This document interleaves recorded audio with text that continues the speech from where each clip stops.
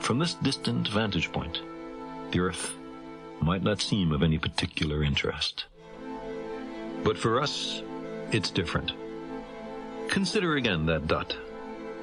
That's here. That's home. That's us. On it, everyone you love, everyone you know, everyone you ever heard of, every human being who ever was, lived out their lives. The aggregate of our joy and suffering, thousands of confident religions, ideologies, and economic doctrines.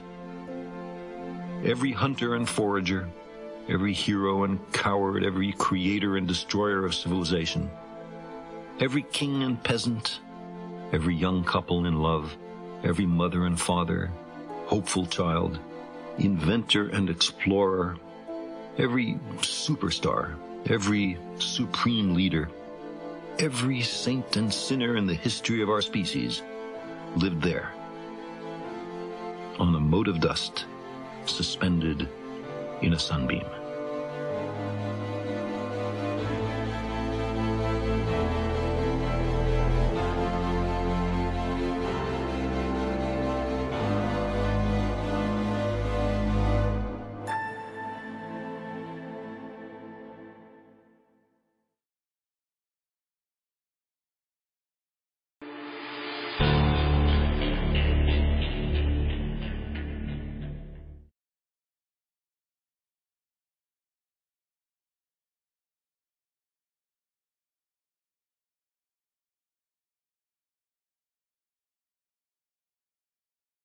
Hi, everyone. I'm Janet Ivey, creator of Janet's Planet, president of Explore Mars, and proud to be on the board of governors for the National Space Society. My mission for many years has been to be the shepherdess and the guardian for the next generation of space explorers. I take that mission wherever I go. So we want to say thank you for joining us for Space Settlement 2021. We're going to be streaming some wonderful talks from our Space Settlement Summit, along with some brand new content. We'll be looking at the next decade in space. Think of this, guys. We will not only have our Apollo moment, we are going to have our Artemis moment. We will see the first woman and the next man step on the moon, go there to stay and do so sustainably, do research in preparation for a future mission to Mars. We are living in some of the most transformative times ever. Now, today we will also be talking about the development of cislunar infrastructure, security concerns in space, and the mitigation of space debris. For the last half of the day, we're going to join the International Space Settlement Design Competition. It's a grand opportunity for young people to engage in the great adventure of space exploration and space settlement. Now, whether it's a city in space or a research station on the moon or Mars, this future is ours to write and live and dream of. It is up to us to sing this song into the very hearts of stars. And the young people that we will showcase today are showing us out how to turn the dark of night into a guiding light, and perhaps even how to grow a jasmine in an audacious place. Right before us, these beautiful, amazing young people who are coming right up behind the amazing pioneers and space luminaries who have guided our way for so long. We have great things to look forward to. The young people of this world, I am so excited and look forward to the dynamism you will all bring to the space industry. I'm looking forward for you to make your mark. So I have great faith in all of us that we shall get there, that the dreams we've been dreaming, many of us for 30, 40, 50, 60 years, are finally coming true. So welcome.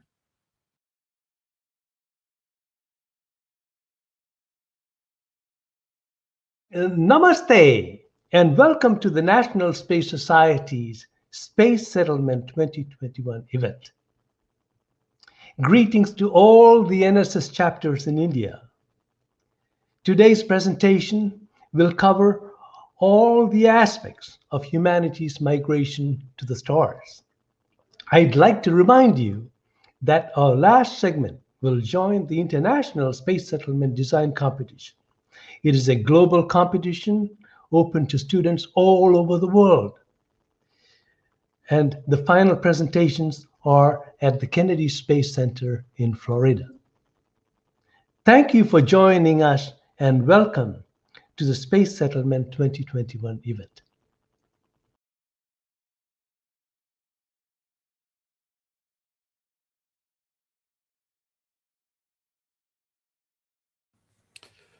Welcome back, Tariq. Thanks for joining us again. Tariq Malik is the editor-in-chief of space.com, the premier daily outlet of space news. And I'm Rod Pyle. I'm the editor-in-chief of Ad Astra magazine for the National Space Society. So, Tariq, we've asked you to come back and talk with us a little bit about the outlook for young people in the next couple of decades of space. This show is taking a look at the International Space Settlement Design Competition, which is put on every year. And it's an amazing event with young people from all over the world coming and working together, working really diligently. It's quite a grueling thing once you see it, to design our future. So I wonder if we could talk a little bit about what kind of opportunities that future might hold for young people. Yeah, I should point out, it is amazing when I've been to the conferences in person to see those different teams and their posters and designs of their settlement concepts and whatnot, and it is just amazing to kind of behold. So the future really is in the hands of the younger generation, and I think that right now more than ever, the opportunity for students today is really just a much more accessible and far-reaching one, largely because of the technology that is bringing us together right now. We've seen just in our own lives over the past year how important being able to connect with folks in different places have been, and that kind of access, as well as the evolution of a space as a more STEM or teaching environment beyond just kind of an engineering or exploration realm, I think really are going to open up a lot of doors for students that are both kind of on the younger side today and newly minted grads who are just coming out of university or and entering the industry in science or engineering or even the policy of space. There's an International Space University, that you can go to learn not just how the mechanics of a mission might be, but the interpersonal relations, how to set the policies that the world does need to live on another world. There are actually teachers on the list of new astronauts that are going to the moon in the next 4 years or so for NASA, and they would bring the students there with them, and even China on their last space flight held their own classes in space, and so there is an opportunity to just to not only access space in a more direct and personal way. You can connect with astronauts tweeting in space right now, over time, or watch their streams, or even talk to them from your homes or on radio.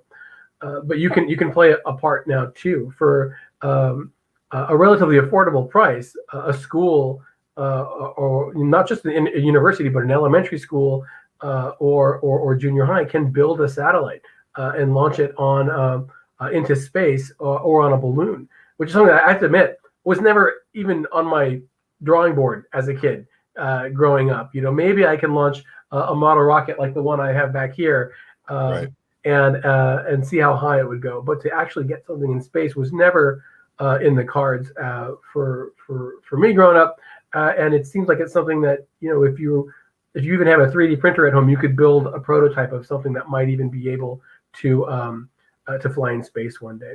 So I think a lot of the opportunity is there, and just depends on what is a student interested in. What different things do they want to learn about our planet, the moon, another destination in space, and what do they want to get their hands on in terms of hardware if they want to do that, or telescopes to learn how those work. And the sky is, it sounds kind of hokey to say, but the sky really is the limit when it comes to that. I guess not even the sky, right? Not even the limit, because we're going to talk about space here. So I am amazed every day at how accessible space is for my daughter. She's 12 years old, and they watch eclipses in their classroom and then have a discussion about it. That's that's something that we would have to wait until the evening news or a newspaper to have those kinds of those experiences, and they can be a part of things as they are happening, and see those live views from space and their home planet in a way that I think many of us only dreamed of in the past. So I'm really hopeful that kind of increase in communication, not just in the United States, but around the world, will really open up a lot more paths to space that we haven't even thought of yet. I was in Singapore, visiting family a year or so ago, and ended up going to a business park where a team is building a rocket in a shed, and they test fired it in the owner's backyard.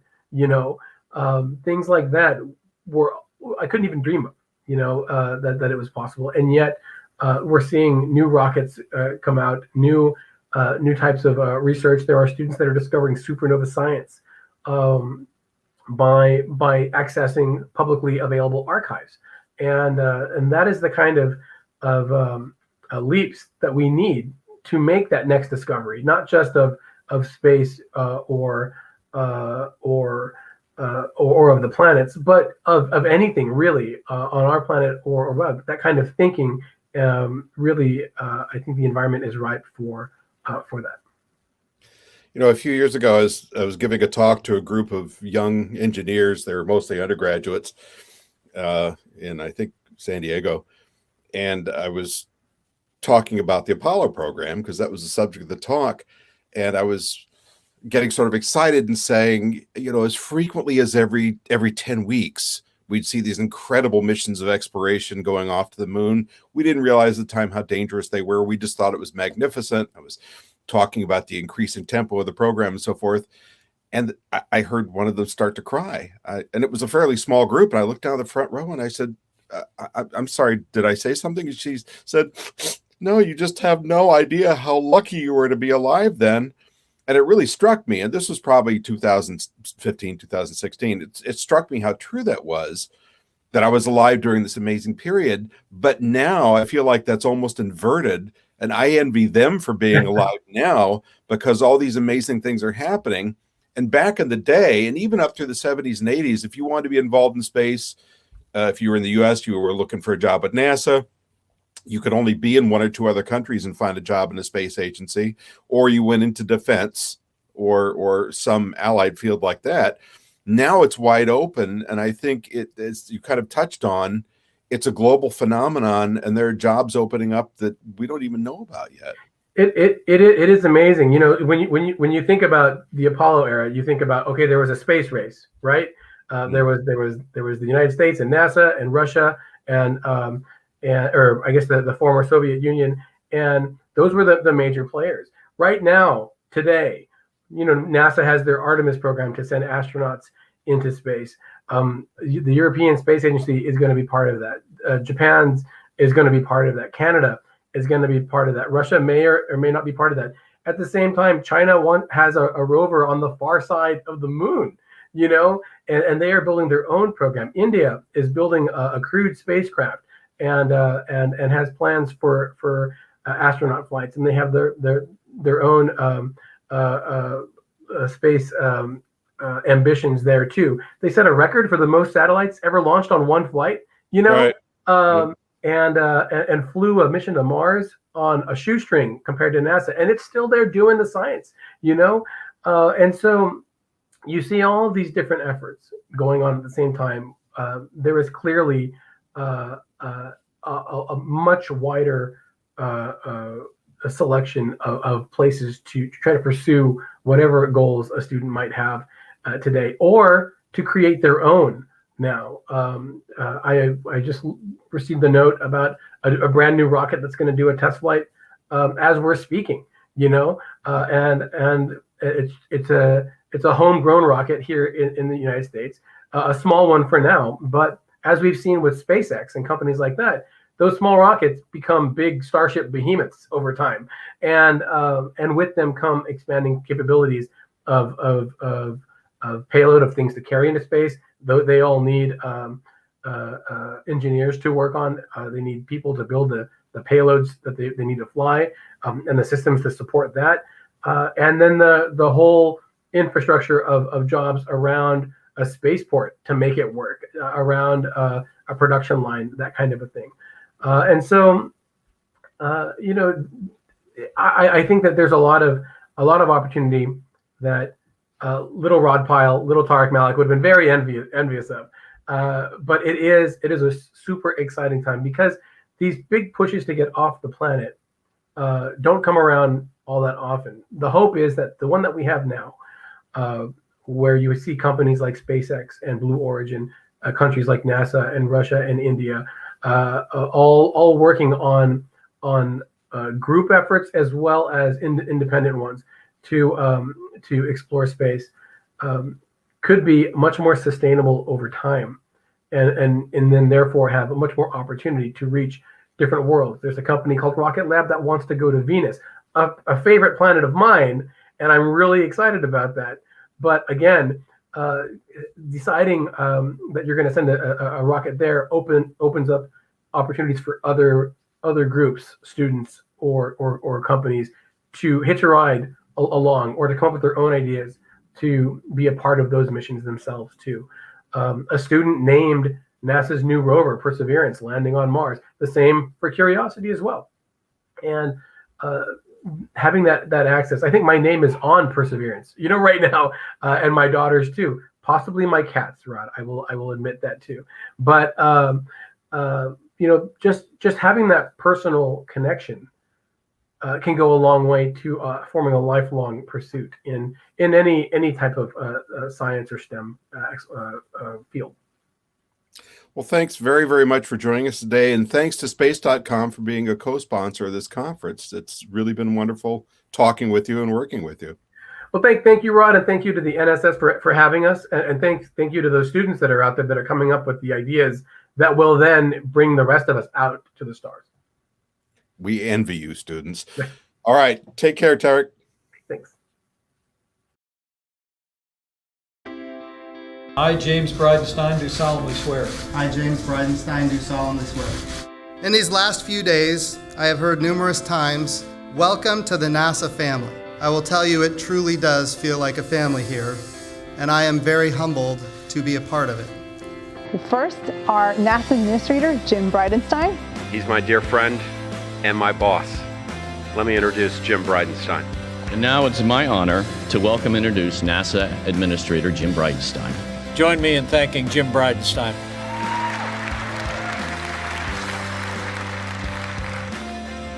The next man and the first woman ever will be Americans on the surface of the moon. We need to go back to the moon. We need to do those stunning achievements. We need to have people emblazon in their minds those moments of history that are of greatness. It is my pleasure to be here today to honor our newest class of astronauts. This is a very exciting day, not only for these impressive men and women, but also incredibly exciting day for our nation and for, in fact, all of humanity. And this is my experience as the NASA administrator. Everybody loves Artemis. All of our international partners want to be part of the Artemis program. So these are our spacesuits for the Artemis generation. We're gonna go with international partners, and we're gonna go with commercial partners. We're gonna utilize the resources of the moon so that we can live and work on another world. We are, once again, launching American astronauts on American rockets from American soil. And this is a big moment in time. It's been 9 years since we've had this opportunity. I will tell you, it has been just a magnificent thing to watch. So again, congratulations to the SpaceX team. Congratulations to the NASA team. Today was a great victory, but it is just the beginning. So today we are taking another big leap in this transformation in how we do human spaceflight. What we're doing is we're transitioning from a test flight to operational flights.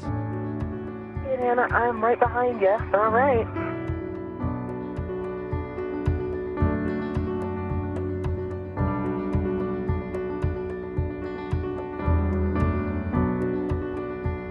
Kathy Leaders, Associate Administrator for Human Exploration and Operations at NASA Headquarters.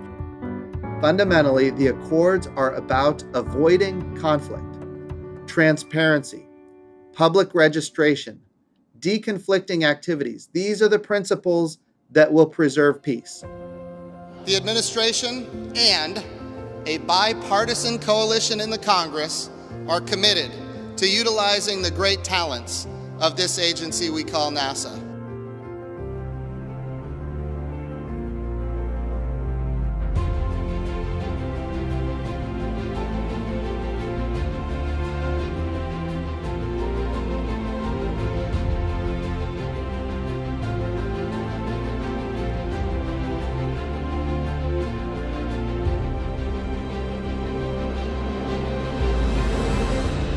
Thank you to all of the hidden figures throughout history that have made NASA such a successful agency. NASA is an amazing little agency that does astonishing things every day, and now we're using that capability to respond to this pandemic using a whole of government approach. I would say that Space Policy Directive 1 is well underway. We've got a long ways to go, but we're started, and certainly we want to get back to the moon as quickly as possible.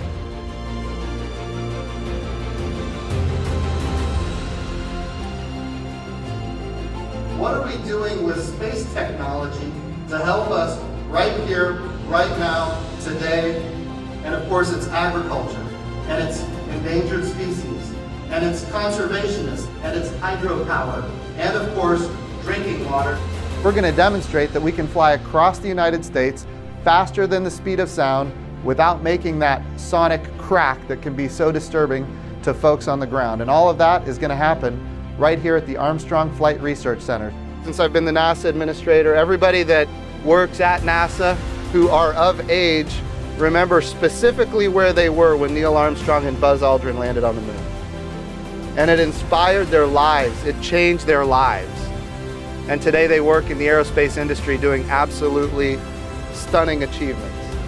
This is the first time in history when NASA has dedicated a mission to what we call astrobiology, the search for life or ancient life on another world. We're going to cache samples on the surface of another world for a future mission in 2026 to bring those samples back to Earth.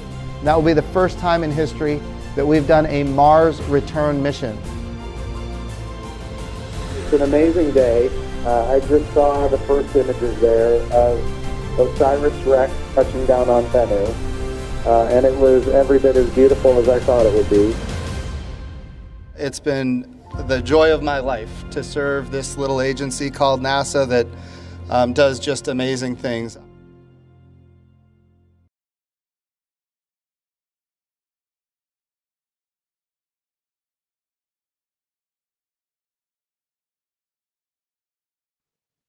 Well, good morning, everybody. My name is Bruce Pittman. I am the Senior Vice President and Senior Operating Officer of the National Space Society, and it's my great honor to kick off the Space Settlement Summit this year for the NSS. Today's panel, we're going to be talking about the key events that have happened in the last 12 months that kind of impact what's going on in the world of space, and particularly commercial space as it relates to the development of a thriving space economy and our ability to go back to the moon and onto Mars and things like that. And we've got a really great panel of speakers, so we're going to be introducing them one at a time here shortly.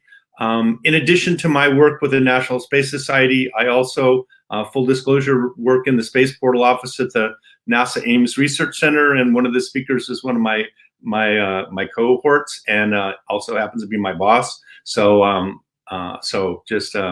and he's going to be speaking first here in just a minute. So on that note, let me introduce Dr. Dan Rasky. Dan is the chief of the Space Portal Office at the NASA Ames Research Center.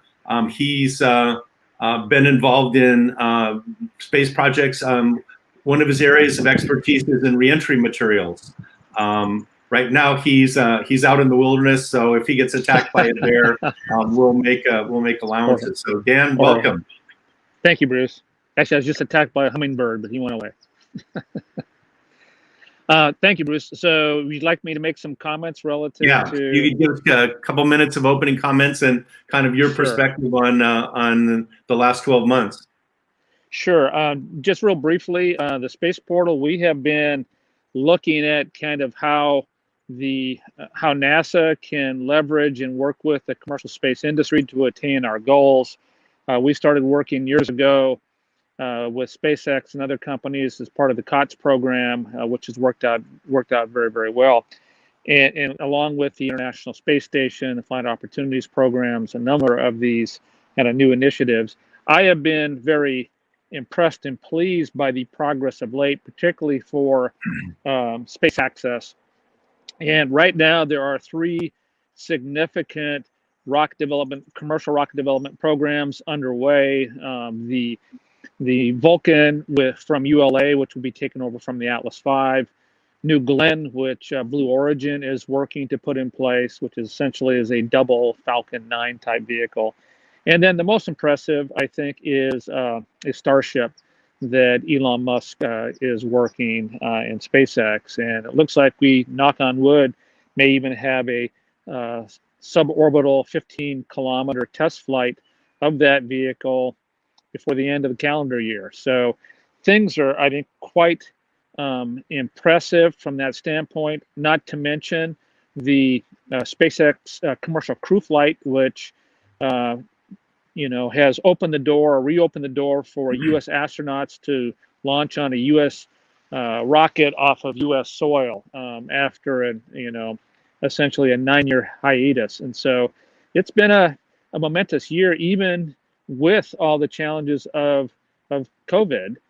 This has been quite a revolutionary year. And I think that going forward, what we're seeing with some of the advancements in space access, some of the activities that are going on the International Space Station bode really well for this new space era to really be opening and providing lots of opportunities, business, science, exploration, kind of setting the stage for eventual settlement, which I think really is the right goal and one that we can all embrace. Great. Thank you very much, Dan. Sure. Really good perspective, and I think that sets the stage for some of the topics we're going to talk about later. So we will be cycling back and hitting some of these topics in more detail as we go through this. Next up is Jeff Grayson. Jeff is an old friend. He's a member of the board of governors in the National Space Society, and a serial entrepreneur and all around. I still remember that talk that you gave at the ISDC a few years ago, where you talked about that you bring back the S word. So let me turn it over to Jeff.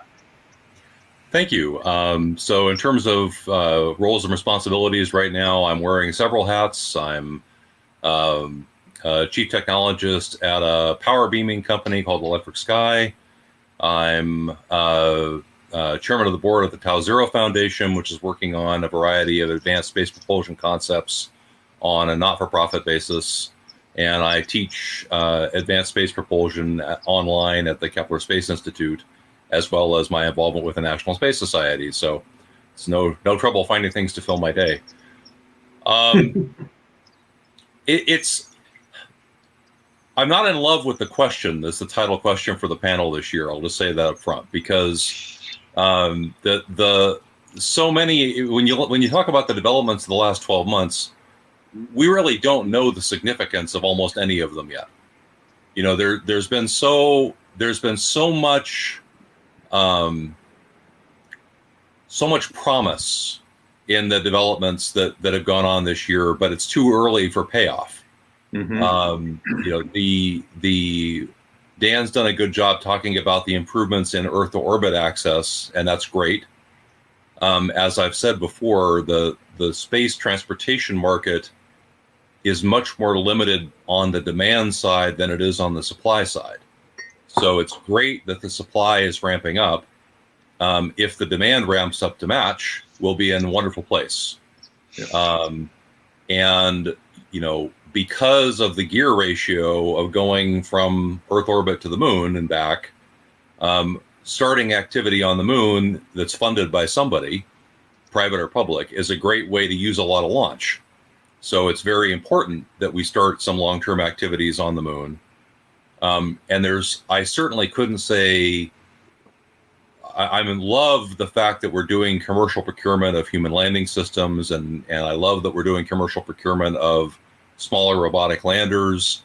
What I don't know yet is, are those efforts going to continue to be funded by the next Congress? Will they ever actually come to fly?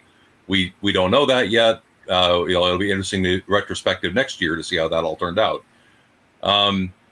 Two developments that we do know about that I really want to highlight are, you know, settlement is as much a problem of setting up the incentives of legal and ownership and political structures as it is about writing checks.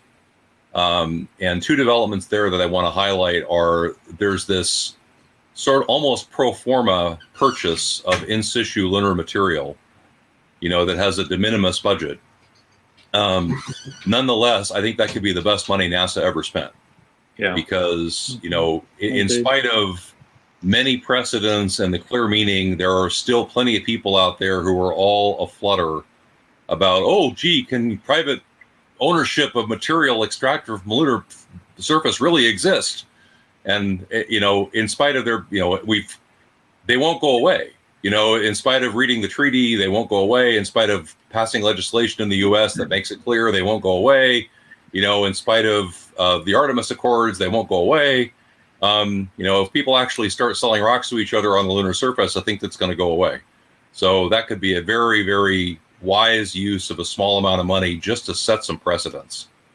The other one is the Artemis Accords themselves. You know, I think, again, it's early days on that yet, but I think you're seeing there the beginnings of something I think is long overdue, is rather than trying to set an international regime, which has the problem that in a truly international worldwide process, there are plenty of people who can stop the process who have no motivations for letting it go forward.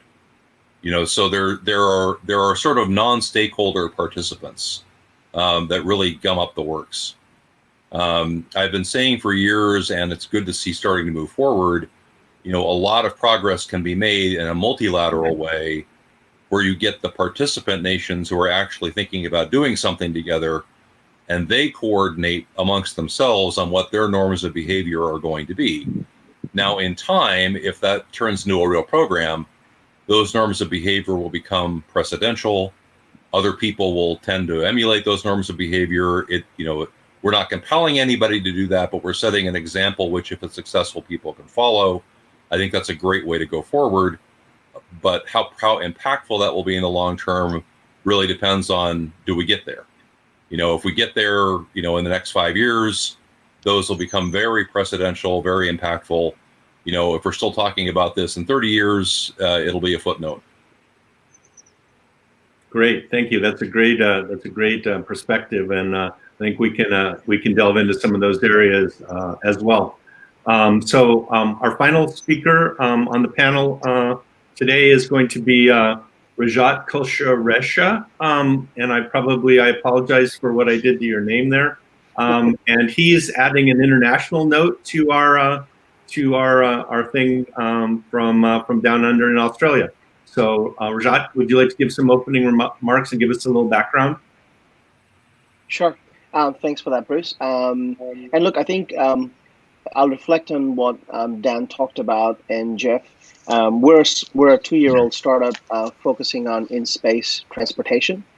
So building in-space transportation to complement the large supply of mass that's going to be enabled as a result of SpaceX and the Blue Origins of the world and Vulcans of the world, and the rideshare model that comes along with it. And I think for us, the trend is that that is going to be the big premise. There's going to be a large number of small launchers that will provide versatility as far as specific payloads, but the larger transports are going to be the key way to get mass into space, and that will require last mile connectivity with a bunch of services in space around mobility.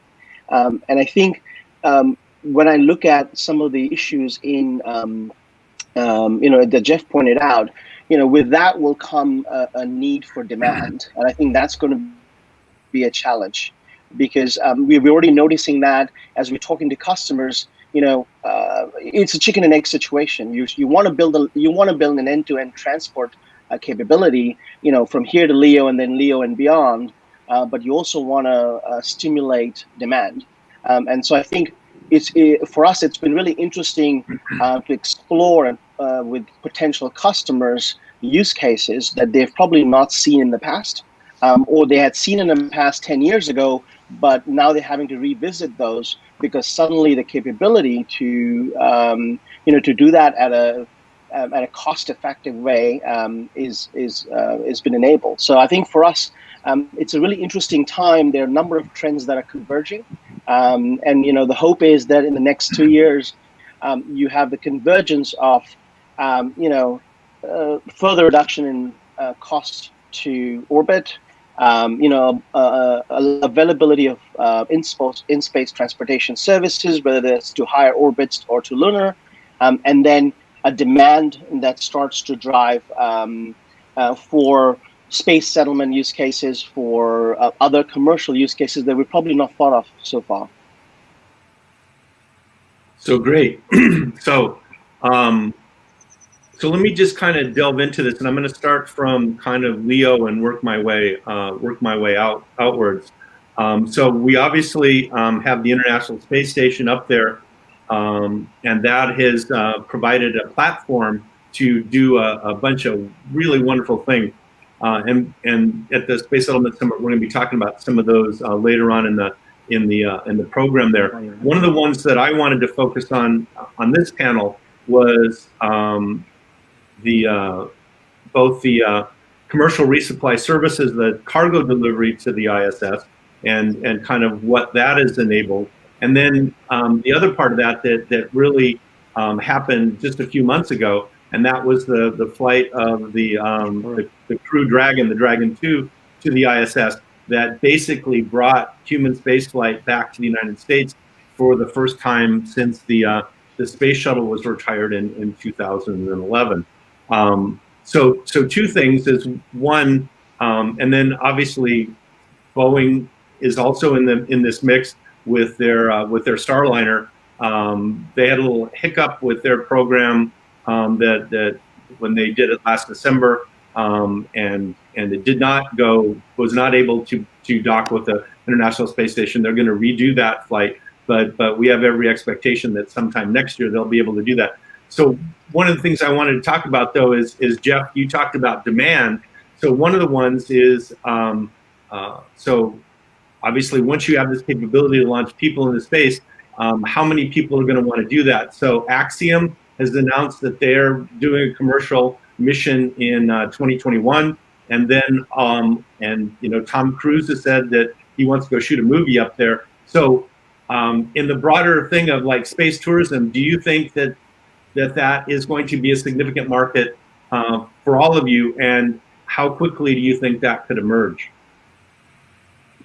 Who would you like to go first, Bruce?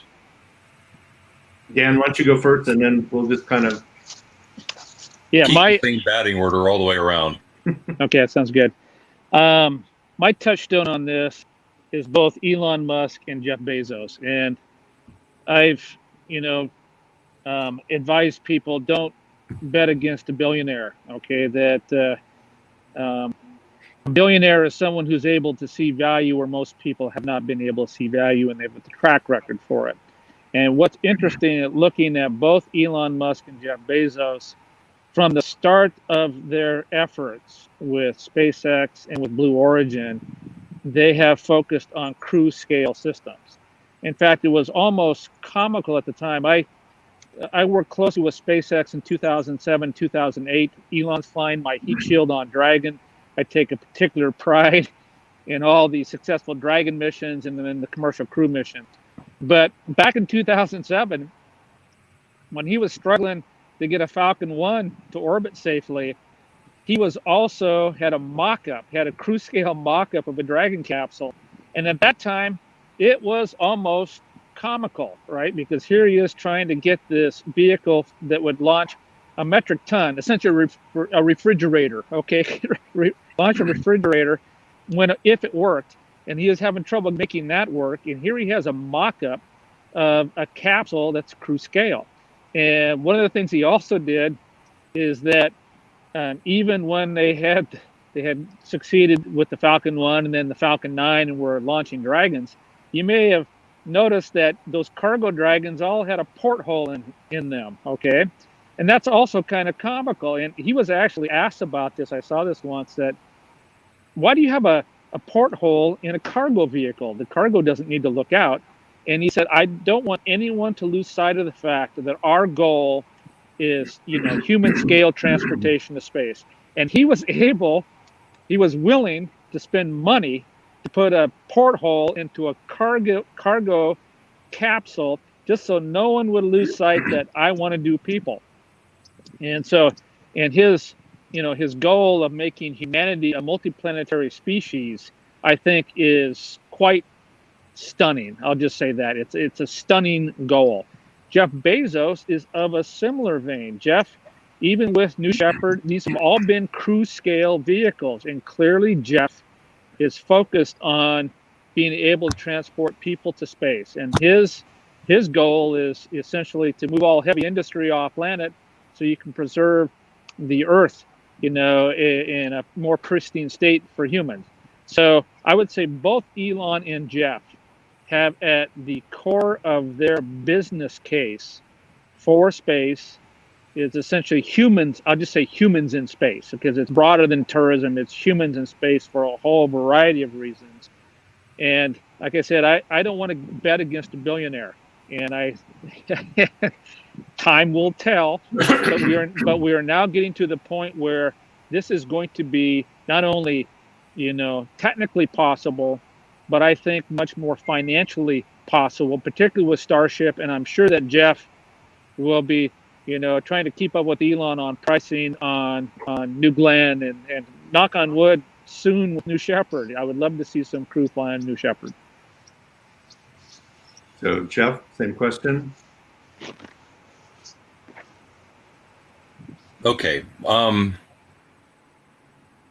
It's truly wonderful. It's all upside that, we have two such high-powered people, one of whom is able to talk Wall Street out of $1 billion a year to put into space, and one of whom is able to sell Amazon stock for $1 billion a year to put into space. Yes. When you think about how tiny the fraction of NASA's budget is that goes into the development of anything you might think of as a new capability, that's probably tripling the U.S. investment in new space capabilities. it'd be surprising if such a big scale up of investment didn't produce some results. And it's producing results, and that's great. I am not as comfortable that we're on a sound footing for that to continue. I certainly hope it does. I want to be clear. This is not me throwing shade, going, "Oh, it's not going to work." Like, Dan said, "Don't bet against a billionaire." I don't bet. I want the space movement to be the house. I want us to win no matter what happens. And the challenge I have is that neither of these big scale ventures have reached fiscal escape velocity where they have enough markets to support that if the bean counters took over and the visionaries stepped away. And the history of big companies like that is eventually the visionary does step away, or gets run over by a truck, or keels over with a heart attack or something. And the bean counters take over. And if the venture had better be making money by then, doing the wonderful thing, otherwise the wonderful thing will cease. And right now the supply is far in excess of the demand. And more supply is coming. That which is not a bad thing, but the demand better start catching up. Can space tourism or private spaceflight? I hate the term space tourism. Can privately funded spaceflight participants make up a significant segment of that demand? Maybe. I'm not wildly optimistic at the present price level that this is so.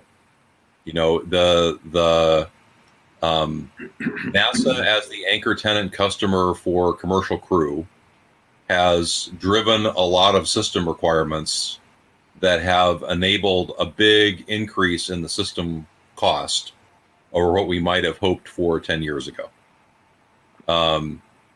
So I don't think we're going to be talking about price points that are very different from Soyuz was 10 years ago when you could buy Soyuz flights.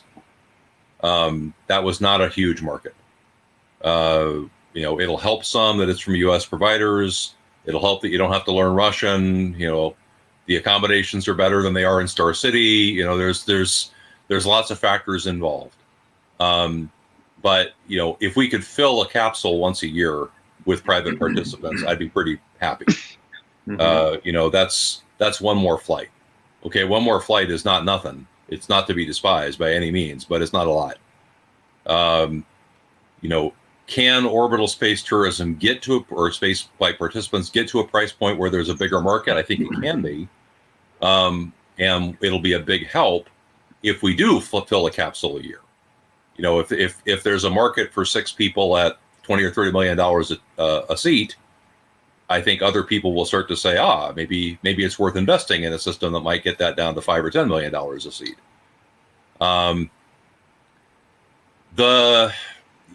Of course, there are other sources of demand that we would love to see happen. The promise of industrial activity in LEO really hasn't happened yet. And there's a lot of reasons for that. It's absolutely not what some people think because there's nothing to do. There's no shortage of things to do, but we don't have a facility where doing them makes sense yet. And so whoever does the first industrial scale material or manufacturing or something like that is going to have to pay for the whole shebang, the whole industrial infrastructure. That's a high bar to close. And for a variety of reasons, ISS is not super well adapted to that. If that were to happen, you'd expect to need, another 2 or 3 people a year just to service that facility minimum, maybe 6. If other nation states get more secure, that they can now have a human spaceflight program because they can just buy the ride, that might be another 2 capsules a year. Okay, add those up, that's 4 flights a year. In the scale of commercial space, that's getting to be quite a bit. But that's not going to fill Starship. If Starship flies, which I certainly think it will, and if it's technically successful, which I certainly think it will be, the question of is there enough market demand to fill that large capacity is, I think, where all the risk in that system lies. Will the customers show up in the numbers required to fill it? I hope so. I'm not counting on it. And that's why I work on other ways of getting to space, because I want to hedge our bets. Okay. So Rajat, let me rejigger the question a little bit for you, to along the lines of what Jeff was talking about there. So, if you had we now have a human launch capability, where, as he says, you don't have to learn Russian, you don't have to take 6 months out of your life to go fly into space. So, maybe from what I've heard, it's going to be a couple of weeks of your life that you have to go to go do this. But the other mechanism is to look at in the shuttle era, there was a position called the payload specialist. So you weren't a professional astronaut. You were there to operate the payload, and so we had a number of these people that flew over the years.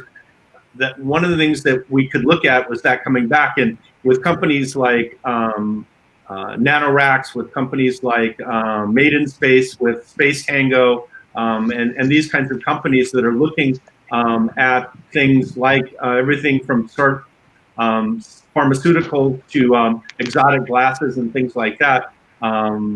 NanoRacks is putting up the new Bishop airlock to make it easier to get stuff in space. So one thing you could envision was that you were going to have more people up there not doing research that they can then iterate very quickly, that would then allow to make progress that then might lead to these kind of industrial facilities in space, because you could close the business case.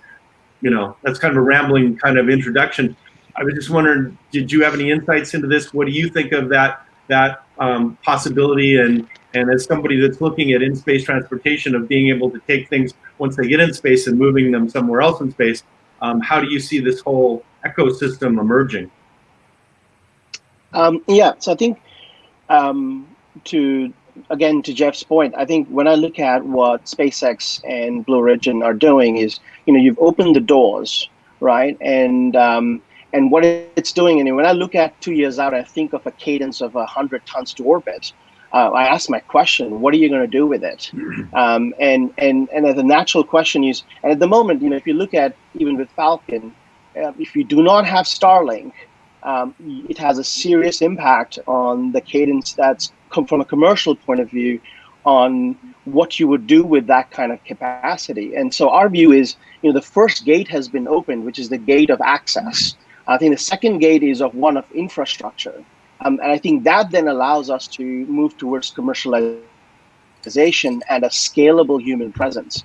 So I think to Jeff's point, you're going to get 1 flight a year, 2 flights a year, where you could look at space tourism or payload specialists. But I think to do it at a scalable level, for a long time, we have optimized space infrastructure for non-human presence, outside of the large programs. And suddenly, we now have to build infrastructure to enable that human presence in a sustainable way.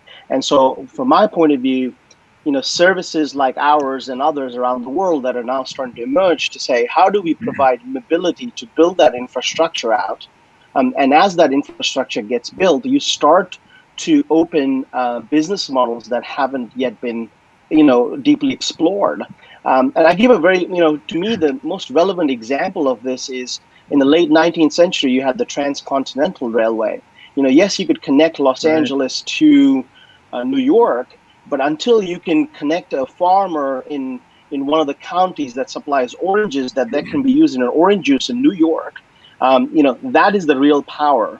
So I think, what SpaceX and Blue Origin are doing is they sort of have opened this long range transport capability. And I think now it's sort of, how do you slowly, iteratively start to build that infrastructure that eventually gets to that, sustainable, scalable human presence beyond LEO. Well, let me make a couple comments on that, because one of the things that I've been seeing, particularly with Starship, is a paradigm breaker for space markets. And one of the things Elon has been talking about is not building 1 or 2 or 3 starships, but thousands, thousands of starships. And right now he's claimed he believes he can get them down to 5 million a copy, and that he can launch them for 2 million a launch. Now, even if he's off by a factor of 10, That's still a phenomenal price, okay? And keep in mind, in addition to LEO access and beyond, he's looking at Starship to do point-to-point, okay? In fact, he's recently in discussions with a Air Force logistics group looking how you could essentially use point-to-point Starship for, for large-scale, logistics support for. So one thing that I can imagine, okay, and this goes back to the mission specialists, I can imagine separate organizations buying a Starship, outfitting it specifically for their purposes, okay, which could be, industrial research and development. We're already seeing, from what we're seeing to date on ISS, is microgravity gives you, viewpoint into a new innovation frontier, one that you don't have here on Earth, because the physics are significantly different in micro-G than they are in 1G. So imagine, organizations that can afford it, they buy a Starship, they outfit it with the equipment that they want, they contract with Elon to put the Starship up into orbit for whatever period of time they want to fly it, with mission specialists, okay, because there'll be crew along with this. It stays on orbit for whatever period of time, it comes back, they re-outfit it, it can relaunch it, okay. Also, high net worth individuals, okay, they have their private islands, their yachts, they could have their own Starship. They could have their own Starship on their property that once a year they get 80 of their best friends, they load them onto the Starship, they do a suborbital hop to a SpaceX launch facility, and then they launch in space and go around the moon or whatever, okay? Such as the Japanese fashion designer is already contracted with SpaceX to do. Now, again, these things are not fall off the log, but they're possibilities. And again, one of the things we have to do, and I'm glad you mentioned the Transcontinental Railroad. And by the way, that happened, the U.S. government put that in place during the Civil War, okay? I mean, it's crazy, okay? And it absolutely transformed the viable business cases of things you could do in California and throughout, by the way, a good portion of the center part of the country, because you can get your crops to orbit, get your crops to the East Coast. And until then, these things just weren't even possible. So the possibilities for some of these new business cases, we got to think outside of our kind of current geo satellite, constellations, one astronaut up on the ISS. And I'm not saying that this is guaranteed to happen, but there's suddenly the possibility of these different paradigms coming into play. So let's pull on that. Add one more thing to that, if I can. Okay, go ahead. Sure. There's a strong tendency to talk about, SpaceX this and SpaceX that, because let's be clear. Elon is very glad to use the enthusiasm of the community to tout his ventures. But it's such a demand side problem. If you walked into any of the major launch providers right now, including ones you might think of as traditional, with an order for like bulk purchase of 500 tons to LEO per year, you could probably get $500 a kilo right now. Because there's 6 launch providers or so and business for 1.5 of them. They would all be thrilled to sell you 6 or 8 more launches a year. So you don't have to wait. If you've got some business idea that needs a lot of mass on orbit, but only if the price is low, go now, because you can get it right now. You don't have to wait for some hypothetical future vehicle. Yeah, but you have to have the option. For example, having a Starship, Jeff, is different than just having a payload capability to orbit. Anyhow, so it has to be something that can provide a useful return. And I'm just saying, that, and again, Elon is going to have then imitators. Okay, the reason we call out SpaceX is that Elon's not going to be alone. If he's successful, you can be sure that other organizations, other countries are going to take a cue from him and say, okay, well, we can do this too. And so I'm just saying that we're kind of locked sometimes into a traditional way of thinking about space. And with things like Starship, we may see new doors open for non-traditional approaches that are not current right now. So let's head outwards a little bit here, and let's go to the moon. Okay. So one of the things, a lot of things have been happening in the last year regards to the lunar program, the Artemis program. So one of the things that they did is we're getting ready to do our first the commercial lunar payload services, the CLPS program. NASA loves its acronym. So CLPS has given out a number of awards right now for I think there's 2 that are going to fly next year. One from Intuitive Machines, one from Astrobotic. Then Maston is going to fly, and then I think Astrobotic is going to fly another larger lander after that. So we had a number of we had both the Indians and the Israelis attempted a lander, not so successful. Close, but no cigar.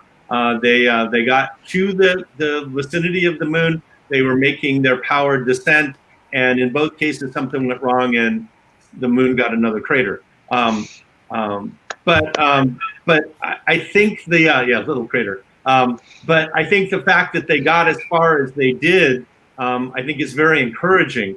So you have this now, and then. The one that really got a lot of people's attention was the human landing system of, NASA wanted to put astronauts back on the moon as early as 2024. I think people are beginning to say that that's really not going to happen, but how close can you get to 2024? But then they gave out 3 awards. One was to Blue Origin and what's called the U.S. team, which includes Lockheed Martin and Northrop Grumman, which is an interesting kind of a mix up there. Another one to Dianetics, which his team was Sierra Nevada, and the third one was to SpaceX and the Starship. So we have this mixture of robotic and human transport to the moon. So what do you see as that opening up for the future? And would that help us with the infrastructure you needed? One of the things that Elon is baselining for his is on-orbit refueling is necessary for him to carry out his lunar missions. I know some of these other folks are looking at infrastructure as well. NASA's also got the Gateway out there. So how do you see this unfolding to maybe help us on the demand side of this for not only doing the exploration, but then also maybe the mining and the resource extraction and mapping that could do. We've got the Viper mission that's in the planning stages there, where they're actually going to go drill on the moon. Obviously, the Chinese are on the moon already and are doing some of this kind of research. And then recently, the Sophia found that there was even more water on the moon than we thought there was on the moon. So, what do you guys make of all of this as far as helping with the demand side? I think next Tuesday could have a large impact on what are the actual plans going forward. The current Artemis program is clearly, closely identified with the Trump administration and the current Congress.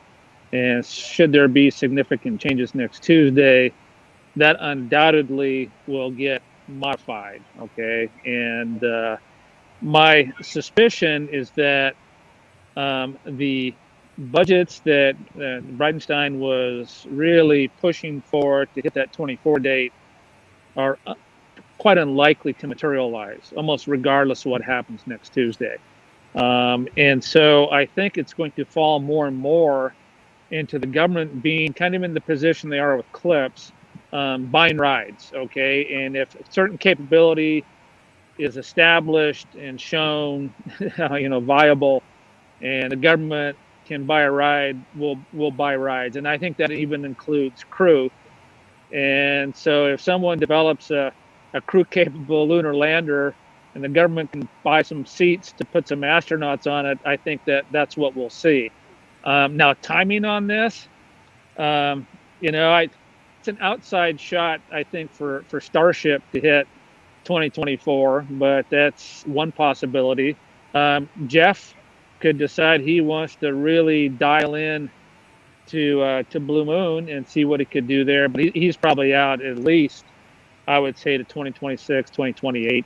And Dianetics, they're just, with all due respect, just not enough of a track record there, I think, to know how likely or unlikely they are, one, to be able to technically accomplish it, but two, probably more importantly, to secure the financing should the government not be able to, put forward the budgets. I'm not quite sure how they would fare. I do think we are going to see continued interest in the moon. It may come, in my opinion, for more of a national security push because of the concern that we cannot cede the moon to the Chinese. And I think that, and it's another interesting thing to see what happens with Space Force after next Tuesday. I guess what I have seen that I see encouraging is it looks like even a Biden administration is very receptive to the idea of Space Force. In my opinion, the U.S. needs Space Force. It's time for force projection into space, because if we don't, someone else will, and we may not like their politics or the way they operate. So I'm thinking that this may actually turn somewhat back to an Apollo moment where we, for national security reasons, make government investments to have a presence on the moon and guard our interests. Yep. If I could add, I think I take from an international point of view and a small new space business, for the moon. I see when I look at 90 missions in the next 6 years, 8 years planned, which is a mix of government, international governments, and business, commercial interests. And so, in my view, there's going to be a lot of disruption in eventually stabilizing into what that infrastructure in and around the moon is going to look like. So you're going to have the large players, NASA and the major governments around the world, Indians and the Chinese and the Japanese taking a role. But I also think there's going to be a really large volume of small business now that access has been solved. And so we see a lot of interest in, for example, CubeSats to the moon going every month. What kind of economic, commercial model would that create? So I see a growing interest, an exponential interest in the moon, not only for human presence, but starting to lay down the fundamentals of the infrastructure, whether that's comms, whether that's monitoring and national interest infrastructure. And so I think for me, sitting internationally in Australia, 10 years ago, I don't think any Australian company could have thought that we could look at even, thinking about a small mission to the moon. And now there are at least, 6 parties starting to think about that. And so I think that's a great sign. It's a great sign from a demand perspective.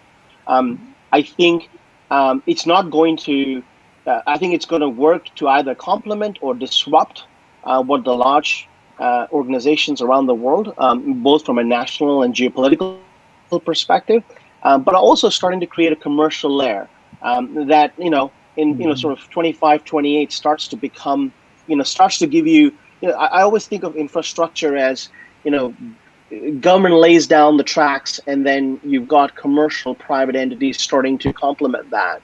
And so I see the same thing happening with the moon, that you've got the gateway, you've got SpaceX starting to, use Starship and the Blue Origins, but then you've got, a large set of smaller providers starting to input and support that supply chain.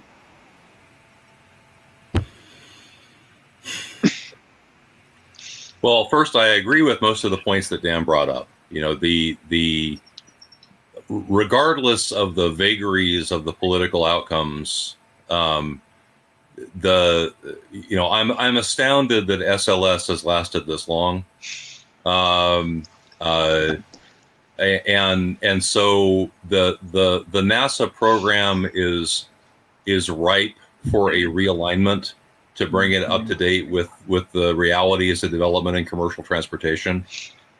Having said that, though, I've been in efforts on how to go to the moon privately for getting close to 10 years now, and we need that you don't have is a lander. You put a Falcon 9 and an Atlas V or a Vulcan together, and you got 15 tons throw weight to LEO to lunar orbit.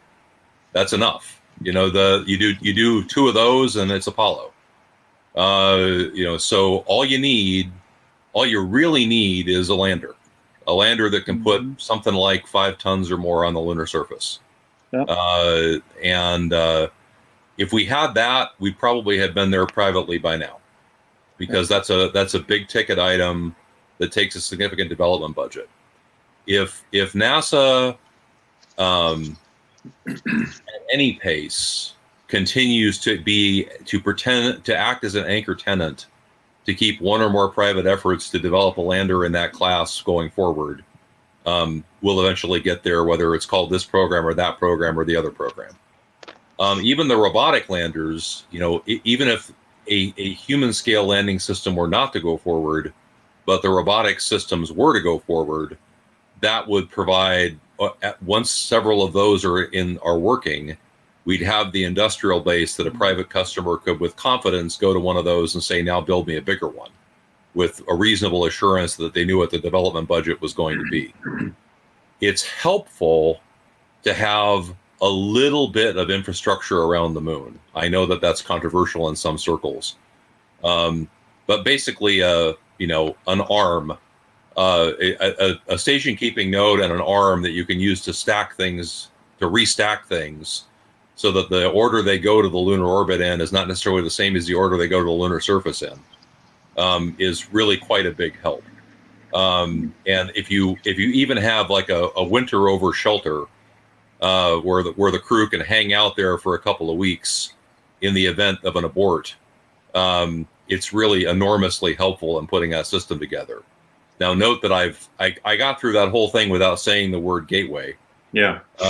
Because the degree of overlap between what you might want as minimal lunar infrastructure and what gateway will turn out to be is not so obvious. It's frustrating to me that people argue for and against a certain implementation of gateway as if that was the discussion about lunar infrastructure. Just because it is possible to do infrastructure that might not make a lot of sense does not mean that infrastructure doesn't make sense. They're not necessarily the same thing. So I expect to see, I agree that interest in the moon is not going away. I would like to amplify on the national security element of it a little bit, because I think that's important. Yeah, the discussion about an expanded role for the market democracies in securing the freedom of navigation of space, has been going on for 10 years easy. It's not something that's sprung full blown from an idea out of nowhere in the current administration. It's been called many things. Right now it's called Space Force. It might be called something else if there were a change in the political system, but I don't think it's going away, because I don't think the United States is going to make the decision to cease to be a great power.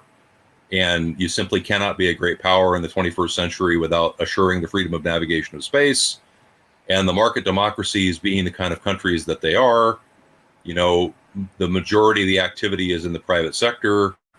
The role of the government is to ensure the freedom of access for the private sector and ensure the avoidance of interference with private sector activities by bad actors. I might wish that we were talking about it in the terms that I just used more often, because I think there'd be much broader international acceptance of what we're talking about if we realize that it's really talking about doing in space what the U.S. has done since World War II on the oceans, which is preserve the access for all the peaceful uses, not forbid access for peaceful uses, but forbid harmful actors from interfering with peaceful use.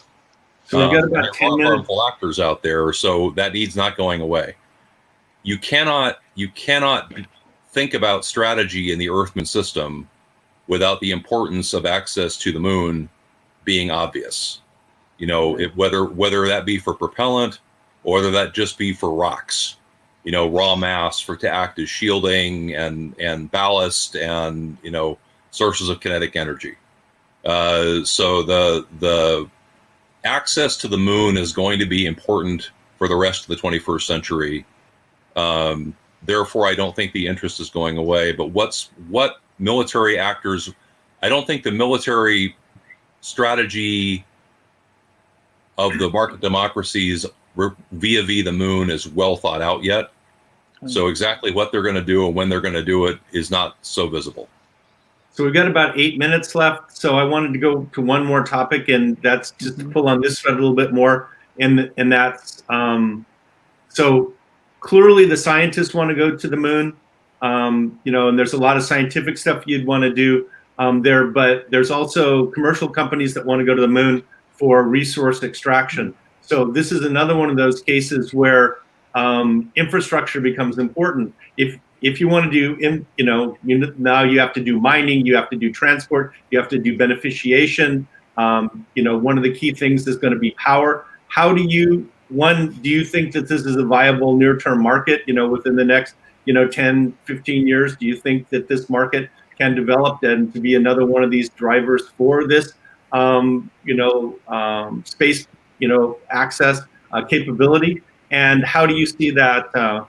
How do you see that emerging? So, like I said, we got about 7.5 minutes left. Sure. If you can be brief. I think the U.S. settlement of the West provides a very good example. And look at how we did that. Okay, first, we had military forts that were put out. Okay, which by the way assured access. So it's more than navigation; it's access. In fact, one of the big concerns right now with regard to the moon, the only real treaty that's in force is the Outer Space Treaty, which the U.S. is signatory to. And one of the things is that non-interference of another country's activities. But it's a very, nebulous term, and it's going to come down to precedents that are set. That, okay, what constitutes interference? Is it 10 kilometers away? Is it 100 kilometers away? And how many places can you put assets on the moon and claim that, okay, these are my operations, everyone else has to stay away?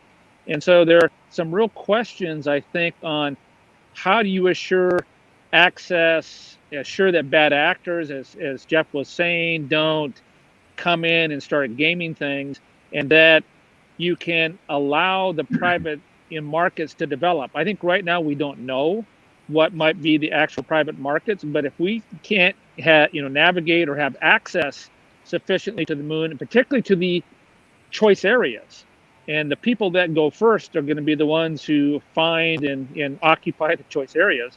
And so if you can't get to the choice areas, well, then that's probably going to impede your ability for developing markets.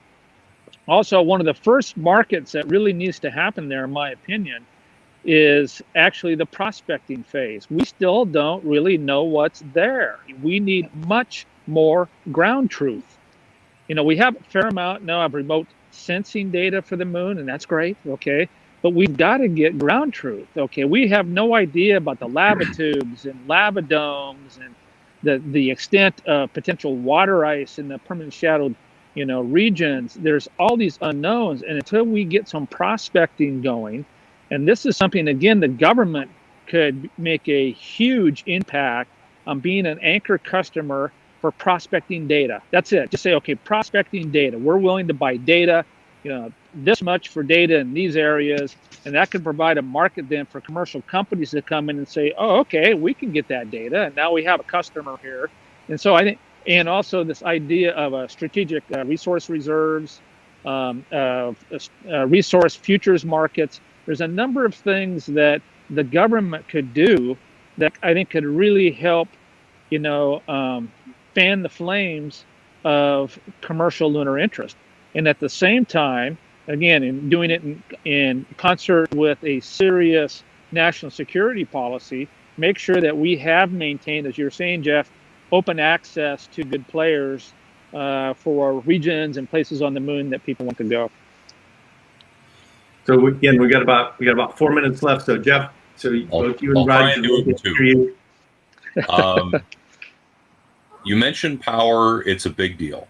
Everything that you need in space takes power. Yeah. Power is much harder to gather in certain regions on the moon than it is in space. The fact that I'm working in a power beaming company is not a complete coincidence.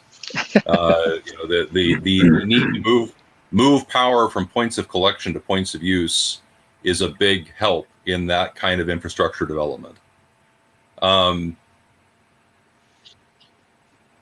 something I bang at every opportunity is people of goodwill who want to see space peaceful are responsible for a lot of fuzzy thinking about how we achieve that end. The only people whose behavior we can restrain by treaty are people operating in countries with market democracies that have rule of law. We can decide that people like me can't go. We can't decide that people like Elon can't go because he can go whether we like it or not.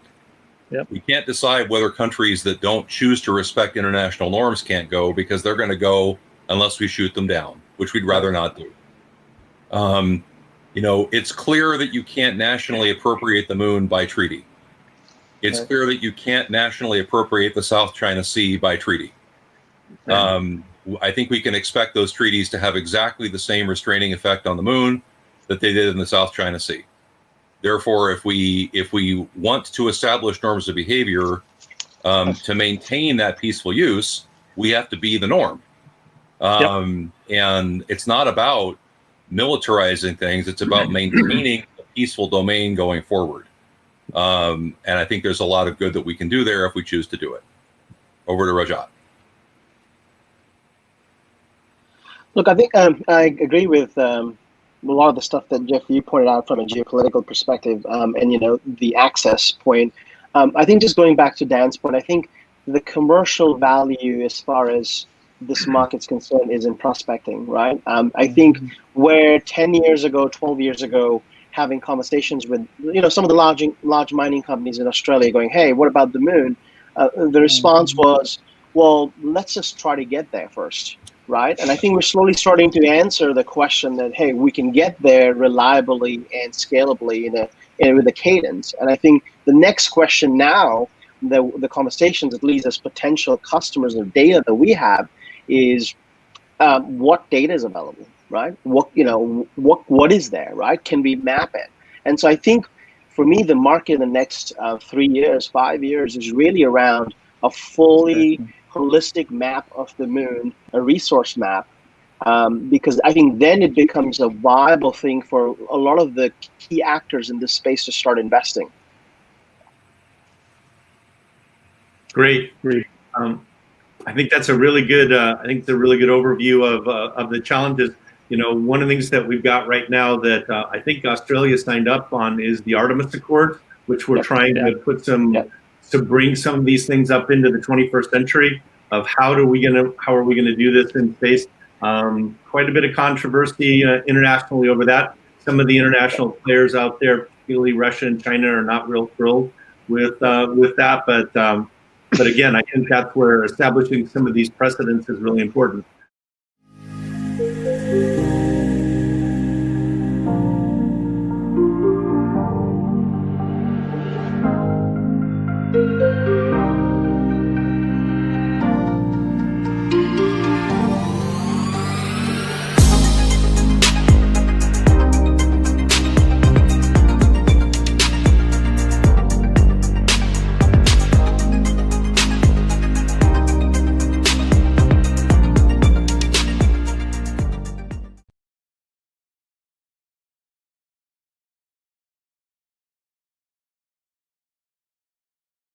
Hello, and welcome to the Space Settlement Conference panel on cislunar dominance. I have with me quite an exciting panel, and I'd like to introduce them in order. So first we have George Nield. Hello, Peter. Hello. I'm the president of the Commercial Space Transportation, the Commercial Space Technologies LLC, and that was established to encourage, facilitate, and promote commercial space activities. Previously, I served as the Associate Administrator for Commercial Space Transportation at the FAA. Also spent time as an Air Force officer, worked at NASA on the Space Shuttle program, and in private industry. I attended the United States Air Force Academy and received a master's and PhD in aeronautics and astronautics from Stanford and an MBA from George Washington University. I'm also a flight test engineering graduate of the U.S. Air Force Test Pilot School. Outstanding. And Namrata Goswami? Thank you, Peter. It's my pleasure to be on this panel today. So I am an independent scholar working on great power politics, especially looking at space policy and space governance. In 2016, 2017, under a Minerva Office of the Secretary of Defense grant, I looked at specifically China and India space program in collaboration with Peter Garretson. Before that, I served as a research fellow at the Institute for Defense Studies and Analysis in New Delhi, where I focused on great power competition, especially looking at countries like China, India, Japan, Asia in general, and particularly on China. And I also serve as a senior fellow at the United States Institute of Peace. Currently, I'm working on a book on China's grand strategy, including notions of territoriality. So I'm really looking forward to this panel today. Thank you, Nami. And Steve Quast. Hello, I'm Lieutenant General Steve Quast, retired, and I've spent a lifetime studying international affairs and national security at the nexus of culture, technology, strategy, and history. Ultimately, though, my job right now is to help Congress and the White House and the industrial base of space work on this collaborative whole of society requirement to really take advantage of the power of space in the 21st century, so that that power is translated into uplifting the human condition and the prosperity of people around the globe, and that it does not fall into the hands of those that would use it as a weapon against others. Thank you. Fantastic. So we're here to talk about cislunar, and in that context, the question of cislunar dominance. So let's first of all figure out what we're talking about. So let's talk about, what do we mean to the lay audience who might not be familiar? When we say cislunar, what does that mean? George, give us your take. I think typically the term cislunar refers to the volume of space between the Earth and the Moon. Frequently, though, the intent is to focus on altitudes above geostationary orbits and include operations taking place in lunar orbit and on the lunar surface. All right. And to the entire panel, and we'll start with Nami, why might that be important? So I think cislunar space becomes critically important given the future that countries like the US, China, to an extent India and Japan are looking at. And that is, they're looking at establishing permanent presence on the lunar surface, especially the US and China.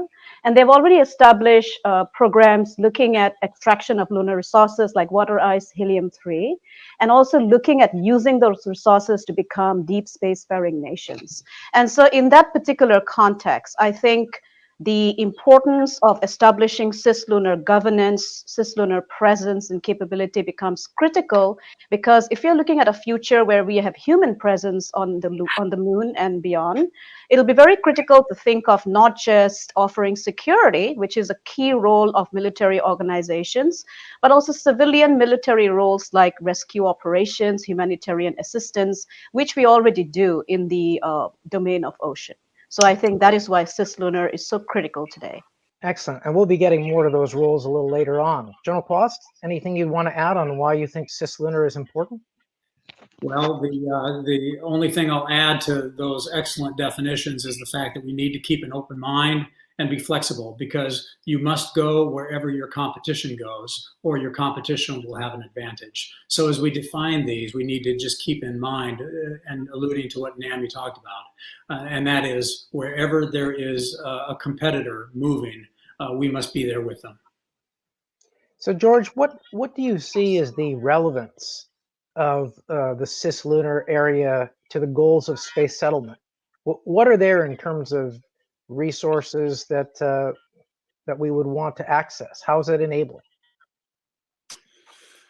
Well, backing up just a little bit, I think from a national security perspective, one can think of it as the next high ground, if you will, for situational awareness and space domain awareness, robust communications and navigation capabilities, and to facilitate access to other orbits. It may also be important to establish some squatters' rights, if you will, or to push back against any claims of sovereignty by other nations, such as for activities on the lunar surface. And so specifically then, I think cislunar space offers a great opportunity to demonstrate the capability to live and work off the planet in a sustained manner without fast and easy access to Earth. We can also gain practical experience in utilizing in situ resources. And those are all skills that we'll have to master before we can successfully establish space settlements. All right. And so let's talk about scale. I mean, obviously, cislunar includes the moon and its resources. General Quast, I'll start with you. What sort of scale do you think cislunar ultimately will enable for space settlement? Well, I think that you will find that it scales to all of the elements that humanity needs to explore, to discover, and to build economic vibrance. The scale will almost be unlimited, just as the universe is unlimited. The key is to build it in a way that is economically viable. But it'll be on the three main enterprises of economic growth, and that is energy, where you have a scaled energy infrastructure, if you will, that allows energy to be applied to any device, any person, or any element that is requiring energy. And the second is communication, where everything that is out there can be able to communicate ubiquitously. And then the third is the ability to maneuver, to get the right person to the right place at the right time for the right reason. So the scale will evolve with the economic development in those three enterprises, and there's really no limit to how far we will go. So, Nami, I wanted to come back to you for a moment here. At the Space Settlement Conference, it's not unusual to talk about settlement. We've been talking about it for a long time. But outside the National Space Society, are any nation states talking about settlement as a goal? Absolutely, that's a great question. So an example is both Japan and China. So Japan's iSpace, which is a private company, talked about establishing lunar settlements by 2040. And the basis for that was the discovery of water on the lunar surface in the 2008 Indian Chandrayaan-1 mission. Now, what is very interesting from the Space Settlement Conference, as well as global international partnerships, is that India and Japan have signed a cooperation agreement based on which they are planning to send a resource prospector to the moon by 2025, where Japan will offer the H3 rocket and the rover, and India will offer the lander. So that's already in the making. The country that's actually talking long-term and very seriously about space settlement is China. So last year, when China landed on the far side of the moon with the Chang'e 4, right after that, the China National Space Administration came out with a very clear roadmap as to what they are looking at.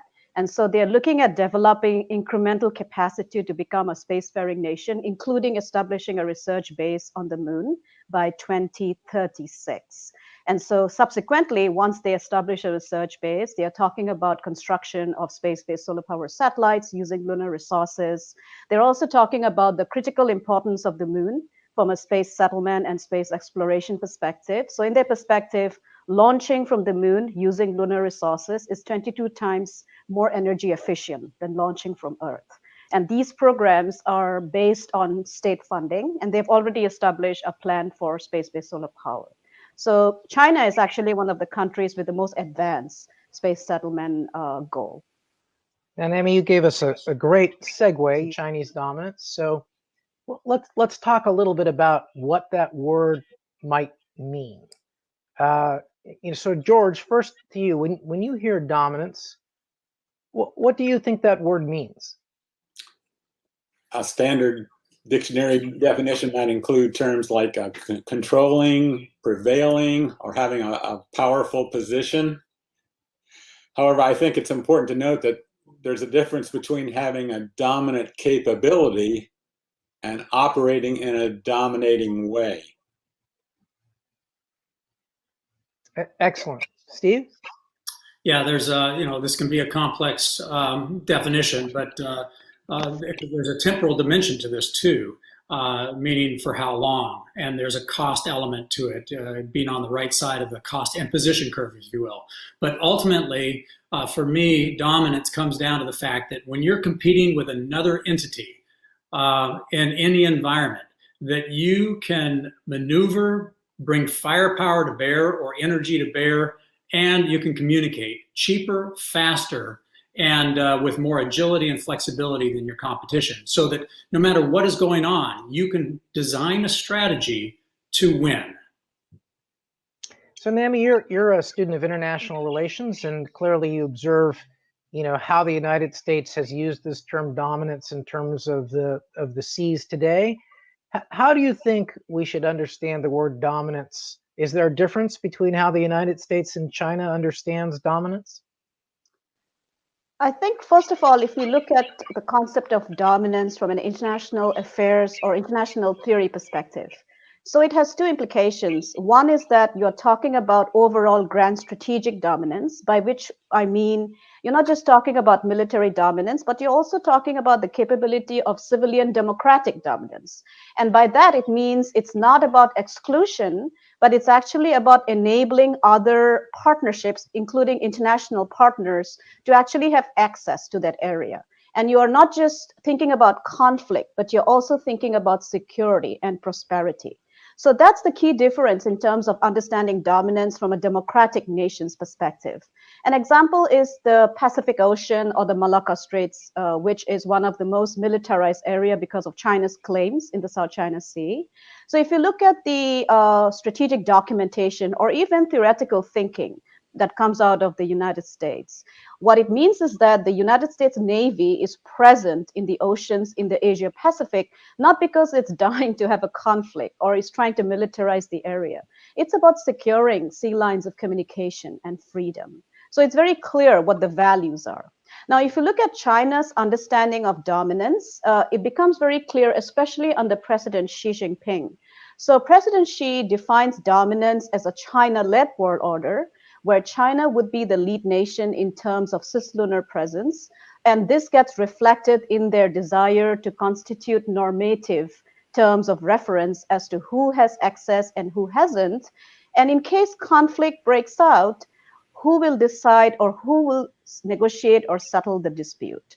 So given the fact that international space law today has not really anticipated a world in which you have nations and private citizens surviving and settling in spaces beyond Earth. So what China's hope and aspiration is that they have a very similar conceptualization of space governance like what they have on Earth under their Belt and Road Initiative, which means you have a China-led international commercial court and disputes are settled based on Chinese legal systems. And I'll end by saying that just recently, China also included space within their Belt and Road Initiative. So international partnerships in space are viewed through that particular prism. So you see there's a clear difference in terms of how both nations understand dominance. Now, it's not all bad news. And George, I'd like you to tell us a little bit about, what is commercial doing in the cislunar space? It seems to me like there is an ongoing movement and thought leadership, quite divorced from national security concerns specifically. But what is this ideological movement and capabilities that that U.S. commercial is building? That's a really interesting question.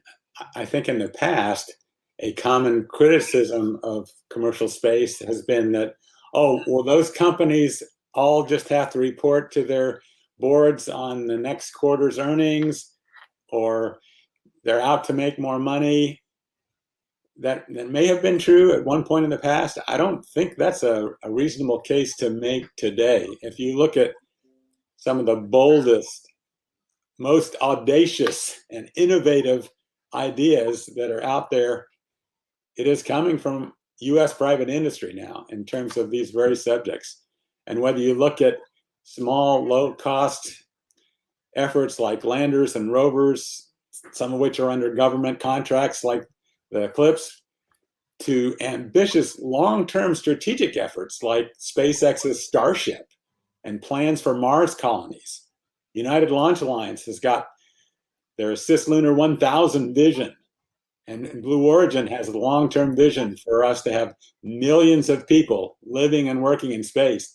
Those are the kinds of things that you don't necessarily hear government officials talking about.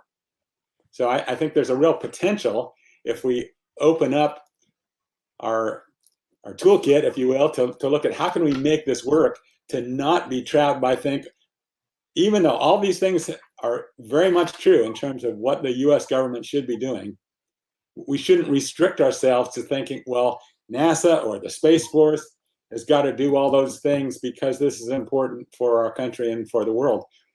Instead, if we can look at the government has very important roles, but private industry and academia and our international partners can all play an important part in this.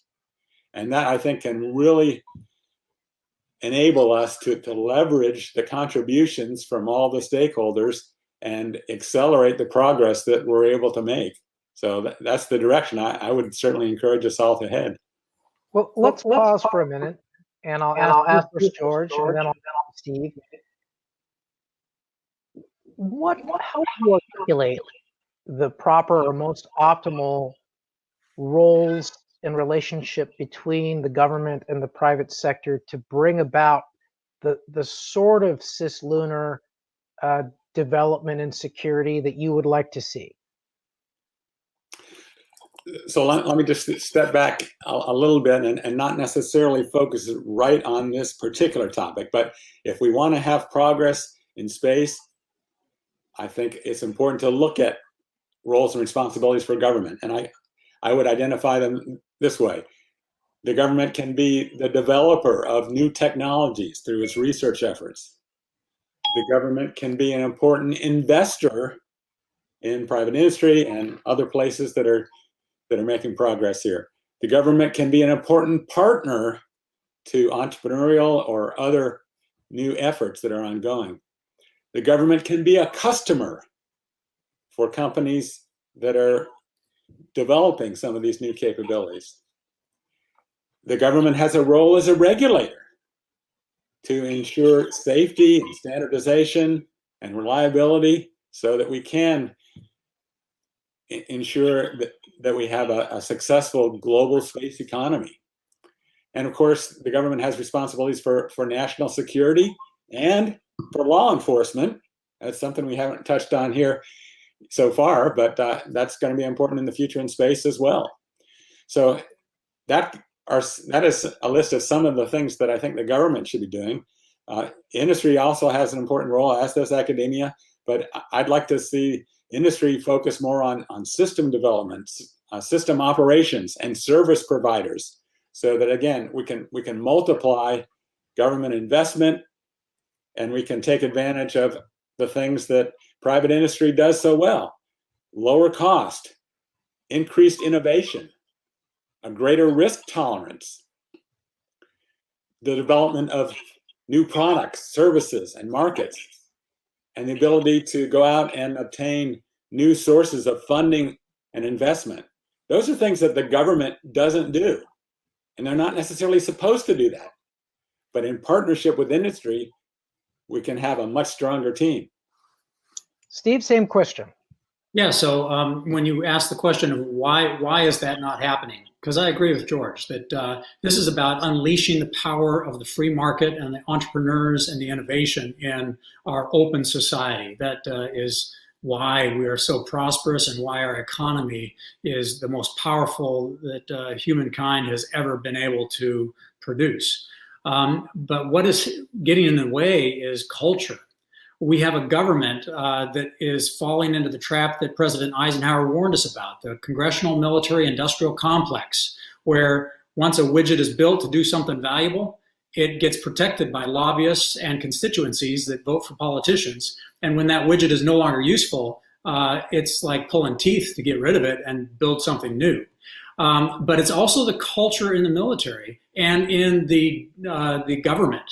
These bureaucracies are so big, and they are so used to doing business the old way that they are so risk averse that they feel like they have to control, that it's responsible to control.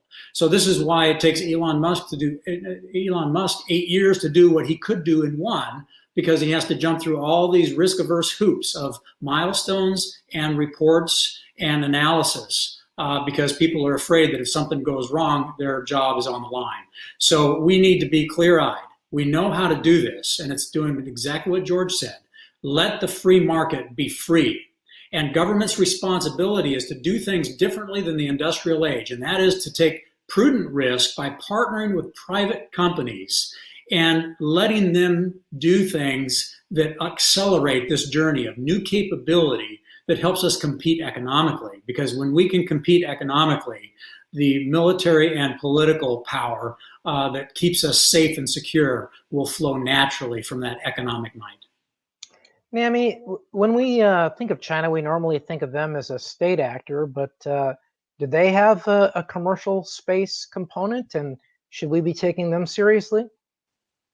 Yes, they do. Actually, as I mentioned before, since 2016, their private space enterprise has actually grown exponentially.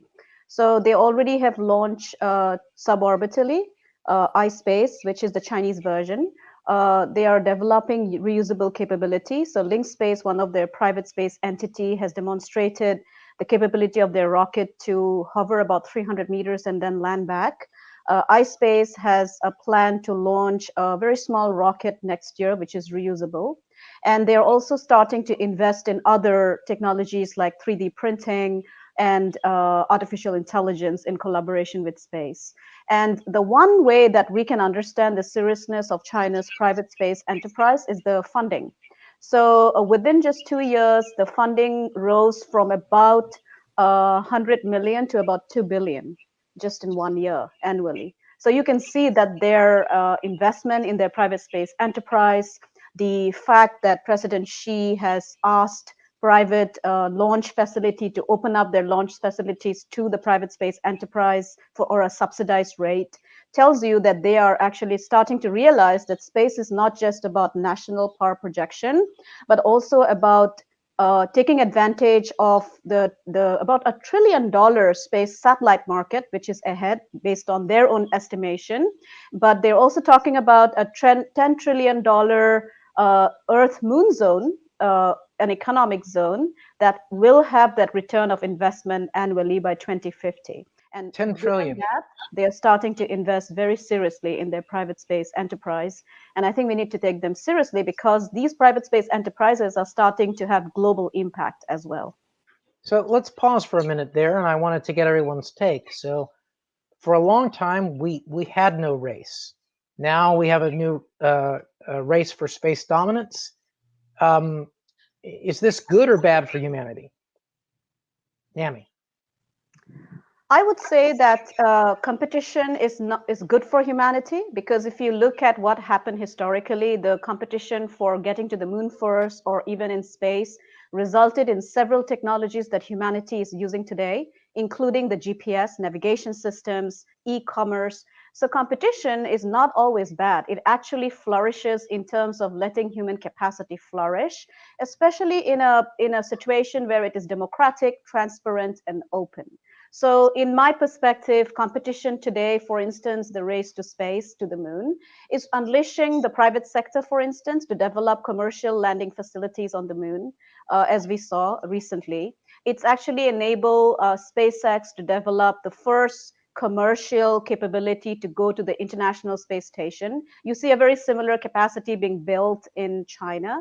And in comparison, including India. So India also has announced plans for sending humans to low Earth orbit and developing space governance mechanism because of this competition vis-a-vis cooperation, which could result in space governance infrastructure, but might also hide the very important fact that space policy today is still led by nation states and not the United Nations in general. So it's good for humanity in my context, in my understanding. So George, if the United States wants to win, what are the implications for the interagency, for NASA, DOT, DOC, in diplomacy?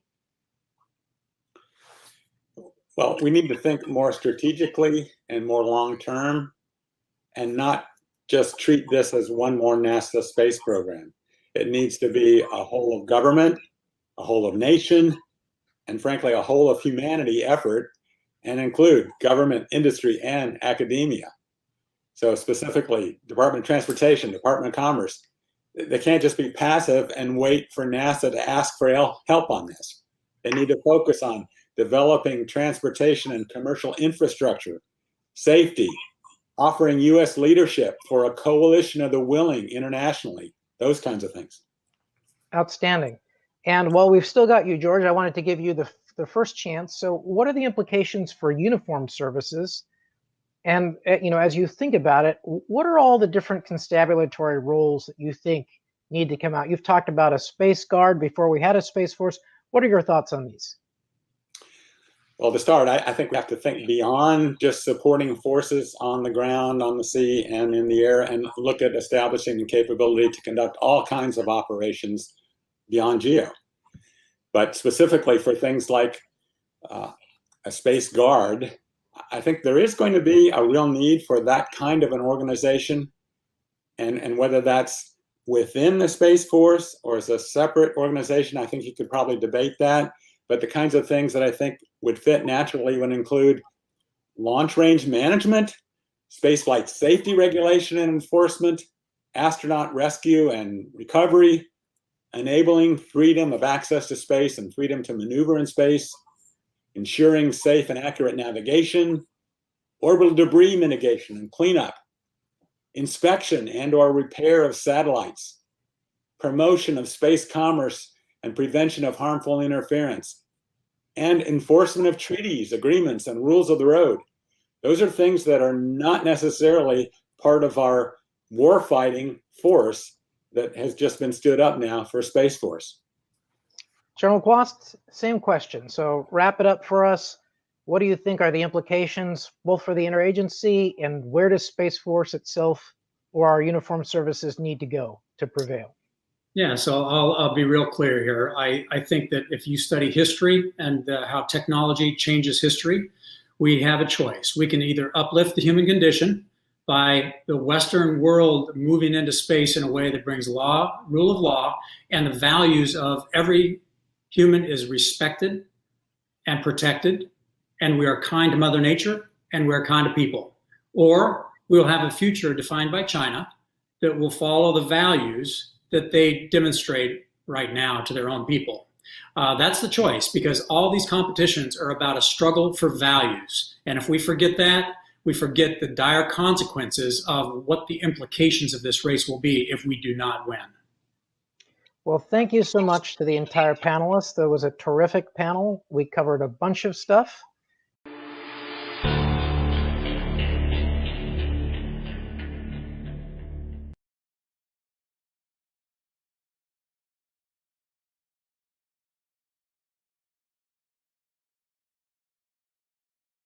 My name is Rod Pyle. I'm the editor-in-chief of Ad Astra magazine.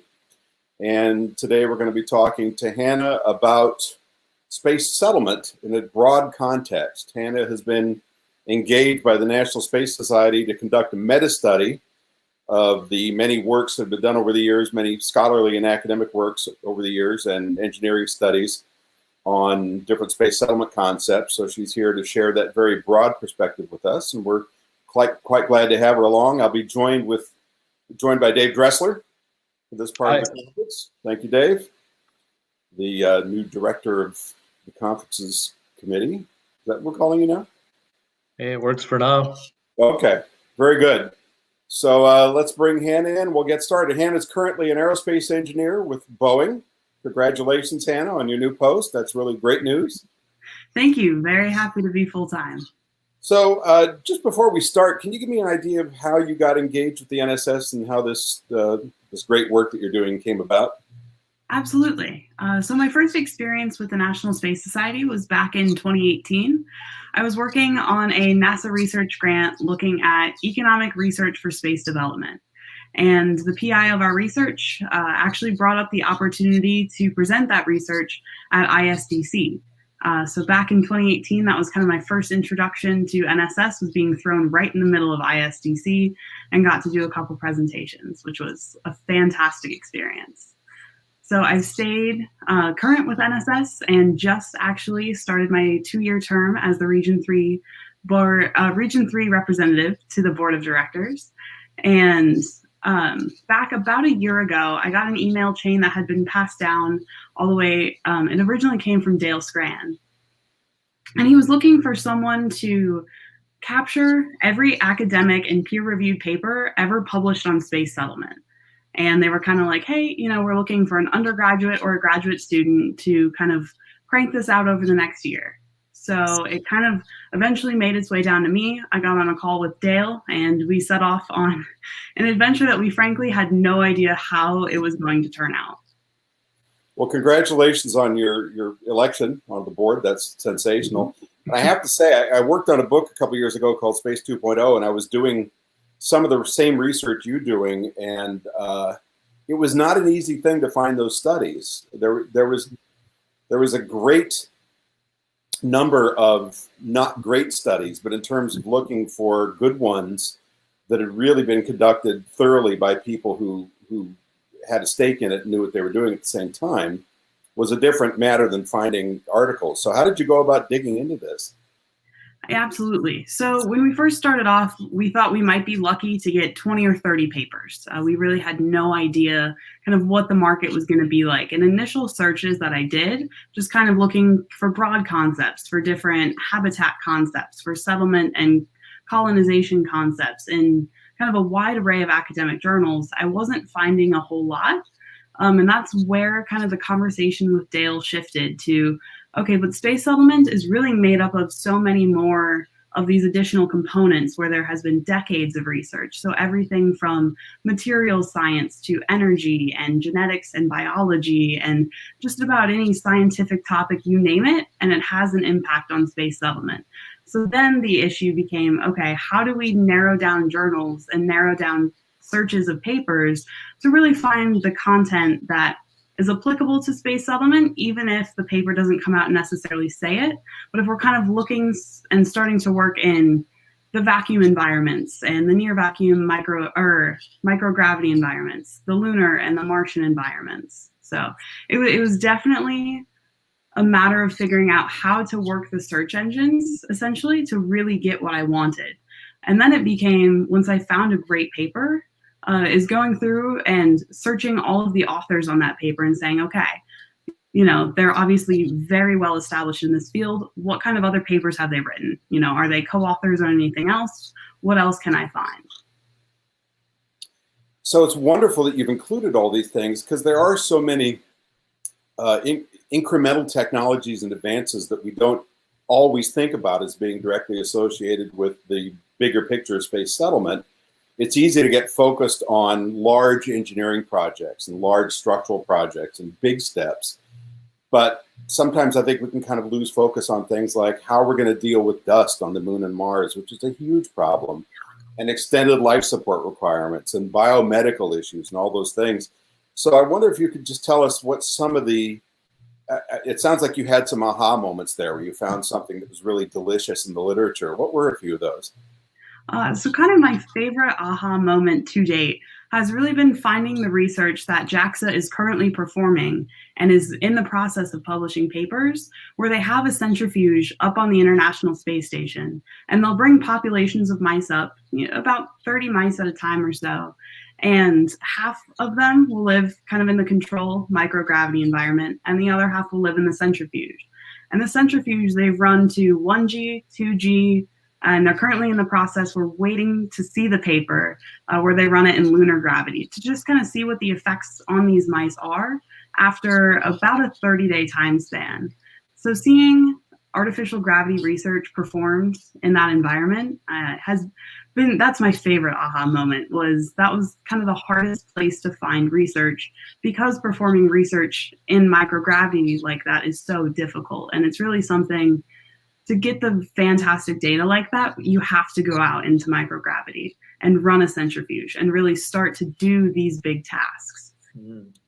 So in terms of the emerging commercial spaceflight economy and their efforts, so we've got SpaceX and Blue Origin and Madison Space, I mean, a dozen companies that are quite active in this, some of them putting a lot of their own skin in the game. Did you see much literature from or about them, or was it really more constrained to traditional efforts? Because we were really focused on the scientific feasibility of space settlement, one of our kind of ground rules and assumptions going into this is that we figured out launch. We figured out launch in multiple different locations, and the science of especially landing and coordinating and rendezvousing is pretty well established. So we discussed launch a little bit towards the end, but I didn't do any full-scale analysis. Well, you know, I think we can go for one or two more questions. You know, this has huge implications in terms of what NSS has been trying to do for years. Do you see a way where we can bring more attention to our organization as leading in space settlement than perhaps we have been in the past? Absolutely. So this paper, and especially it will be noted inside the paper, that NSS was the sponsor and one of the major funders. And kind of what this paper has set up is a continuing trail. So this lays out the scientific feasibility, but there's plenty more study that can be done on engineering and legal and economic feasibility studies to follow. And that is one way to establish, at least in academic literature, a huge hold on the market and a huge influence on the market. Now that's just talking academic literature. NSS can use these results and use the results of the follow-on studies to really kind of set the standard and communicate exactly where we're at on the path to long-term space settlement. Wow, fantastic. So I'm very excited about what you're doing, and I find myself, you know, I'm on the opposite end of the career spectrum from you. I'm in my last decade probably. But I'm thrilled that you're doing this, and it's very exciting, and it was long overdue, and we really welcome it. So I guess I could ask questions all day. I'm sure Dave could too, but we have time constraints. I'd like to wrap up by asking you to expand once more on what you found the most thrilling and engaging about this, where you see yourself going, and what you see in 10 years now that you've been through all this. So that's a 3-part question. All right. So I'll definitely try to take that part by part. So part one, kind of what I found most engaging, most thrilling, was that I found literature in journals, everything focusing on population and genetics, to microbiology, to developing 3D printed and material science, to kind of the fact that I was finding journals that I had never heard of but were well established in their field. And it wasn't just the well-known space settlement or the well-known space journals. The fact that it was such a large and concerted effort where people were working on completely unrelated fields but all working towards this one common goal was absolutely the most exciting thing. And that it wasn't just that we can build on the years of conferences and presentations and summer studies and academic literature, that the community is actually much larger than it appears, and then we're all working towards the same goal. So that was absolutely the most thrilling and exciting part of that, is that it's not just us. The community is bigger. Okay, now, how about your where I'm going next? What? Yeah. Sorry. Your trajectory. So my trajectory, I'm currently in the process of moving to San Antonio. I'm poised to get a couple years of hands-on experience on aircraft in my career, because hands-on experience is really something that I've been looking forward to and somewhere that I've needed some development. So a couple years there. Then I'm planning on getting my pilot's license, a graduate degree in aerospace engineering, and then who knows? I'm really excited to see in about 3 to 4 years exactly what the commercials and developing space markets look like. It'd be really fun to work for a company that doesn't exist yet. Or start one. Or start one. And as far as the big picture, 10 years out, now that you've absorbed all this, what do you see? So 10 years out, I really think that we will have outposts in multiple places in the solar system, and I will not go and commit to what those locations are, because those are influenced much bigger than just my opinion here. However, I do think that's kind of going to be the next starting point for really getting humans out into space and kind of beginning our long-term and permanent habitation. The International Space Station has been a fantastic launching point and has given us decades of experience we couldn't have gotten elsewhere. The next step is moving out a little bit further, and I'm excited to see how that pans out. Very well, good. Anna, we look forward to watching your next steps. Pretty exciting career path you're on, and NSS can hopefully facilitate that. Especially, you mentioned all the relationships that get built, and our ISTC, as you've noticed, is a good opportunity to expand on that.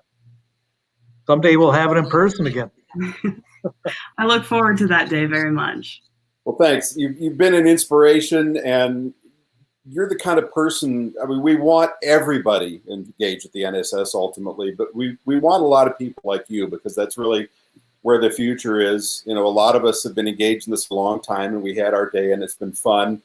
And I personally, and I think Dave would share this, we're both glad that we're still around to see this begin to blossom again.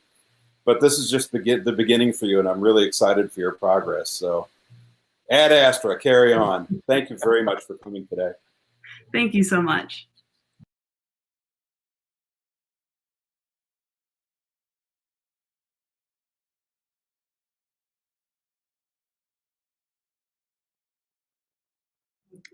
Hello, everybody. We're very fortunate to be able to have Isaac Arthur with us today.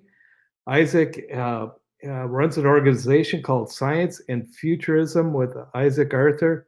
He has a massive series of recordings on YouTube and a huge following. So we're really lucky to welcome Isaac into our Space Settlement Summit. With that, let's bring Isaac. Hey, how you doing? Doing great, Dave. Thank you for having me here today. Yeah, last year we were going to have you at the International Space Development Conference, and COVID had different plans for us. But in the meantime, you've been working on a project that deals with NSS's roadmap. Mm-hmm. And there's been some episodes that are out. And I think our audience would love to learn about what went into that and where it's going, because that's key to our space settlement efforts. Oh, sure. Well, unsurprisingly, I've a lot of friends who were with the NSS over the years, or the L5 Society before that, and we've always been talking on the show for years where we do planetary colonization episodes or rocketry episodes, methods of getting up into space, like our Upward Bound series, about doing more planetary colonization. And one of the references we used a lot for that is the NSS Roadmap for Space Settlement and its various incarnations down the years. And I was looking over the newer version of that about the same time I gotten off with some information with the conference. And at the time I thought, we should do more on that topic. And when the conference got canceled, I'd been thinking about doing a talk on that to some degree. And I said, why don't we just go ahead and do an actual series of episodes just on the roadmap for space settlement? Not exactly following it, but pretty loosely following it through the first 12 milestones of getting up into space. And then kind of focusing on each episode. We did one on orbital colonization, the moon, Mars, asteroid mining, orbital settlements, and then we're going to do a terraforming episode. And I just finished writing the last of the 7-episode series, Becoming an Interplanetary Species, looking at becoming an interstellar species. So those are all either out or going to be airing in the next couple of months, and it's been a fun thing to do. And I guess it got started from COVID. So sometimes good things come from irritating crises. Yeah, you found a place to focus your efforts, and we're more than happy to see you focus on something that's been core to NSS for 30 plus years. So thank you for that. That's very cool. Hopefully I did the roadmap some justice there. And of course, it's always fun to kind of look at these ideas, but so often when you're doing a talk on something, or you're planning to do a talk on something, at least for me, that tends to be the origin of a lot of episodes. And so I remember I was supposed to be giving a talk on the Carnegie Science Center in Pittsburgh, and I did end up giving that talk, but they were asking me about black holes and civilizations near them. I said, why don't we do civilizations on them? So we ended up doing a series of episodes after I gave that talk on actually colonizing black holes. So. Yeah. To bring things more near term, looking at what's available in the next 20 to 30 years in terms of space settlement, What do you see as a probable outcome? Let's say 2030. What would you anticipate happening in terms of colonization or settlement? I think that would still be way too optimistic to actually see any boots on the ground on Mars, but just because you need to have that project well started within the next few years to have a chance of actually getting into a window. Getting people on the moon, if we wanted bad enough, we could certainly do it in the next 10 years. We could have done it any time in the last 50 years, obviously. I would like to say I'm optimistic about seeing people back on the moon in the next 10 years, but I don't see us going back there until we're ready to have a permanent base, and I'm not quite sure we're there yet. We're going to have to start looking very seriously at a successor to the International Space Station, and I think that probably will be something that's at least underway in this upcoming decade. And I suspect that would probably want to include a rotating section too at either Moon or Mars gravity to let us start seeing if we can actually handle those levels of gravity for protracted time. Something people forget is we have no idea how low gravity is low enough or high enough for people. We've never had people in low gravity except for 3 days at a time and for 12 people. And that was bookended by zero gravity and high acceleration. So for all we know, 2% of normal Earth gravity keeps you healthy, or 98% ain't enough. We'll have to find out. And we do that with either a rotating station, especially for Mars. We might be able to fly people to the moon to check it there, but for Mars, you need to know before you send people there if 40% is enough. Yeah, I'm wondering if there's an amalgamation of basically Jerry O'Neill's scenario of building something at L5 based on moon materials. It seems a lot more feasible than trying to move everything up from Earth to establish a large orbital development like that. Sure. I think, and it's a critical thing we look at on the show a lot, and we have whole episodes talk about O'Neill cylinders, is that when it comes to space settlement, in the long term, it probably is going to be rotating habitats like O'Neill cylinders or smaller versions, or potentially even larger ones with some super tensile materials that are going to be the homes for most of humanity. And as I say, they also are great for nature preservers. So I say maybe get all of humans off Earth so we could preserve the planet, and say, well, you might be better off building various large O'Neill cylinders to serve as nature preserves, as they're much easier to protect from invasive species. But those O'Neill cylinders are probably going to have to all be sourced off the moon or the asteroid belt.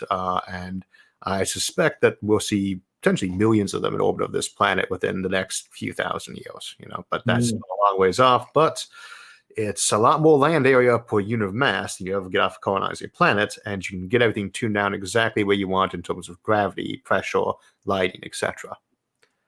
Of course, the sky isn't really blue; it's your neighbor's backyard. But other than that, very Earth-like. You look at the concept of the Aldrin cycler to Mars and being able to harvest some asteroid to build into, multiple iterations of that. That's looking probable in the next 80 to 100 years, I would imagine, right? We were just looking at the Aldrin cycler in last week's episode on Mars Space, and then we're also going to be looking at the interstellar cycler version of it that could potentially be very useful for interstellar trade way down the road. But that has the option to be, I think, critical to actually moving cargo around the solar system. For passengers, you want something faster than Aldrin cycler. It's still fundamentally a very slow object. It's just very efficient.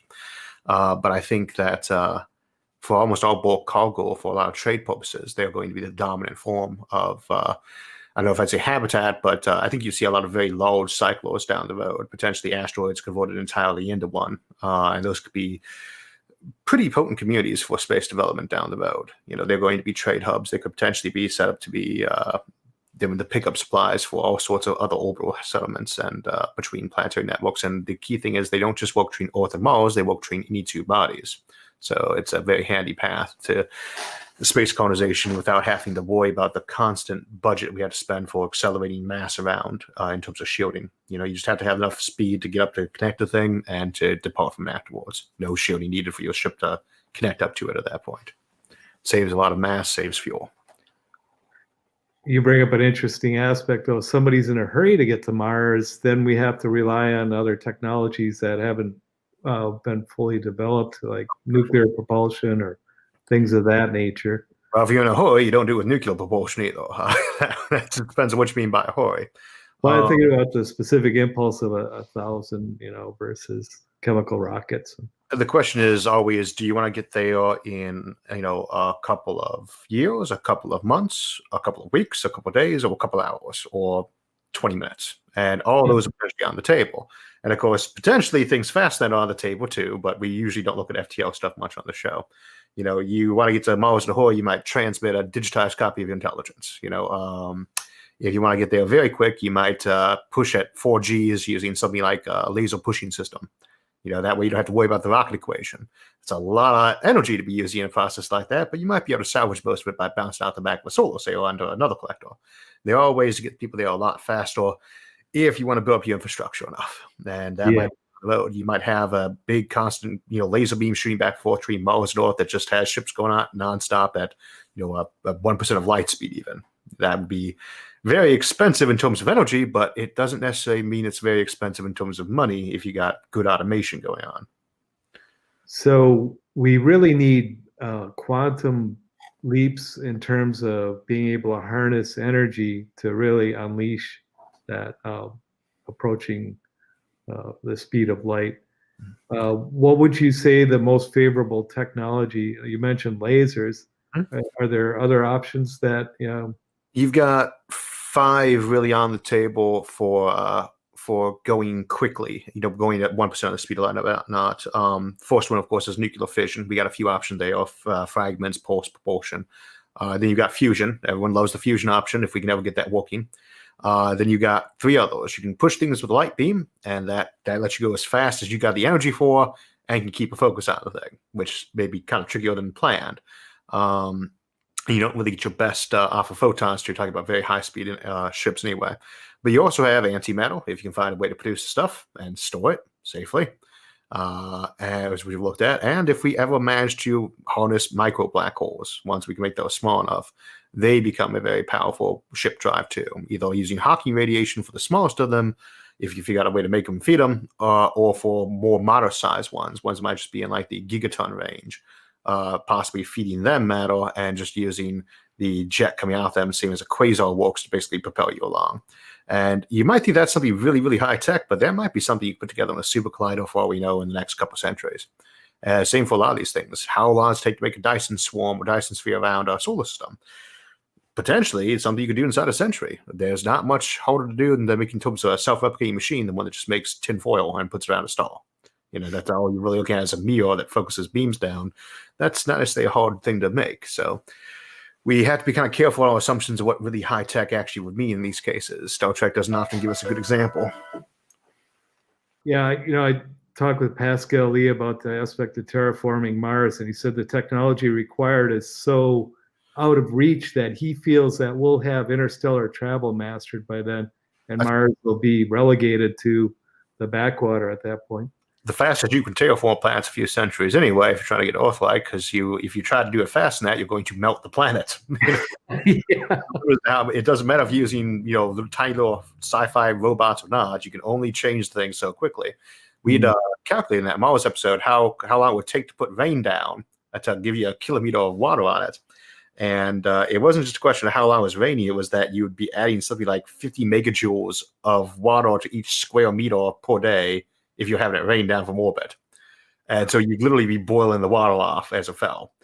And you just don't, that kind of scale tends to, you don't even think about how much water that actually is to dump on something like that. So you have to do it slow. Otherwise you would melt the planet just from dumping ice on it, which is not something normally is a problem.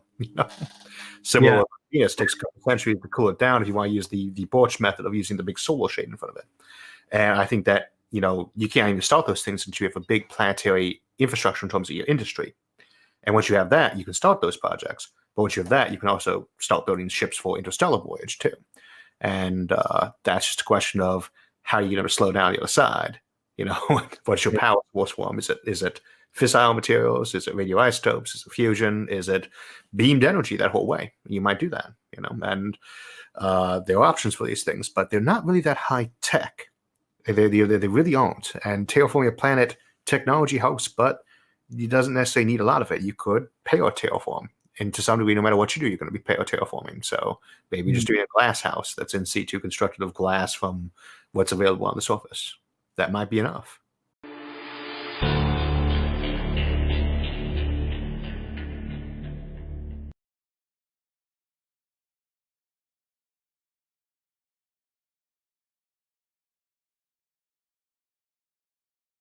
Hello, everyone.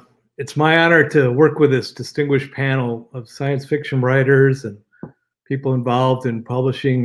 Highline Trust is highly involved in our conference. We're lucky to have Eric Ignac to work with us on this panel. We also have Gregory Benford, Larry Niven, and David Brin joining us today. And with that, I'd like to bring in our first speaker, Greg. Hello. Hi, Greg. Tell us a little bit about yourself. My name is Gregory Benford. I'm a professor of physics and astronomy at the University of California at Irvine, and I have written novels with the two others here, both David Brin and Larry Niven. And the one with David was about the next human expedition to Halley's Comet when it comes around. I think it's 2061? It's been in print quite a long time, called Heart of the Comet, and has all kinds of advanced spacecraft in it and stuff that we might even be able to develop by 2061 if we start now. Excellent. All right. I'd like to bring in Larry next. Hi, Larry. Hello, everybody listening. I'm Larry Niven. I've been writing science fiction and fantasy in lots of fields for nearly 60 years. I think I should take this chance to apologize on the behalf of the science fiction community. We didn't predict the COVID-19 virus. The reason by now should be obvious to almost all writers and readers. The reason is life under COVID-19 is deadly dull. We sit at home and we wait for it to go away. That's not much of a story. The facts of occupying the other planets and asteroid belt haven't changed in 75 years. We need certain things, and we don't have them because they look too difficult. We need an atomic rocket ship. Chemicals just won't do the job. We don't have that because nuclear physics fell out of fashion. Atomic plants turned out to be actually safer than everything else we use, except for orbiting solar collectors.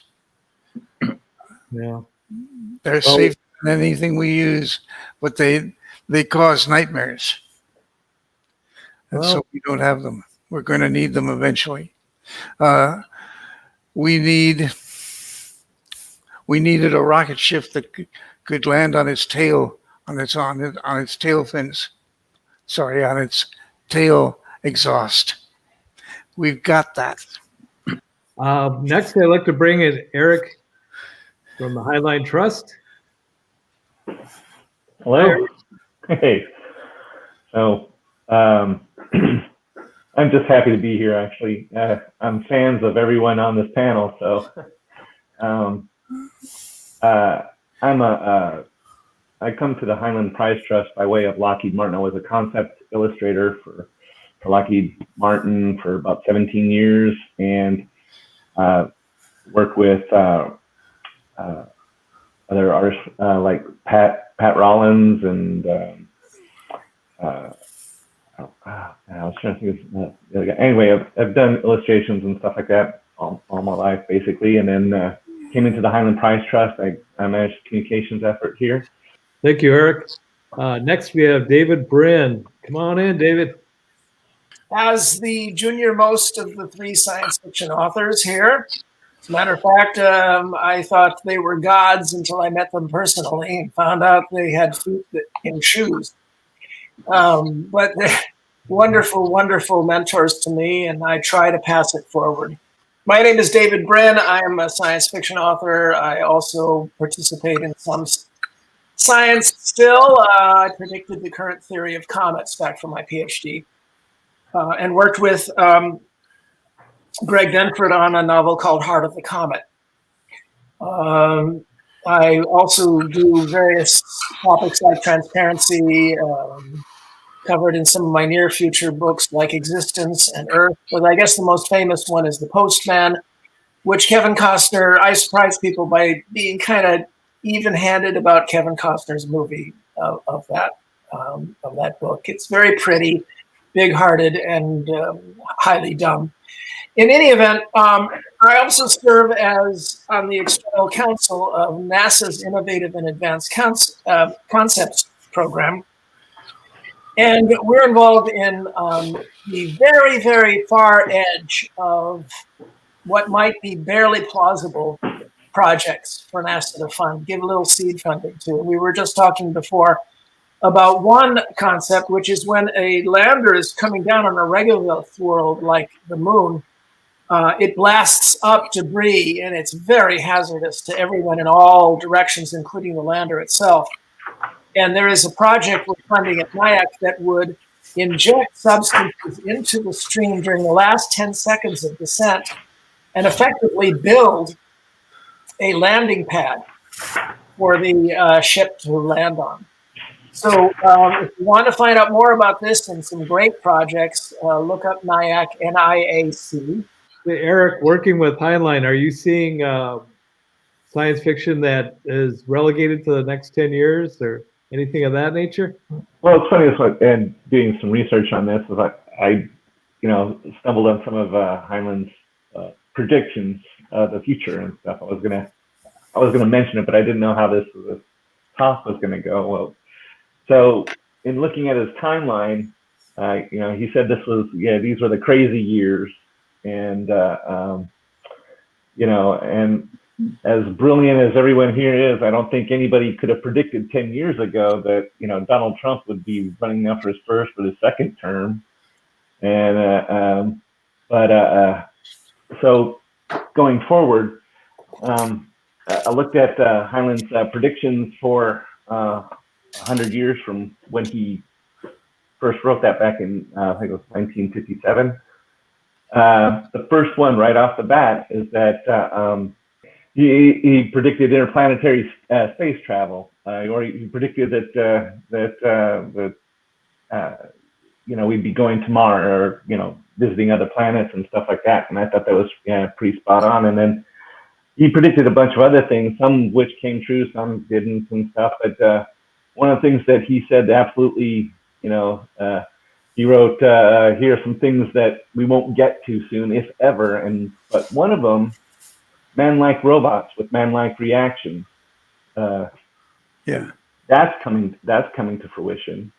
And he also talked about a laboratory creation of life and stuff like this. Well, they're already starting to use computers to generate human parts and stuff like that. And as far as what rolls by at the Heinlein Society, I mean, we've published 3 books. One was on space elevators, the other on space solar power, and then deep space mining, which a lot of people think that could be the key to our resources on Earth. One of the big challenges facing people on their way to Mars is radiation and things of that nature. And there's been talk of using genetic engineering to harden humans against radiation, as well as countermeasures. But what would you say is a good path to go down in order to prepare people for long-term space flight? Wrap your water supply around your habitat, because 10 meters of water is equivalent to the entire density of the atmosphere that keeps the radiation off us. You can also use magnetic fields if you like, which the Earth does as well. So basically, remember the atmosphere is what keeps us safe, and the entire rest of the universe is radioactive. So take the water on the outside, where all the sleeting protons will get absorbed there, and that's the best cheap and dirty way. You do need a lot of water in space, so use it for screening. That's fairly straightforward. Also, you can use the magnetic field. Would water stay in an ice form if it was external to your spaceship? It will if you don't heat it up, yeah, because the resultant temperature is roughly 0 centigrade. That's why I want an atomic rocket with a water exhaust. Exactly. You can use water's water a good for everything. It's a good nuclear fuel. Remember, the U.S. built nuclear rockets and ran them in Nevada back in the 1960s. We do have long-term nuclear rockets already developed. We tested them. So, by the way, did the Soviets at Semipalatinsk in caverns. Their multiple time was that they ran a nuclear rocket for 1,000 hours with a constant water fuel supply just to see what its rendering characteristics were. We detected that too, by the way, by satellite. And we detected a recent explosion up in the similar area, I think a year or two ago. Yeah, well, actually, that was further away, but yeah, we know how to build nuclear rockets. We've done it. Now, actually, yeah, I see that effort's been renovated. A company in Washington State is currently working on it. And yes, they use the inventions that came out of the Timberwind classified development that began in the late Reagan administration and ran into the 1990s, by the way. You can actually look that up on Wikipedia now. And they got specific impulses of 1,000 running over periods of tens of hours, by the way. The Saturn V specific impulse, its thrust is, I think, 280. And that's the best we've done chemically so far. So we can do all this stuff. Humanity is not that great at social problems, but we're really good at technology, and that's why we're having this meeting. So, the whole thing of the nuclear challenge is society has this opinion that it's just too scary to deal with. But if you build this thing outside of the Earth's atmosphere or on the moon or something like that, or in the lunar orbit. Well, the tempered wind notion was that you fly it up cold. You don't have the reactors going anywhere near critical. It's cold. And then you fly up the fuel in a big tube of water, and then you ignite it in a low Earth orbit and take off. The debris cloud, by the way, is only essentially not radioactive. They ran the nuclear reactor, and you can see this in a movie, in Nevada in the open air and detected the radioactivity, and it couldn't be detected further than about 100 meters away because there was so little of it. Wow. So it's a done deal. We know how to do this. And you can go all the way to Mars that way, if you like, with all that nice water to protect you from the radiation. Another thing we haven't developed, talk about the next 10 years, assembly of advanced complexes in orbit we could easily do, I think, with robotic methods, which we didn't use to build this enormous space station we have, the ISS. But we could develop that skill right now. And as a way of developing robotics that can carry out repairs, you assemble larger things in orbit, like, say, a nuclear propulsion engine. And then you fly missions to the outer solar system. And you don't have to worry about radioactive pollution because it ain't coming back. But you see, these are things we could do. We could develop all of these habits and technologies right now that would surely have commercial uses in space. Harvesting the mass already out there in over 3,000 satellites is, as David said, something we're working on right now. We could do it. And then all you have to do is fly the software up electromagnetically and tell the robots what to build. And they take all the 3D printers and make what you want. Mass in orbit is an asset, always. Yes. And then, I hear about them deorbiting, and it seems like such a waste because you have all that potential energy just waiting. Yeah, people talking about deorbiting the ISS. Why? Move it to a higher orbit so it doesn't have to be flown back up every year. By the way, you used to pay the Soviets to do that, and then the Russians. But we should just move it to a higher orbit, which we can reach now, thanks to Elon Musk, and leave it there. and use it. They're throwing it back Greg, in. I want to disagree with your your opinion on mass. Oh, really? Yeah, mass isn't terribly useful when it's tens of thousands of big and little satellites whizzing around in your path to outer space. Oh, well, so you grab it up and use it. You know, bit by bit. Right. It's like Johnny Appleseed in a way. You know, he built. You know, drop all those apple seeds, and eventually you get a tree. But we've got all this mass that was put up there for other purposes.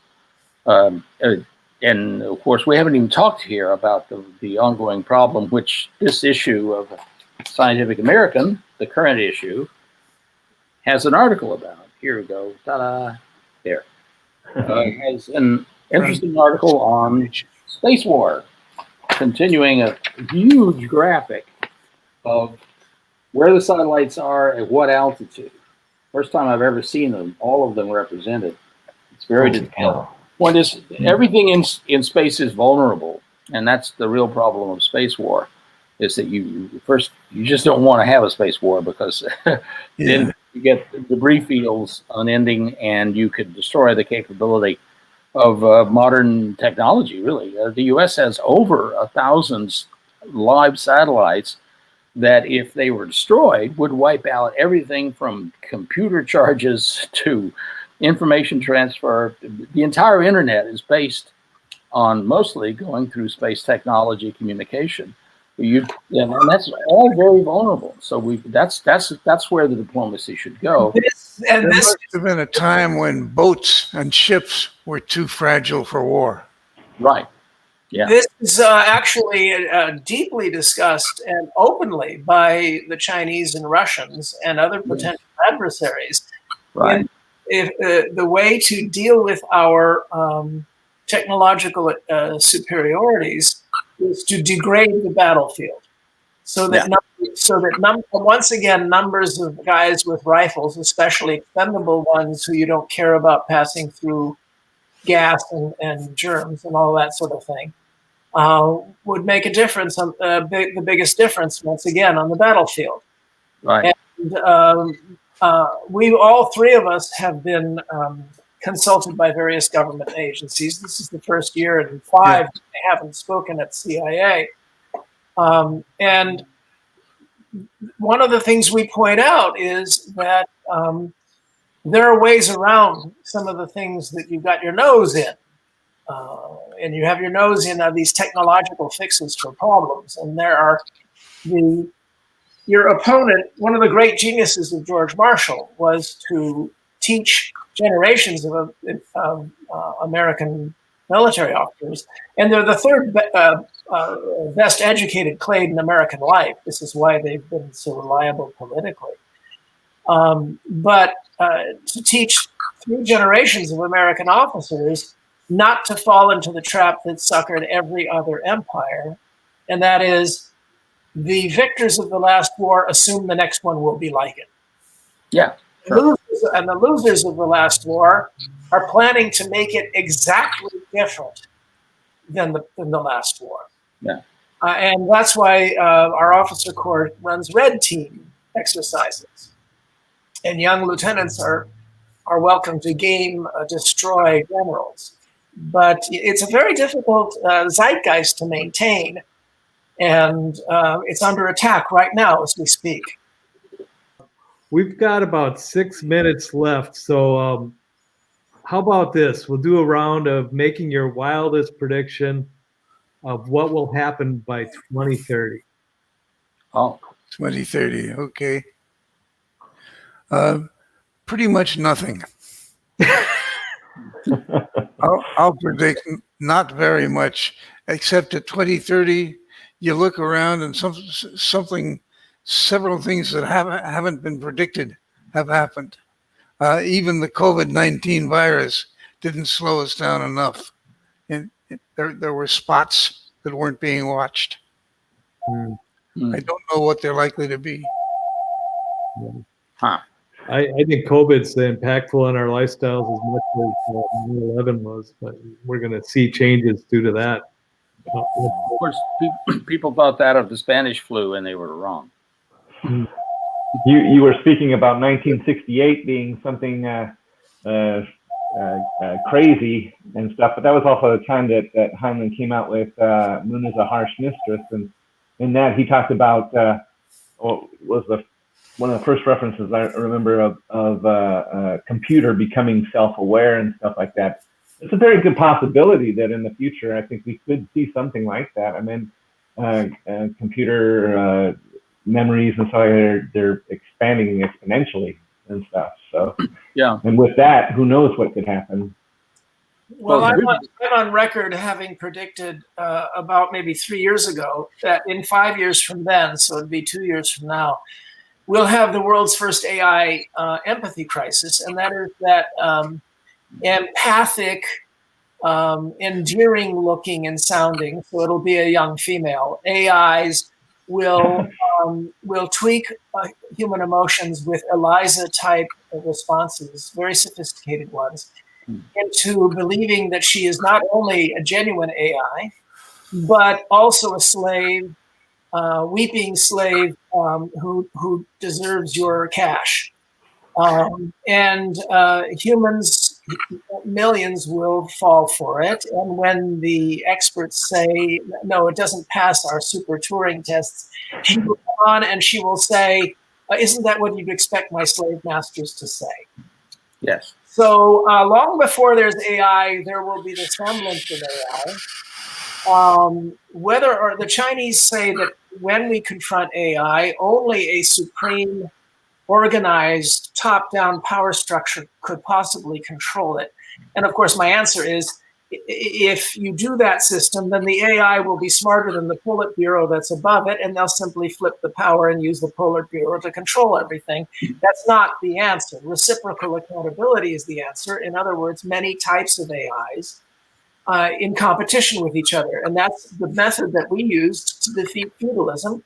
And defeating that method has been the #1 priority of this oligarchic putsch that we're suffering under. Well, now, here's a counter prediction. What will change? I predict there'll be AIs, and they will be completely boring. Well, maybe. I predict we will have flying cars. Everybody's getting everything is ready. So, I think in 5 years, certain types of flying taxis will be here. I will give Dave Dressler a link to my science fiction novel story, Hugo nominee, about diseases called the Giving Plague. But I want to finish by plugging something called TASAT, TASAT. It stands for There's a Story About That. And after all these years preaching at various government agencies and corporations that there's a vast reserve of thought experiments in science fiction about almost anything that they might find, that they might stumble into in the future, that it would be nice to have a website where geeks and nerds with good memories and who've read a lot can link to stories that are pertinent to anything, any particular interest. An explosion on Europa releases spores that land on Earth and turn into mole people. There's a story about that. So I'm urging anybody to look up tasat.ucsd.edu. Dave Dressler will put that on the bottom as a link. And we need volunteer geeks to help get this project rolling, because it could save all our lives someday. Some obscure story. Is that through the Arthur C. Clarke Center for Human Imagination or related? It is indeed at UCSD. All right. Okay, Greg, you get the closing note. What's your wild idea? I predict that the future will actually be fairly boring. And that's why people will seek amusement on screens still. He's saying this in a 24-hour period when we have all bitten our fingernails down to our elbows. Well, you have, but not I. That today, when the fate of Western civilization is hanging in the balance. Yeah, and what's on TV? Eric, what do you predict? Well, Yeah, I was thinking about that. Trying to kind of go off the subject. I was thinking about Earth-like planets. Using advanced telescopes and stuff like this. We're going to find another Earth, and it's going to become a goal to get there. It may be light years away from us and stuff like this, but just the being able to isolate it, to look at it and know that it's out there. And I remember talking with someone, and we were talking about a mote in God's eye. And I noticed on that book that Heinlein helped edit Yes. or did some That's editing. correct. I would have just loved to have been a fly on the wall. I was wondering what he thought of those concepts and the kinds of conversations that you guys had on that and travel and stuff. So. Yeah, someday I'll write about that, I guess. Since Jerry hasn't survived, and neither has Robert Heinlein. Yeah, you should publish an annotation of letter of his that he wrote you. Yes. Explain it. Yeah, it would be great reading. So in summarizing, I'd just say I think that in the future we're going to find another planet, and that's going to redefine our goals for where we want to go. Because knowing that there's another place that we can go to that has kind of a Earth-like atmosphere that we could expand to as a human race and stuff like that. It seems to me like that would give hope, for saying not that we have too many people on the Earth, but we don't have enough. And we want to get to, Well, we're going to take a short break and we'll be right back with you. Thank you all so much. Fantastic.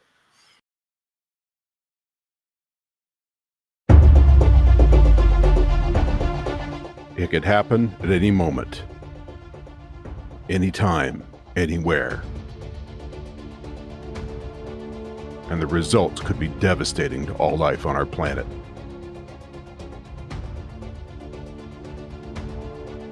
The solar system is a shooting gallery.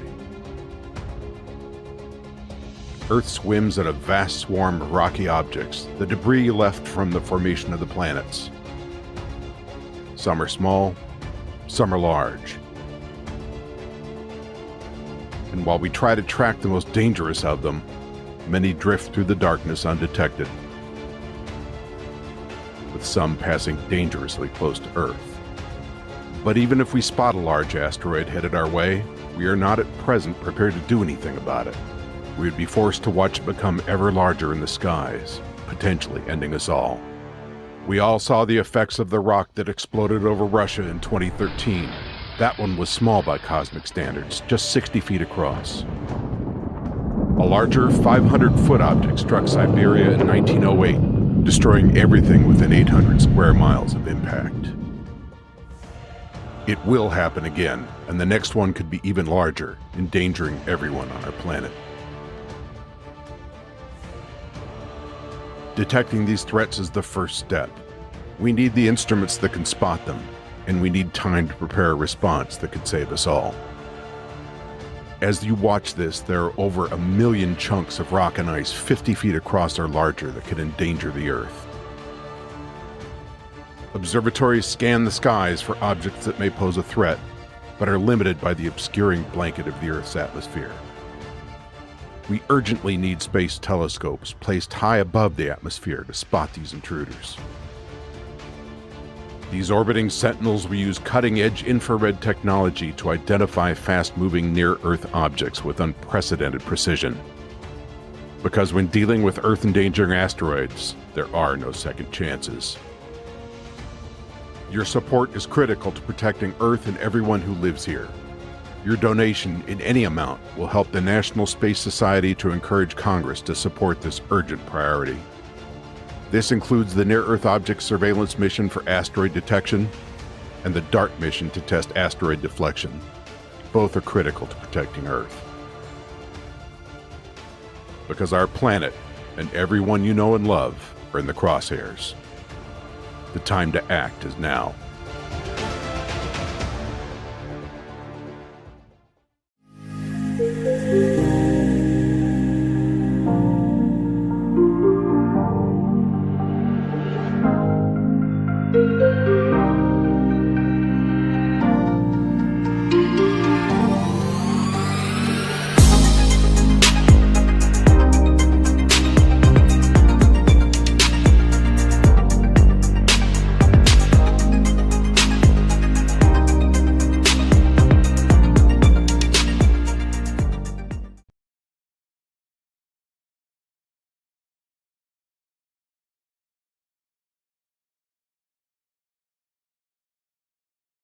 It's my pleasure to be able to interview Martine Rothblatt.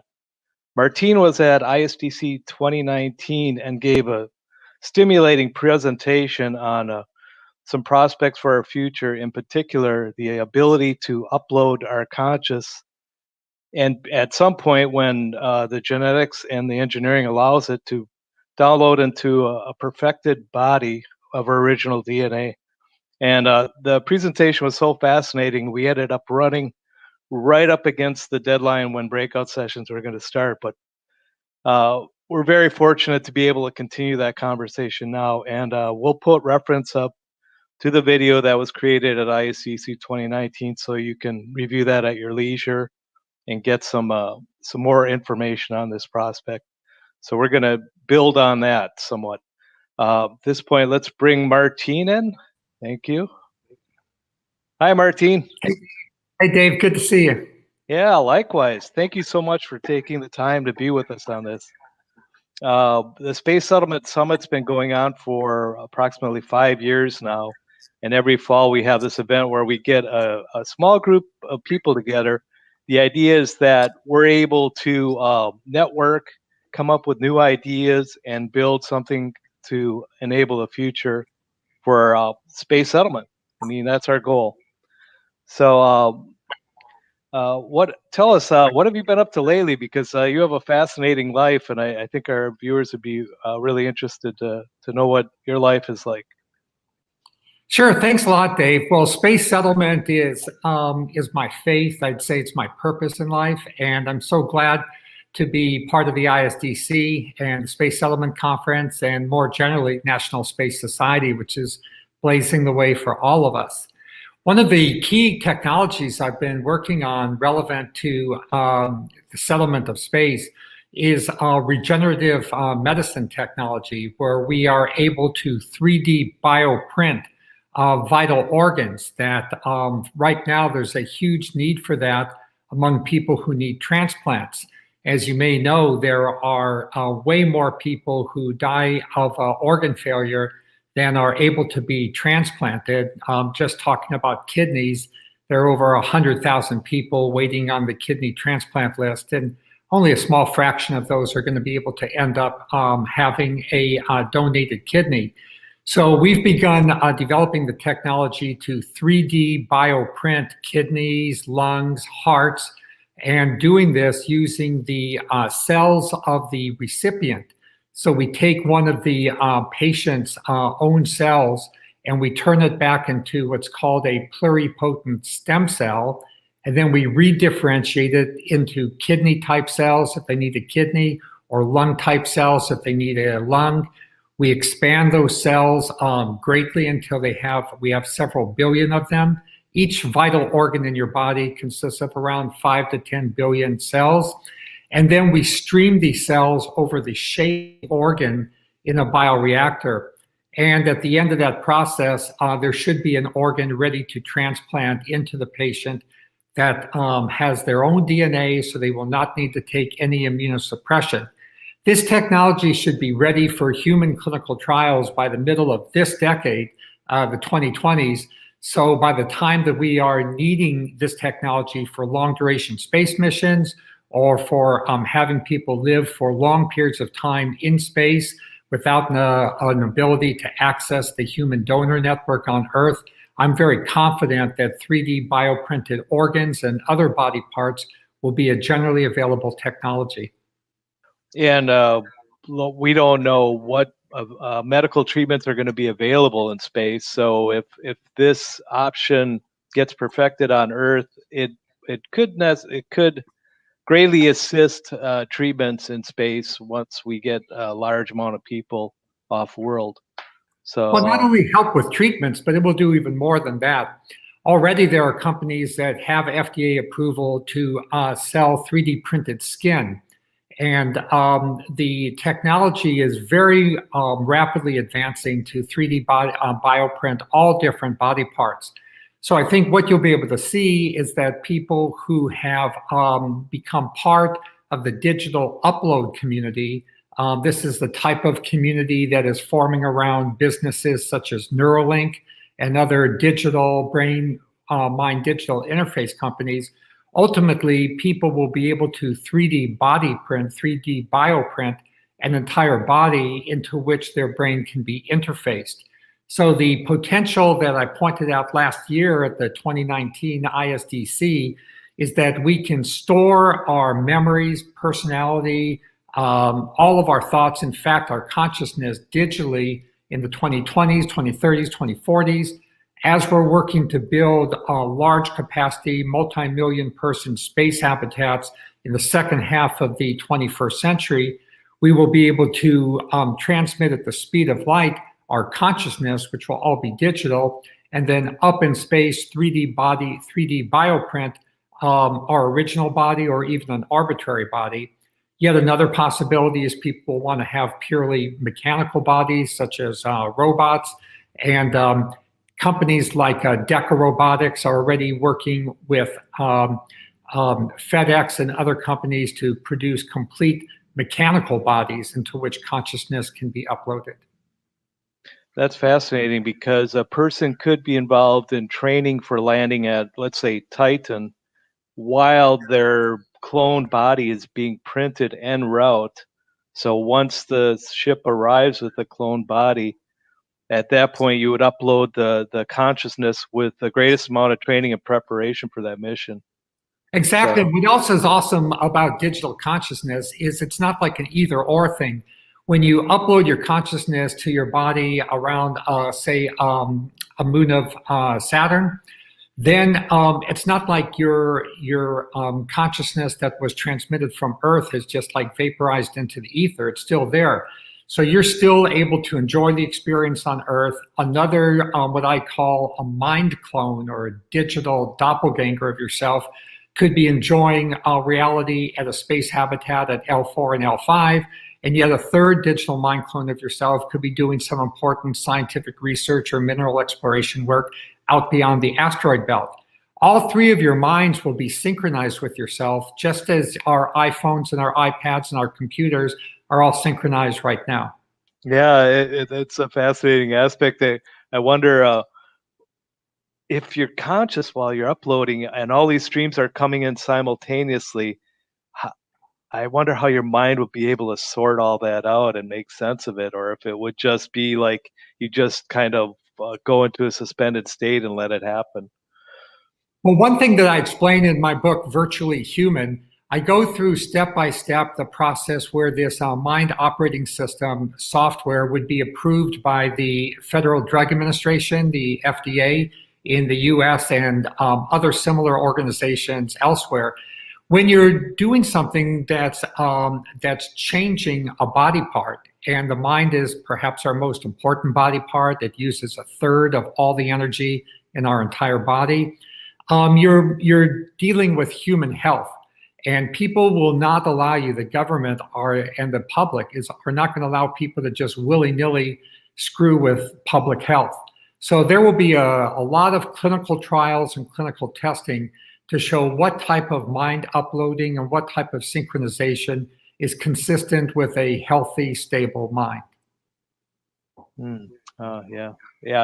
It'd have to be thoroughly vetted, no doubt, because definitely it could be a little Frankensteinish if not, right? I mean, there will still be, I do not doubt that, anything that's legal means that there is going to be some kind of like a dark net, set of illegal stuff. And there's no like utopia where everything is perfect and everybody follows all the rules. And in fact, that would not be a utopia. That would be, a fake reality. But for 99% of the people, for I think me and perhaps for you, I would not want to upload my consciousness into an operating system that had not gone through rigorous clinical trials and was tested to be stable. We better get back on the space path. I agree with you, but it's all kind of related, you know. I think that, you know, space, it's beautiful and it's wondrous, and it's obviously our ultimate destiny. I mean, we occupy just an infinitesimal dust, you know, mote out of, you know, even our galaxy.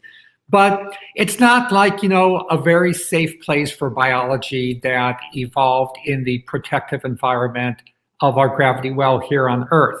And, you know, we've got to deal with things like cosmic rays and all type of other highly charged particles that can be disruptive to our DNA. So I personally believe that I'm fulfilling my own heartfelt mission to help move humanity into space by doing everything that I can do to harden our biology, because I think the evolution of humans into space is going to be a marriage of biotechnology and space technology. So have you looked into hardening human biology against cosmic radiation and things of that nature? I mean, we had a discussion last week through Kepler Space Institute with Jeff Grayson and Frank White, and the idea is that cosmic radiation is ubiquitous, and we live in this safe little envelope that the Van Allen belt produce or protect, you know, it's our protection. So if you're sending a digital conscious, or even the hardware of a digital environment is susceptible to cosmic radiation as well, I guess redundancies probably the best way to, or multiple redundancies is the best way to be able to correct for any damage that cosmic radiation could inflict on either biology or a digital environment. Absolutely. I mean, I'm a huge believer in redundancy, or another word that kind of says the same thing, maybe even a better way, is diversity. Not to put all of your eggs in one basket, and to have different diverse approaches. One of my favorite books is Nassim Taleb's book on the Black Swan, and it points out how there are things that are just completely unpredictable. You know, they're not just known unknowns, there are unknown unknowns, and you cannot predict for unknown unknowns. So the only way that you can guard against unknown unknowns is to have a portfolio of diverse technologies that if some of them get zapped, you know, your other ones can thrive. So what I really like about the digital to bio route is that, you know, if a space habitat gets zapped, you're not dead. Your digital consciousness is still happily back on the Earth. On the other hand, if we have an awful Earth extinguishing event, you're not gone. Your digital consciousness is still up there in space. You can, if a particular body degrades under the onslaught of radiation, you can regenerate another body. And my mantra is that biology is technology. I think just like the 20th century was the century in which electronics became dominant, and electronics really shaped our entire world. Certainly electronics gave us, you know, computers, the internet, et cetera, et cetera. I think what electronics was to the 20th century, biology is going to be to the 21st century. And we're going to be able to modify particular genes within the human DNA code to harden our DNA against interruptions from radiation, high energy particles, self-correct for breakages. As I'm sure you know, our DNA breaks all the time, but it's repaired. So we may have to amp that up maybe an order of magnitude to live safely in space. But thanks to the decoding of the human genome, thanks to techniques like CRISPR that lets us, you know, edit our DNA to our heart's content, I believe we have well in hand the platform that allows us to harden our biology against the dangers of space. Yeah, I live in San Diego, and there's a lot of biotech firms in the area, and they're doing a lot of research and a lot of nanotechnology. And at some point, the line between nanotechnology and biotech blurs, right? And do you see those two fields merging into some new entity? I really do. You know, in a way, I always think of biology as like, in essence, a subset of nanotechnology. It's kind of like wet nanotechnology because most of biotechnology operates at submicron scales. A typical cell, for example, is about 7 microns in diameter. And inside that one cell, inside that 7 microns, is a veritable galaxy of activity going on. It's just mind-numbing how many things go on inside each and every one of our cells all the time. Literally billions of molecules, mostly water molecules, but other molecules come in and out of the cell all the time. There's an entire constant assembly of proteins going on. It's I love it. You know, I love nature, and what nature has given us here is just absolutely remarkable. We ourselves have a lab in San Diego that was inspired by Ray Kurzweil, one of the great futurists of our times. It's called the Exponential Biotherapeutic Engineering Lab. And this lab in La Jolla's whole purpose is to engage in tenfold engineering of human cells to make these kind of de novo human cells that have never existed before in reality, but are hardened in different ways against different diseases, including cancers. One of the first outputs of this, of our exponential biotherapeutic engineering group, was an engineering of the pig genome. Pigs are ubiquitous animals in the United States. We Americans eat around 100 million pigs a year, about 1 for every 3 people. And yet by a fluke of nature, the pig's organs are the same size and shape as human organs. It's just completely, you know, uncanny. The pig's heart works like the human heart. The pig's lungs work like a human lungs work. So what we've done is we've re-engineered the pig's DNA so that those organs, when look just like human organs biochemically, and therefore can be transplanted into people and not be rejected the way a native pig organ would be. So would the pig be the host to grow the organ in? Yeah. Yes, the pig is like what they say is the pig is the bioreactor. Wow. Pork won't be the same after that. Well, it's funny. I'm so glad you mentioned that, Dave, because if I could just brag for a moment, and I'm sorry to brag on in the middle of the conference, but just this week, we got the green light, the first green light the FDA ever gave for pork that has been genetically modified. And in our case, it's been genetically modified to get rid of a particular protein called alpha-gal. That's just the name that scientists give this protein.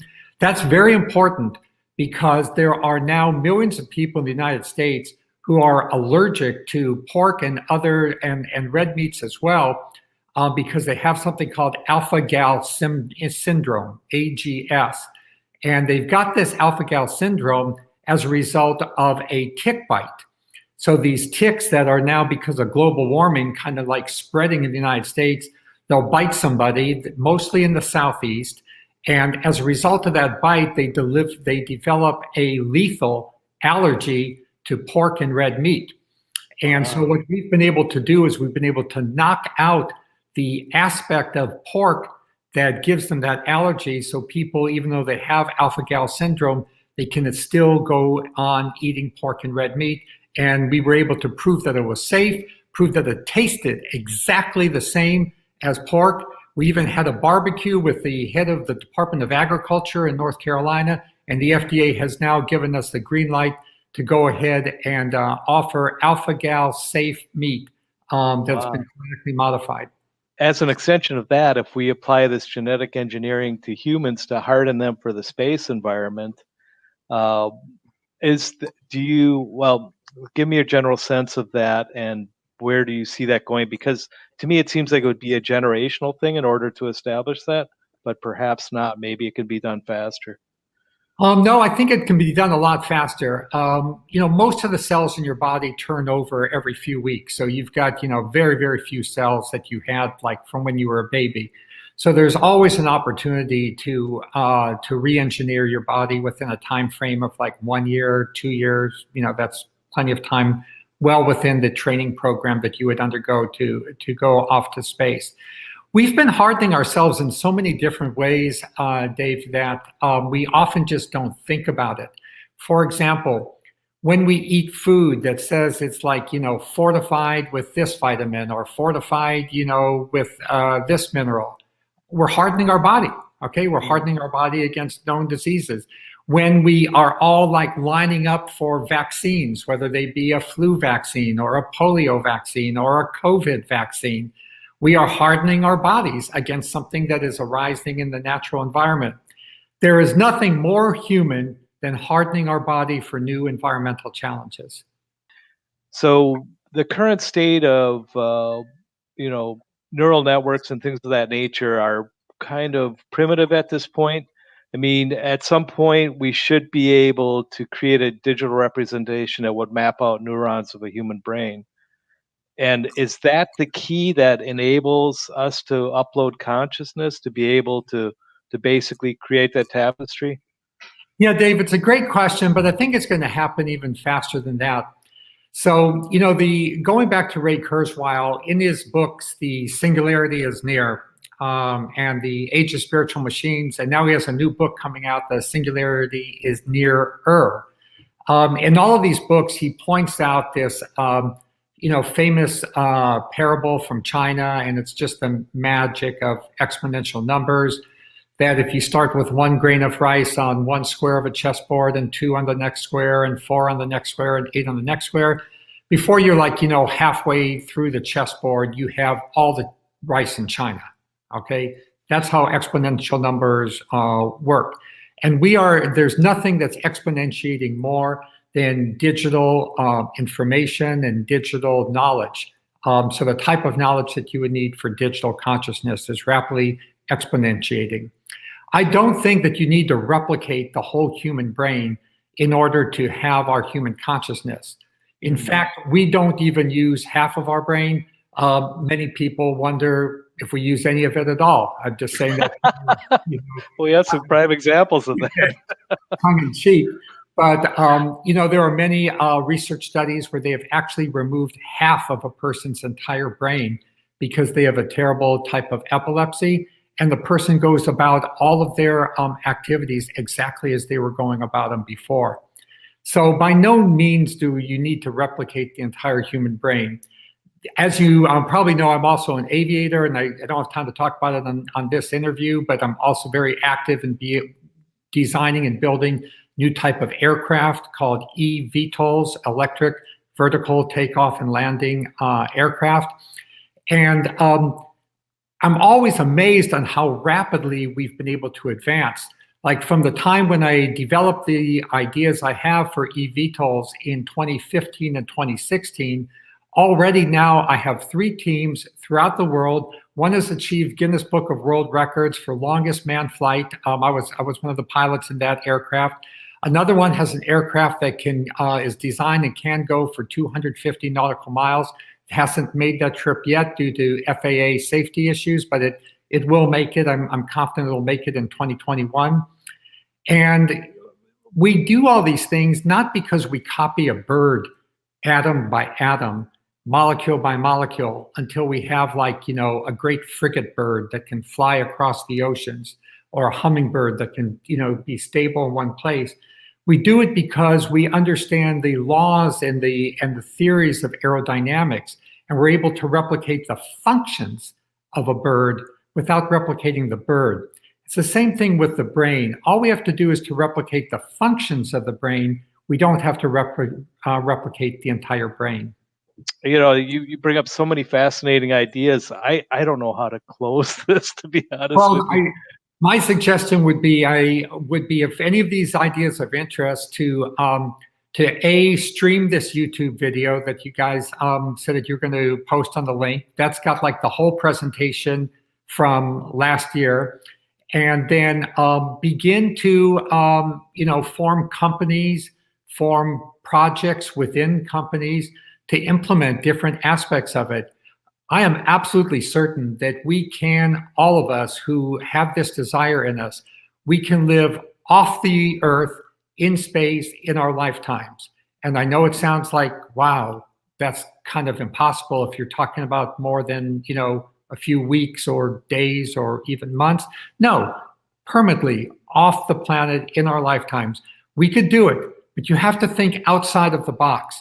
And just like our predecessors thought outside of the box to make rockets, exist and go into space, planes take off and fly, electrons fly through wires. If we, all of us, think outside of the box, even in just a financial way, then we too can live our lives in space. Ray Kurzweil projected the singularity will happen in 2038. It sounds like that timeline has changed. What would you predict for the new date of the singularity?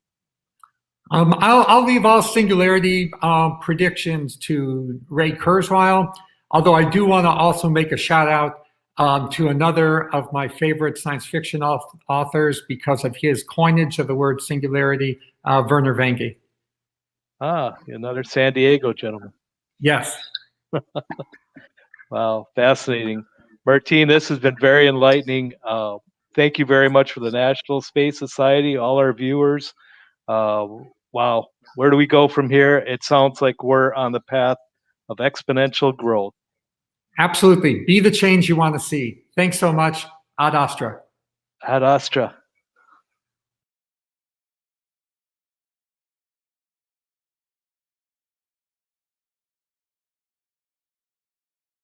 Welcome back. We're here to talk to Jeff Grayson about some of the intricacies and a big overview of space settlement today. Jeff is a Caltech-trained electronic engineer. He developed chip technology at the Intel Corporation before joining Rotary Rocket and co-founding X-Corps as CEO. There he developed reusable rockets and space regulations with 66 human flights. He is now the CTO at Electric Sky, a beamed energy company, and chairman at the Tau Zero Foundation, with which we both proudly serve, developing Starship propulsion technologies. Hello, Jeff, and thanks for joining us today. It's great to be here. It truly is, and we appreciate you coming. So we're here to talk about what is really the theme of this entire summit, which is space settlement. And you and I have had a lot of long conversations about this, which are a lot of fun. And I found your notions on this both to be incredibly perceptive and very deep, looking all the way back to when Jerry O'Neill first proposed these kind of ideas back in the 70s, which makes these conversations very exciting. So I guess my first question is, for those of us who are aware of what was being written and spoken about at the time, back in the 70s and 80s, this all seemed like a great idea. We're going to build space colonies. We're going to do it with stuff from the moon. It just made sense that everybody would go out there and soon we'd be living these possibly utopian lives in the sky. And yet it hasn't happened. Why is that? Well, first, a moment about why Jerry's work was so pivotal is, people had been thinking about what life might be like in space or how we might develop space for decades to centuries. But it was kind of all just vision about the end result and not a lot of thought about how we might get from here to there. I think Jerry and the people who worked with him really made a quite an intellectual achievement by recognizing that somehow this was all going to have to get paid for. And that wasn't really something that a lot of thought had gone into before. Now, we look back on some of those ideas now, and some of the specifics of it may seem a little naive, but you got to recognize the towering intellectual accomplishment to ask the right question for the first time, which is, how does this hang together economically? How does it all work? Not just because, hey, we'd like to write something for a science fiction story that's a cool background, but how might you do something realistic? But yeah, it was the first time that had been thought through, and it would be kind of surprising if everything was right the first time you thought of it. To answer the question of why it hasn't happened, you really, I think, have to go back to a much broader story. I don't think of space settlement as this ahistorical thing that's springing full form from the brow of Zeus, and we've never done anything like this before. Human beings have been entering into new ecosystems that didn't previously contain any human beings for at least 100,000 years. It's easy for us, with our privileged position at this end of history, to look back and say, oh yeah, but they had it easy, right? That they just had to go out and hunt and fish, and they had air and all that stuff. It's like, yeah, but we're not appreciating that the level of technology we have to deal with these problems is extremely different now. Think about the first human beings to make it to the Australian landmass. Somehow 50,000 years ago, with a Paleolithic technology, baskets and wood and a few chipped rocks that it's hard to even recognize are tools. These people crossed an ocean that they could not see across, and entered a landscape where not one plant or animal was familiar to them, and virtually everything was poisonous, and figured out how to live there with twigs. I don't see that our problems relative to our current level of technology today are harder than they faced then. So when you ask the question, okay, human beings have been doing this a long time, why did they do it? How did it quote unquote pay off? Even societies that have no money have economics. They have finite resources, and they want more things than they can afford to do, and how do you allocate those things? When a Polynesian seafaring canoe from an island that only has maybe 2,000 people on it takes, a couple of them go off in a flotilla, and they take 50 people away and a bunch of animals and plants and, valuable canoes. This is not a trivial investment of the gross domestic product of that island at the time. So somebody has to be getting something out of it. Otherwise, why would you do it? I've spent some time going back through a lot of these historical or prehistoric examples, and I see a couple of common themes. One of them is autonomy. People will invest their time and capital to go off somewhere where the current ruler doesn't have sway. And there are a lot of reasons for that. Maybe they want to live different. Maybe they pissed off the king and they want to be somewhere else. A very common pattern is societies have learned it's cheaper when there's two people who want to sit in the same throne.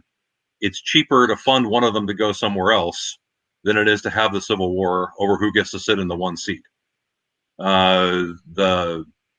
So that's one theme, this kind of political autonomy or sovereignty or independence that people motivate them to do that. One is access to energy, which historically has been access to land or hunting or fishing grounds. That's a limited resource. At any given time, a society only has so much of it. When there are more people who want it that feel landless, they feel locked out of economic opportunity. They're perfectly willing to risk their lives and their capital to go get access to more, even though they know that represents a step down in their living standards for them, but they have hopes that their children or their grandchildren will be better off. But a third element that is present in essentially all of these settlements since the beginning of what you might think, since the Iron Age, has been what today you might call real estate speculation. It's not always done in the same way, but some people who aren't planning to go put up some of the resources to fund this settlement because they're going to get some kind of ownership interest in the resulting settlement. And if it's successful, that real estate becomes more valuable. Selling a plot of land, that has no services, no utilities, no farm, no nothing, is not very advantageous. If you own that plot of land and then farmers move in and roads move in and schools and all of this infrastructure gets built, that plot of land is a lot more valuable. And that's how, for example, Iceland was financed. And that's how, for example, the railroads in the United States were financed. So now look at that in space terms, right? Which of those elements are there? Do people who might settle in space have a path to sovereignty where they would be their own boss?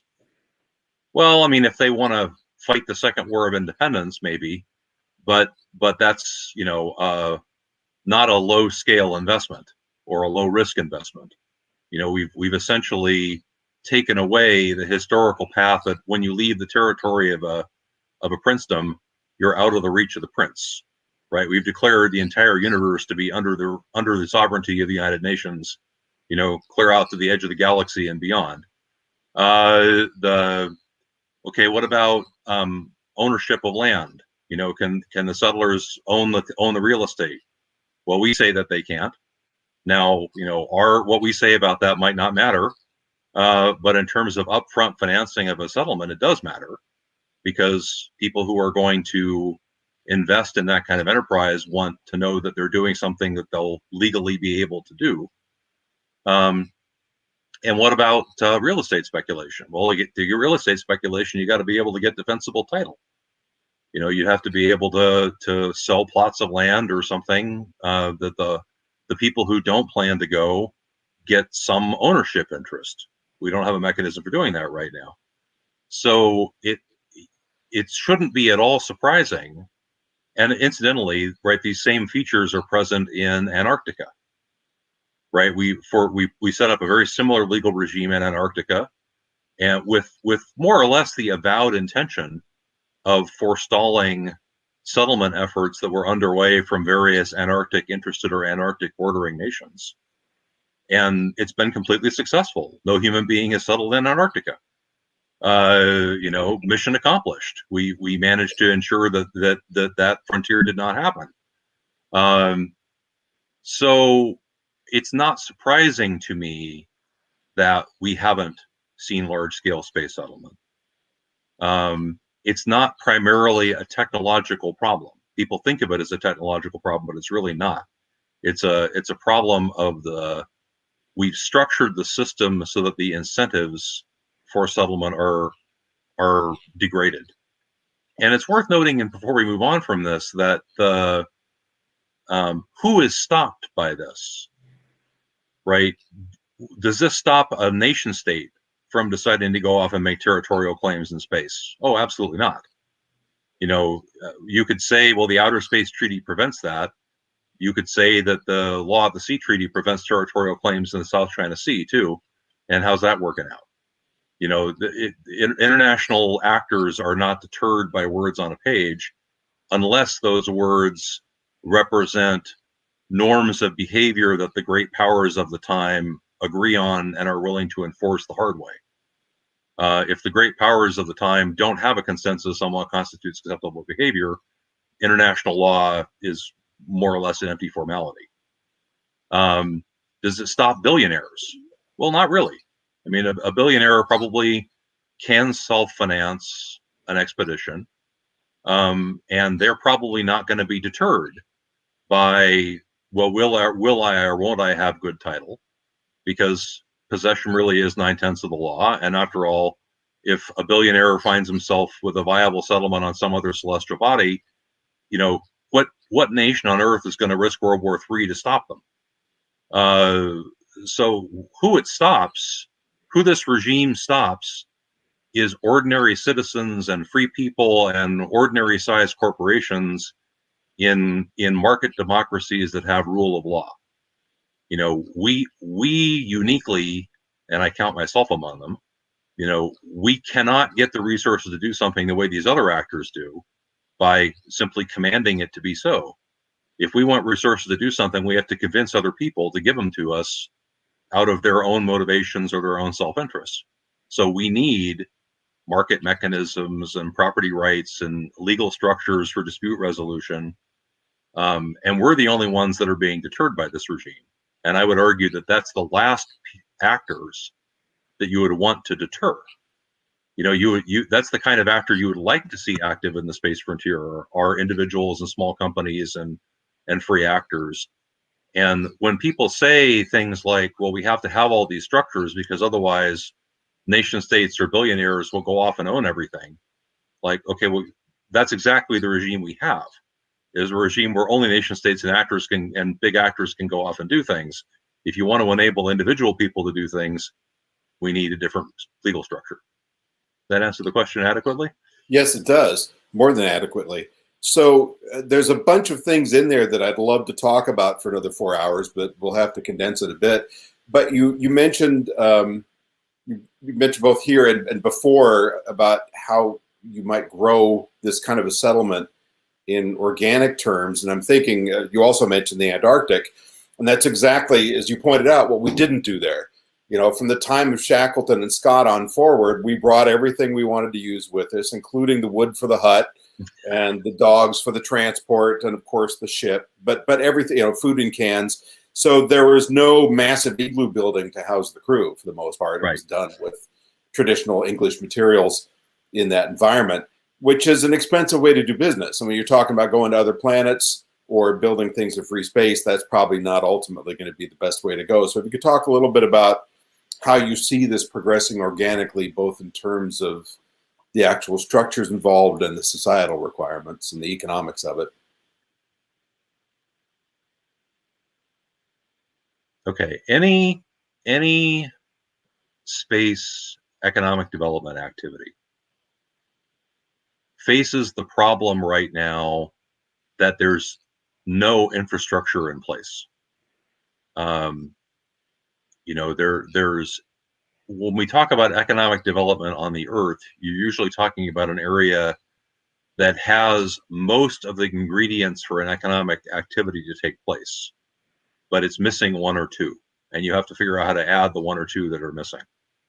In space, you have this problem of you have to somehow stand up everything at once.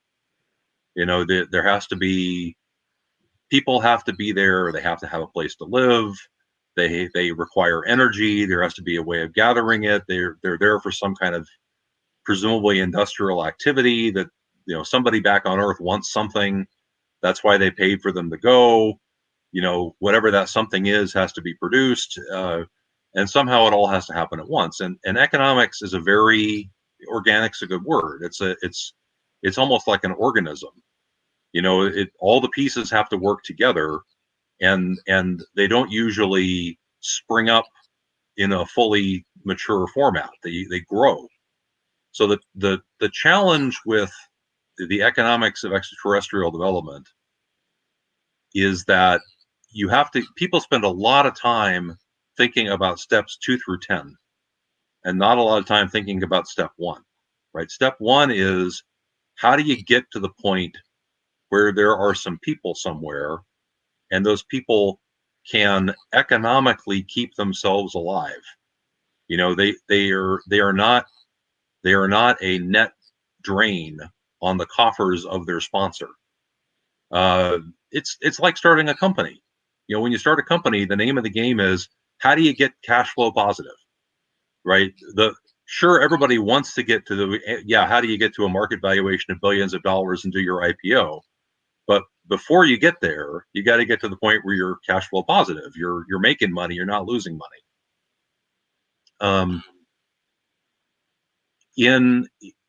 In space, because everything has to be put into place at once for some minimum size group, it's really important that minimum size group be as small as possible.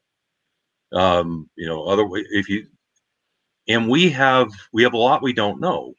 We have a challenge that people, I think, grossly underestimate, which is you can't live on these planets with Stone Age technology exclusively. So we have developed our modern technologies in the context of a very large, interconnected worldwide economy. And I don't know if you've ever read, or your audience has read, the classic economic story I Pencil, but I strongly recommend it to everybody's attention. it just makes the case that even something as humble as a pencil, takes a worldwide economic network to mine the metals and get the wood and get the graphite and the clay and the paint and the machines that put all that together and the transportation that moves it all around the planet, so you can wind up with a product that costs a couple of pennies. I used to be in the semiconductor business, and people are always talking about, well, we'll just set up solar cell production on the moon, and I laugh. Semiconductor fabs are some of the most complicated economic structures known to human beings. So the semiconductor industry rests on a worldwide chain of things like chemical industries and semiconductor equipment manufacturers and silicon refining and I have no idea how many people worldwide it takes to make a solar cell, but my guess is it's in the hundreds of thousands. And that's on a planet where we have many things given to us, by nature in a ready-to-use form. So the test I use in my own head for this is, imagine that you get to the point where there is a settlement, a small one, and there's a couple, and they'd like to have kids. Okay, if they can, the settlement can grow by itself. But in order for them to be able to do that, the stuff it takes, the increase in the life support environment, that increase in the habitat space that it's going to take to support those new human beings, those people have to be able to afford. The economic surplus of their activity, what an economist would call the savings, the current consumption that they defer to invest in something that they want, has to be something. If it takes you 50 years to save up to have one kid, you can't do it. You'll be too old to have the kids by the time that you can afford to have the kids. So I spend a lot of time, maybe more than I should, thinking about how can we set up settlements in space where the level of technology and the level of investment that it takes to make new habitat and new energy collection space can be as small as possible. One of the things that leads me to is, the what I call the domes and cans vision of future space exploration, right? Either people are living in shiny aluminum cans that look very much like Skylab or the International Space Station, or they're living in futuristic glass domes with no hint of radiation protection in sight.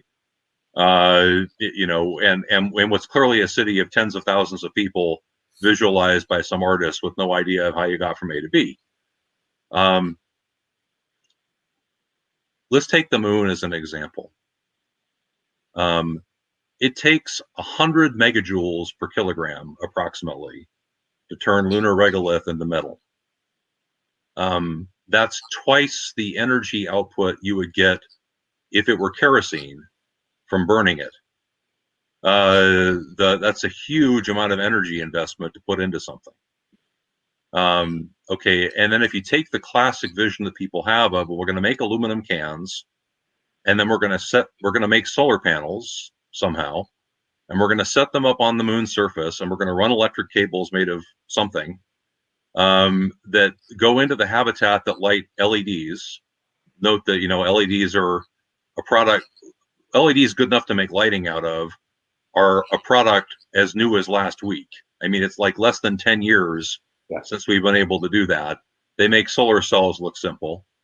And that's how we're going to grow crops and do our life support. And you just add all that up and you go, nobody can say what the price is, but you can add up the energy it takes to make all those things. And you can say that may never pay back. If you add up the amount of energy it took to make all that stuff to the amount of energy it's going to grow in crops over its useful lifetime, you would have been better off not building it. So that led me to thinking about what is cheap. And the answer is probably not coincidentally the kind of products we think of as being associated with very low levels of technology. Why is that? Well, we didn't use as much energy per person back in the Stone Age. So the only products we had were the products that took less energy to produce. Moving around regolith on the moon to make heaps of dirt costs about a kilojoule per kilogram, or 10 to the 5th times less energy than making metal. Chipping rocks into a shape, the way that Neanderthals used to do, it takes about a kilojoule per kilogram. And the moon is not running out of rocks yet. Glass is more expensive, but you don't need nearly as much of it. You need glass to let the light in. Glass is between 1 and 10 megajoules per kilogram, but there's very few kilograms of it in a structure. Mirrors can be cheap. Mirrors are made of a thin coating of metal over some kind of substrate, but the coating of metal can be very, very thin. And one thing the moon has is lots of vacuum. Vacuum spraying is an excellent way to make thin metallic large structures. So I added all that up, and I went, if you could make a habitat out of rocks and dirt and glass and a couple of mirrors, and you add up how much solar energy it would collect to turn into plants, crops, the old-fashioned way of doing life support, it pays off in a couple of months. You could actually afford to do it, and just visualizing it, right? It's not so hard in the human experience to think that, you could have the equivalent of a barn raising, that if you had 20 people and you were building something that was essentially a pile of rocks, you might be able to take evenings and weekends and actually build a thing that's a pile of rocks. It's not so easy to think about. Send 20 people out to Hawaii with no additional means of support and tell them to build an aluminum can out of the rocks around them. We're going to be waiting a while. That does leave the engineering problem of how do you make a pressure vessel out of rocks and dirt, which is an interesting problem. So we're coming up on the end here, but what would be, in your estimation, let's say a planetary colony, so Mars, a good number of people to pilot with, to start with? We don't know that. It's unlikely to be less than village sized. The village is a very or the big tribe is a very long-standing unit of human society.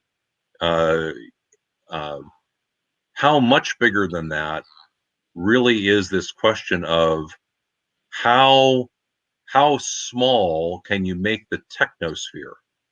How small can you make the number of things that somebody in that group of people has to be expert in order to do the basics?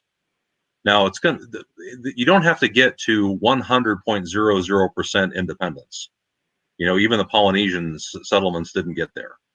You just have to get to the point where the basics of staying alive, the basics of expanding your habitat space so that you can have kids, is something that you can pretty much pay for out of your own work product. That's a much easier bar. It's okay that there are some imports, but if you have to import what's essentially your farmland, you're doing it wrong. Interesting. So in summary, well, first off, is there anything left you'd like to add? Any stone left unturned here? Not to coin a pun.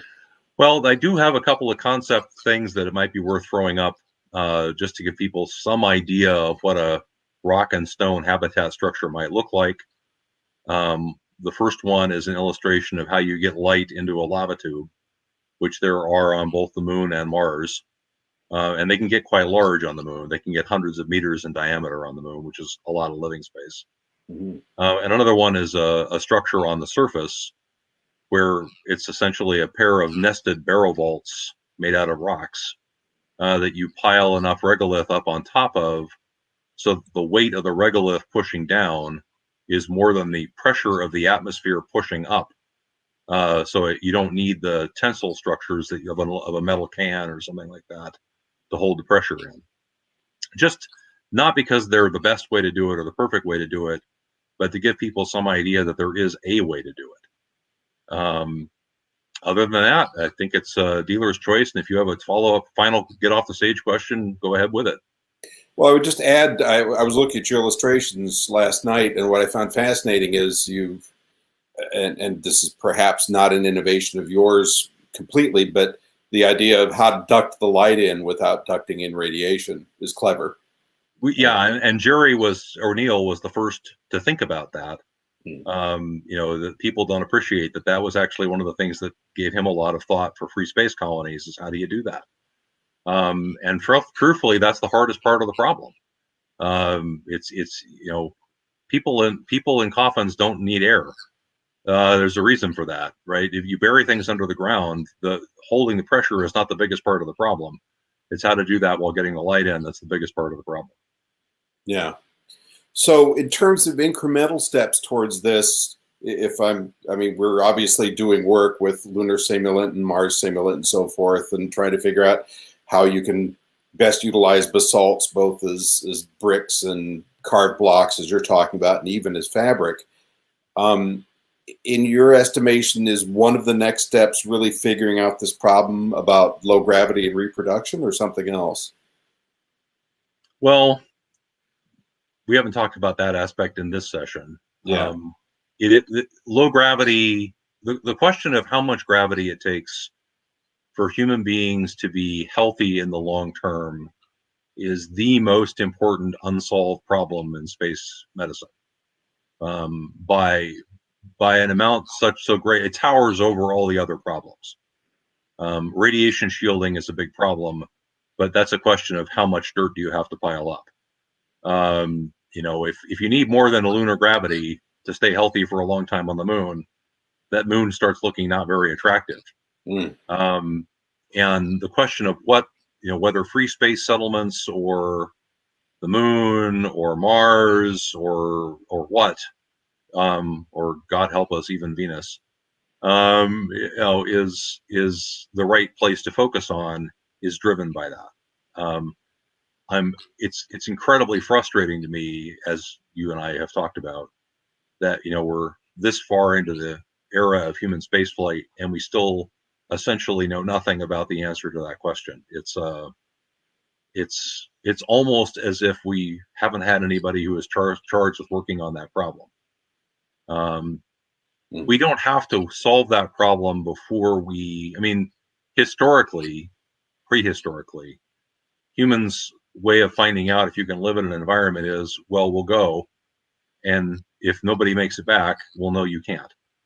And it's a little weird to be thinking that in this day and age that might be what we wind up doing, but that might be what we wind up doing is, we'll just go, and if people wind up having long-term health problems, we'll know that wasn't a very good idea. But I'd love to see one or more national space agencies who in theory are both funded and chartered to look at problems like this, do the necessary investigation to find out how much gravity does it take. I think we all would, yes. Well, this has been really enjoyable. Thank you very much. I hope we can come back and do it again soon. And for everybody else, we'll see you in the next session. Thank you. Thanks for having us.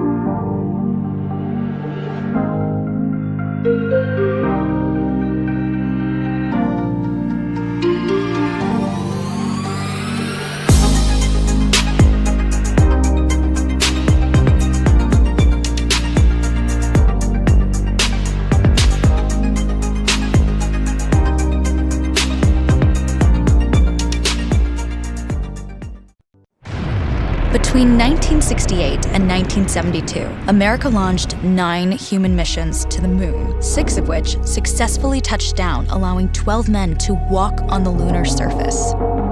NASA's next chapter of lunar exploration, called Artemis, has the task of not just going to the moon to create a long-term human presence on and around it, but also to prepare for ever more complex human missions to Mars. In short, everything we must be able to do here, we must first do here. So, what will an Artemis mission look like? Everything is designed and tested with our most important element in mind, the astronauts. This is their deep space, human-rated spacecraft called Orion, built in 3 parts. The crew module, where up to 4 astronauts will live and work throughout the flight. The service module, with life support systems for the crew and its own engine and fuel reserves. And a launch abort system, with engines capable of pulling the crew module to safety during launch should anything go wrong.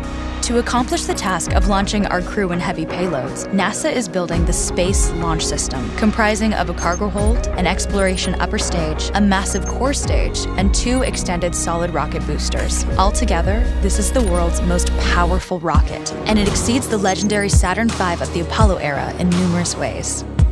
Sitting on the launch pad, the entire rocket, fully fueled, weighs just over 6 million pounds, 5.2 million of which is just the fuel. Once ignited, there is no stopping what comes next. All 4 RS-25 engines and the 2 solid rocket boosters come to life, thundering our crew upwards. 2 minutes after ignition, the solid rocket boosters are spent and released. 8 minutes after launch, the core stage is depleted and separated. The upper stage fires briefly, placing Orion into a parking orbit around the Earth. Here, the crew reconfigure the spacecraft and check systems to confirm everything is ready for deep space travel.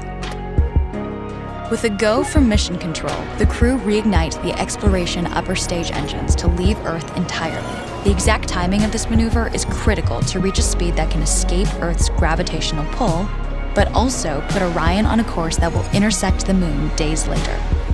Once this burn is complete, the upper stage of the SLS is jettisoned and the crew aboard Orion coast for several days toward all that awaits them at the moon. Approaching the moon, we see the fundamental differences between Artemis and Apollo. Instead of requiring Orion to serve as an expendable lunar command module or to carry a constrained lunar lander, the Artemis missions will take advantage of a different approach: pre-staging. Everything needed for lunar missions will be positioned in advance by commercial and international partners. This includes rovers, science experiments, and human-rated systems on the surface. But it also includes a dedicated lunar station in orbit around the moon called Gateway. Here at this station, we can pre-stage a robust lunar lander and establish a strong communications relay. Designed with open standards, the Gateway can be expanded as new missions and partnerships develop, allowing multiple human missions on the moon at the same time and enabling ongoing science to be conducted even between human missions. The Gateway is also capable of adjusting its orbit to allow access to every part of the moon, something the Apollo missions could not do. But the real key in this approach is placing Gateway in a unique halo orbit to perfect the maneuvers needed for Mars missions. And with the growing list of commercial and international opportunities, Gateway is the ideal hub between Earth and all that lies beyond. Returning to our crew as they approach Gateway, the Orion must match the elliptical orbit of the station in order to successfully dock. Once on board, pre-selected crew members transfer to the lunar lander, while those assigned to Gateway remain on station.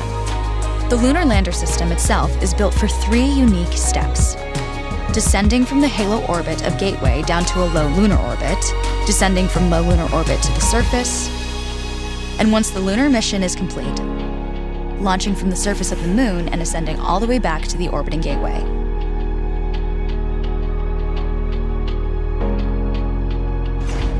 Once back aboard the Orion spacecraft and undocked from Gateway, the crew fire their engine once to break out of the halo orbit and once again to sling the spacecraft around the moon, placing it on a multi-day trajectory back towards Earth.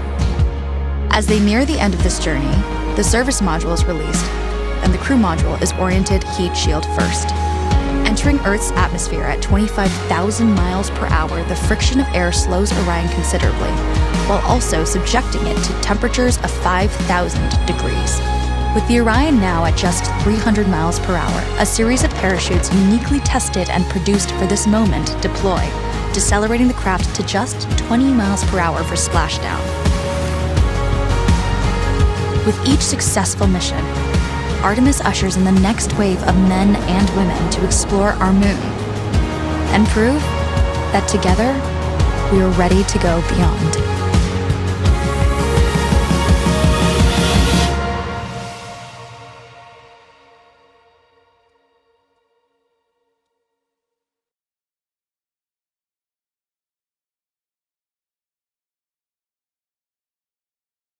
Hello, everybody. It's my pleasure to introduce Carlton Johnson, the National Space Society's Board of Governors President and Chairman. Carlton, thank you so much for taking the time to be with us today. Thanks, Dave. Good to see you again. Yeah, likewise. I remember last time we were at the Space Settlement Summit, we were able to enjoy you had some very fine scotch. Probably time for that again, right? We definitely need to do that again. That was a good time. You're buying this round, though, all right?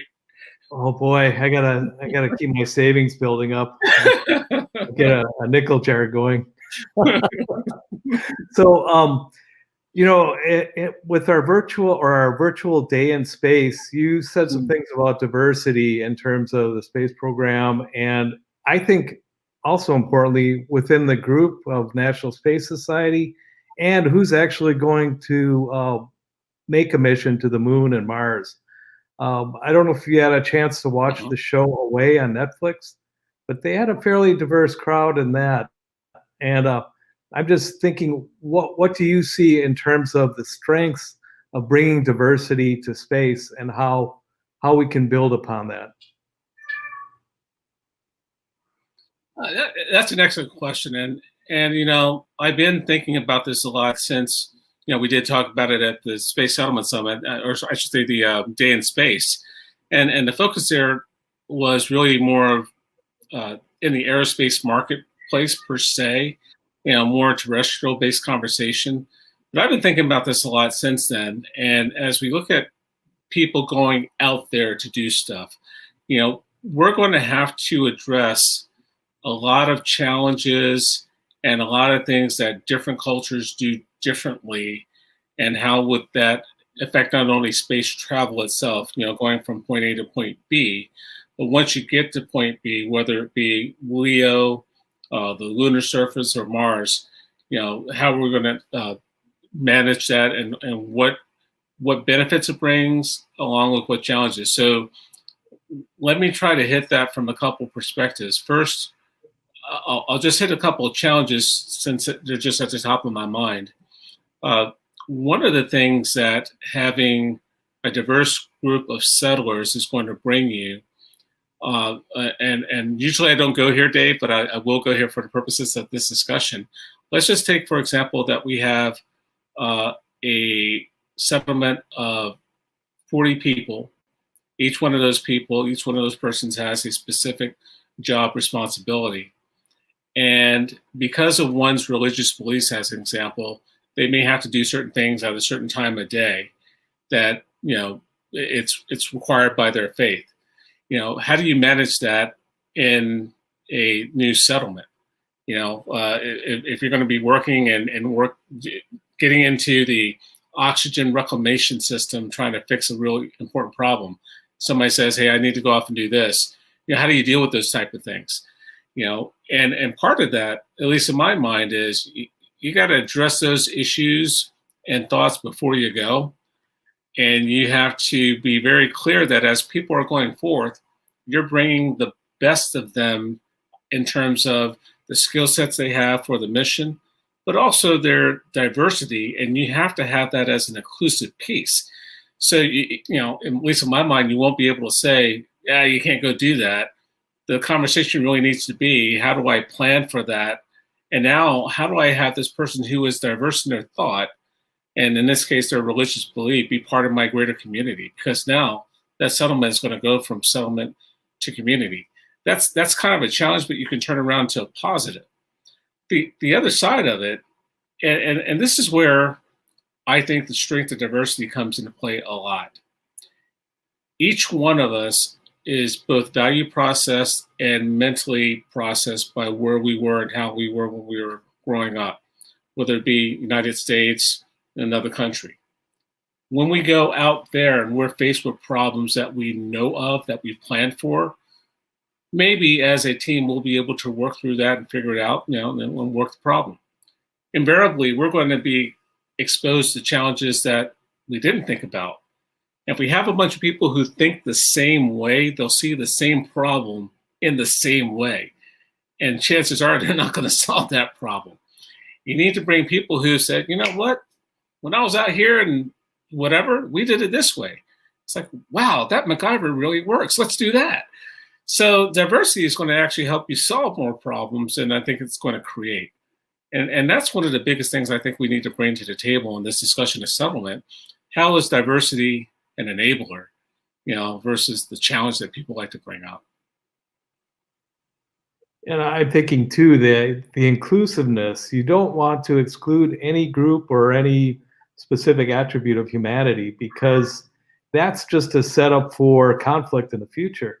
So the idea of bringing everybody to the party means that we're basically one step ahead of the problems we've had on Earth. Absolutely. Absolutely. And Dave, along those lines, this is one I believe one of the beauties of the space program. And it, put aside the science fiction shows, which I do watch, and I do like, where they talk about alternate histories and blah, blah, blah. And we weren't working together in space. I submit to you that looking at the International Space Station is a classic example of how we can work together better. And so, again, from a diversity perspective, I think there's at least room for a conversation of how do we bring the various disparate people from the various walks of life they come from to be part of this, and this new endeavor, this new journey and expansion of humanity outward. I've made the comment in the past, Dave, that we want to take the best of us out there. And when I was challenged on that one time, somebody actually from a diversity perspective said, what you just said to me is you want to leave the despondent behind. You want to leave the people who are segregated behind. You want to do all this. It's like, no, it was actually the opposite. I want to leave racism behind. I want to leave the things that divide us behind. I want to take the best ideals of humanity out with us. And one of those ideals is diversity. And so I think we got to find the right way to plug and play that into this discussion of settlement. It needs to be not just because it's vogue today, because of all the things that have happened, but because it's the right thing to do. It's the right conversation to have. Jeff? Absolutely. It's critical for us going forward to think about all the diversity in humanity, but also what's common to us all, the common ground that brings us all together. And without diversity, it could be a very vanilla existence in space. It would lack flavor, zest, and culture. We need to bring all those cultural aspects to it with us as we expand into the universe. Absolutely. And just kind of rounding that out, one of the things that I've been thinking about along these same lines, Dave, is, and I mentioned this in a different call, we talked about interoperability in space and so forth. And once we get out there, we are going to be dependent on each other. If I'm on a US station and I'm next to another station that's another nationality, they have an emergency, I'm not going to say I'm not going to go help. I'm going to find the right way to help them. And we need to start now thinking about those barriers to communication, which include language and culture and so forth, and make ourselves more plug and play interoperable as we go out there. And again, I think diversity, having a diverse mindset is that first step. So there's a lot of room for growth in this particular area. And I'm really looking forward to not only being a part of it as we go out there, but being in the National Space Society, which is trying to lead the way forward in diversity, not only in thought, but the things that we're doing and bringing diverse people together. It's an exciting time to be part of this organization. And it's an exciting time to be part of this conversation about space settlement. And I just wanted to tell you, thank you a lot for giving me the opportunity to talk today. You just juiced me up, and I'm excited about getting out there and make some good things happen. So thanks, Dave. Oh, thank you, Carlton, and you're welcome. I mean, we're creating the future here. We got to make it spicy, right? There you go. There you go. I'm all about the spice of life. There you go. The spice melange. Well, thank you. All right. Again for the opportunity. This has been great. Oh, and you're welcome, and thank you very much.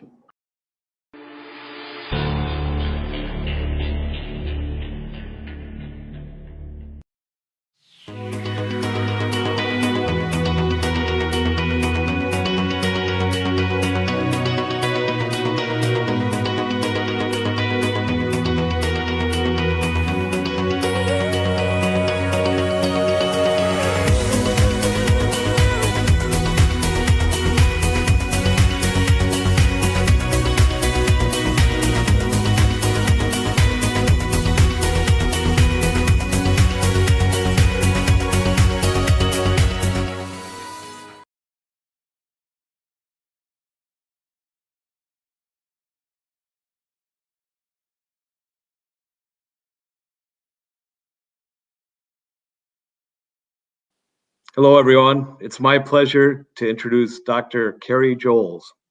Kerry, take it away. Thank you. Thanks, Dave. Hello, welcome to Mars City. Mars City is a project that NASA funded for the Total Learning Research Institute, the institute that I run. And Mars City is designed to be basically an all-up facility where we can actually start to do tests, where we can run simulations, where we can actually see what it's going to be like for about 100 people to live permanently on the surface of Mars. The name of this in the next slide is, how many astronauts does it take to screw in a light bulb? And I gave it this name because many people think about, when they see the TV and radio and things like that, presentations about space, and they interviewed, they're talking about research and experimentation and flight ops and things of that nature. But in point of fact, if you can't screw in a light bulb, you can't maintain the city. And a lot of the shows today, like Away or the public television Mars series or the movie The Martian, really reinforce that. You need to be able to maintain the facility. So we're going to talk about that today. The next slide actually shows the people that were involved in doing this. Of course, Total Learning Research Institute, NASA funded the development of Mars City. And then we had a series of people from, in this case, the construction industry and design industry that helped us to actually create what they call a building information model. Space tries to kill you, and I wanted to just take a few minutes to scare you witless. I had the pleasure of working for 3 times for astronaut Tom Stafford. Tom and I worked on several projects, including the White House Moon Mars Initiative. And Tom shared with me a lot of the stories of his flights. And on all 4 of his flights, 2 Gemini and 2 Apollo, he almost died. He or a crew member almost died on every one of them. We tend to think of those days as, gee, the flights went perfectly and everything was fine. But on his first Gemini flight, he had 2 failures. The rocket failed to come up to correct pressure and thrust, and they would have crashed, except that the hold-on arms failed and the rocket was not released. So they were able to shut it down.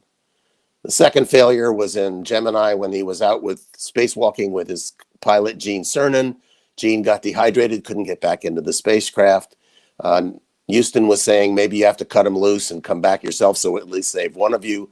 Tom refused, and he fought Gene back into the spacecraft. On Apollo 10, he had a thruster stuck on his orbit around the moon in the rehearsal for the Apollo 11 landing. He also uttered the first cuss word from the moon, according to Tom, and he was able to fight that back under control so that he could dock and not have to have the command module leave without him. Finally, on Apollo Soyuz, some toxic gas leaked into the spacecraft during the re-entry, and all 3 astronauts were hospitalized for 2 weeks. We know, of course, about the shuttle, the Challenger, and I had the privilege of working with the Challenger families on the Challenger Center, and then, of course, Columbia, which were operational things. But interestingly enough, a lot of them dealt with maintenance. The inability of the shuttle program to slow down and correct the O-ring problems and some of the other problems. The Columbia which had a catastrophic failure on orbit and during reentry. All were things that might have been avoided had the maintenance been different. International Space Station, which we benchmarked for this study, has had a lot of issues. In fact, it's a miracle that they have stayed on this long and operated this successfully. Last fall, in 2019, a small leak developed in one of the Russian modules, but they had so much scheduled for research that they ignored it until recently, when they actually went in and got to spend a couple of days in the modules tracing the leak. But this is an example of maintenance that can be critical. And in Mars City, of course, you have 100 people living in a closed environment. Anything could be fatal. Mars is a hostile environment. The next slide, in fact, shows some of the issues that we've had. This is the document that you're looking at that's one of the parts of the on-orbit maintenance plan for the International Space Station. NASA and the Japan Space Agency put this together. The next slide shows, and you won't be able to read it, but this is the level of detail that you have to go into just to keep the International Space Station afloat, if you will, up in the air, functioning successfully. And this implies that the astronauts that go up there, and they have crews of 3, 4, 5 going at any given time, have to understand and be able to be trained in and do these space operations. The next slide actually discusses one of the things that we're needing to think about for Mars City. First of all, the nearest Home Depot is 48 million miles away, and it only gets that close every 2 years. So you're not going out for spare parts. If your systems fail, you die. Water can be produced from a mineral-laden permafrost, so you do have an adequate supply of that, but you have 4 different kinds of water on the spacecraft, all of which have to be monitored continuously. The average temperature on Mars is 80 below Fahrenheit, not exactly friendly, and the atmosphere is 1/100th of the Earth, and that's all CO2. So you cannot go outside, you cannot breathe, there is no backup. Inside is life, outside is death. So we had an engineering challenge. We built out Mars City as a facility and did it as a computer model. We partnered with the National Institute of Building Sciences, and we used a building information model that allows us to actually go inside in 3D and look at the size, the scale, all of the systems. We loaded over 850 different systems into this model so that we now have a working virtual colony, working virtual settlement. And the next slide shows some of the things that we're working with on that. You have to understand that you need a fictitious roster of cross-trained crew members. And we also built a training curriculum which teaches building system knowledge so that everyone on board has to understand maintenance principles. And of course, we did this using space station data to understand what that was, and a career center to build and understand how we create and train every resident in Mars City for survival and support. The next slide gets into what we're trying to do.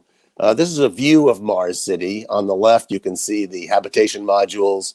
The T shape is the main bulk of Mars City.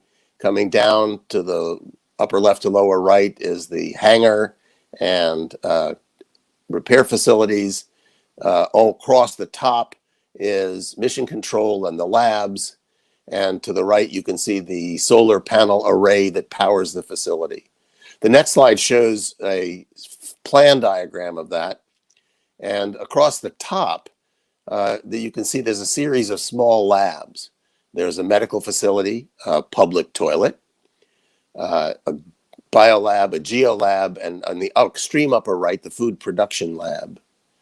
The next slide shows how we then took all of this and started to visualize it so that we could understand what it would take physically to move through these spaces and understand how to maintain them. And in the next slide, we actually started doing the coding and the things that we need to do. For example, you can see over on the right that red rectangle shows the codes that we put in for the med lab, the biolab, geolab, and food production. These codes are then used in the next slide with repair codes. What might go wrong in each of those labs? and how long might it take to repair, how often do we have to do it, and particularly what kind of continuous maintenance, or what we call preventive maintenance, do we need for each section of Mars City based on the equipment that's there and the function of the module. In the next slide, we show our system of cross-trained technicians, and you'll notice that in this case we have it simplified: mechanical, electrical, plumbing.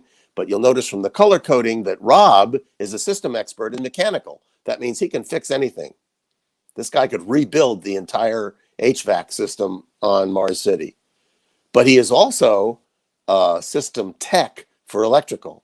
So if you have a whole day where you're planning on electrical maintenance, like screwing in light bulbs or checking circuits, and all of a sudden a mechanical system breaks, Rob is no longer there for you, and you have to take that into consideration.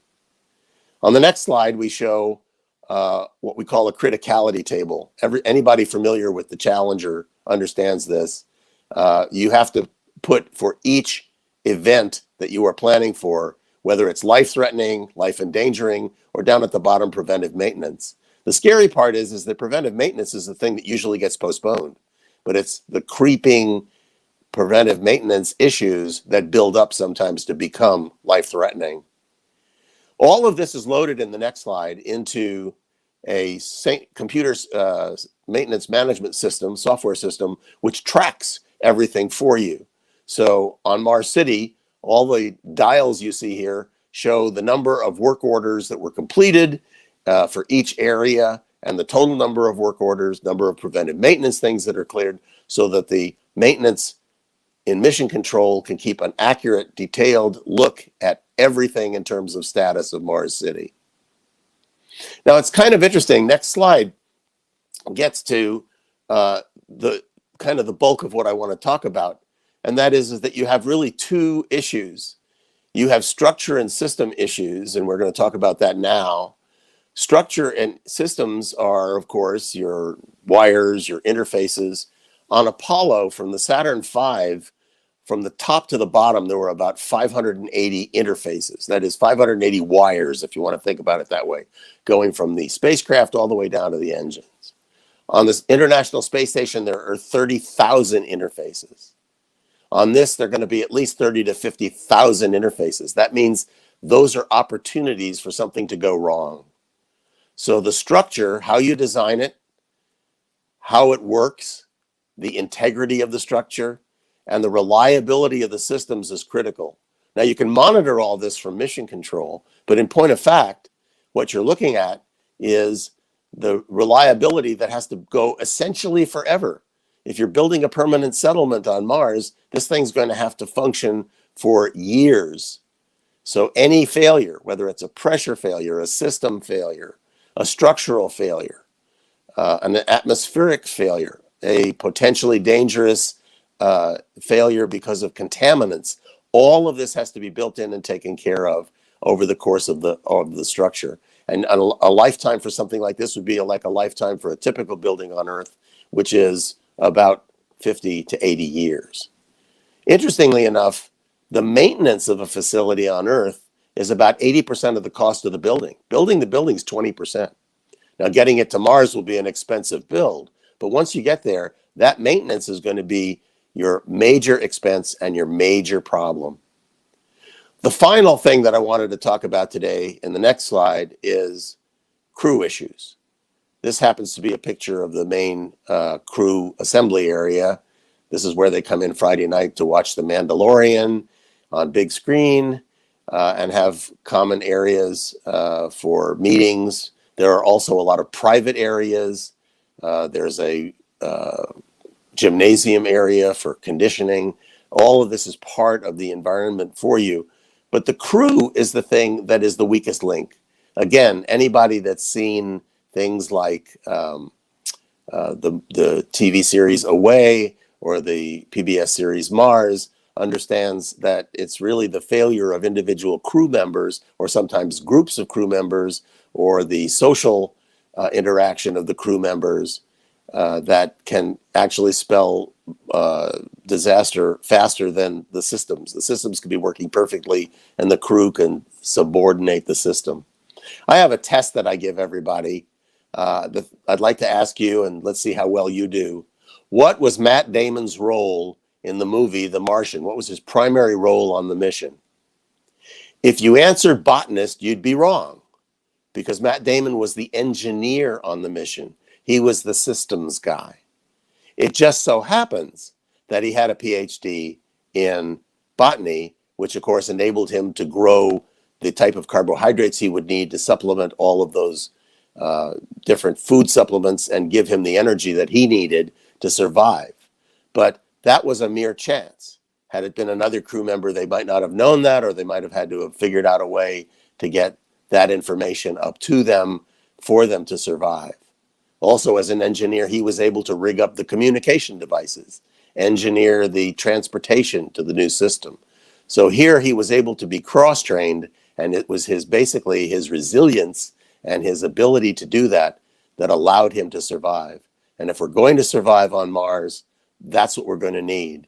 We're going to need reliable systems, we're going to need reliable structures, and we're going to have to figure out the human element, which was potentially the most dangerous of all. Thank you.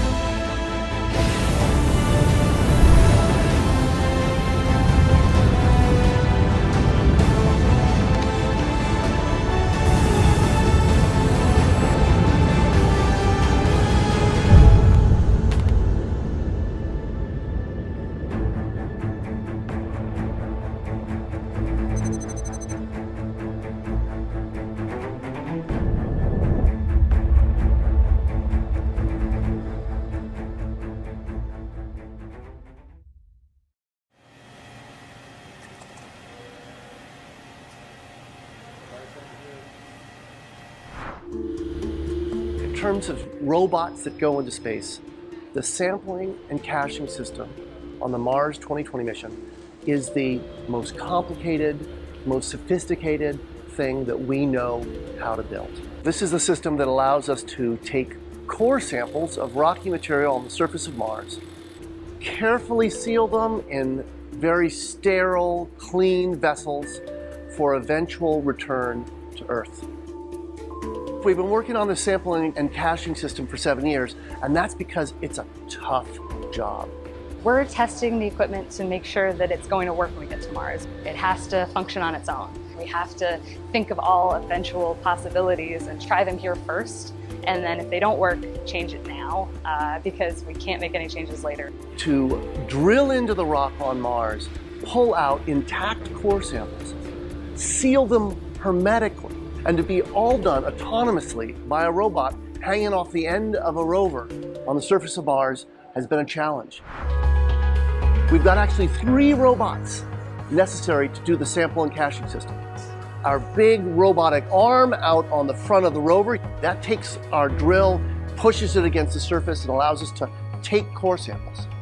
Then we put that core sample in the bit carousel, the second robot that takes that from the robot arm and puts it down inside our adaptive caching system. This is the part of the sample and caching system inside the rover. We've got a little tiny robot, a special robot arm called the SHAW, the sample handling arm. It takes the samples out of the bit carousel and moves them through volume assessment, image taking, and eventually to sealing, and then replaces the cylinder containing the sample in a storage spot, all on its own in the matter of a few hours. We have designs on bringing them back in a decade. Mars has been at the fore of our consciousness about the questions of life. Could life exist in one of our nearest neighbors? I think we have a lot to learn, life or no life, about the evolution of our solar system, about our planet, by looking in depth at rocks brought back from Mars.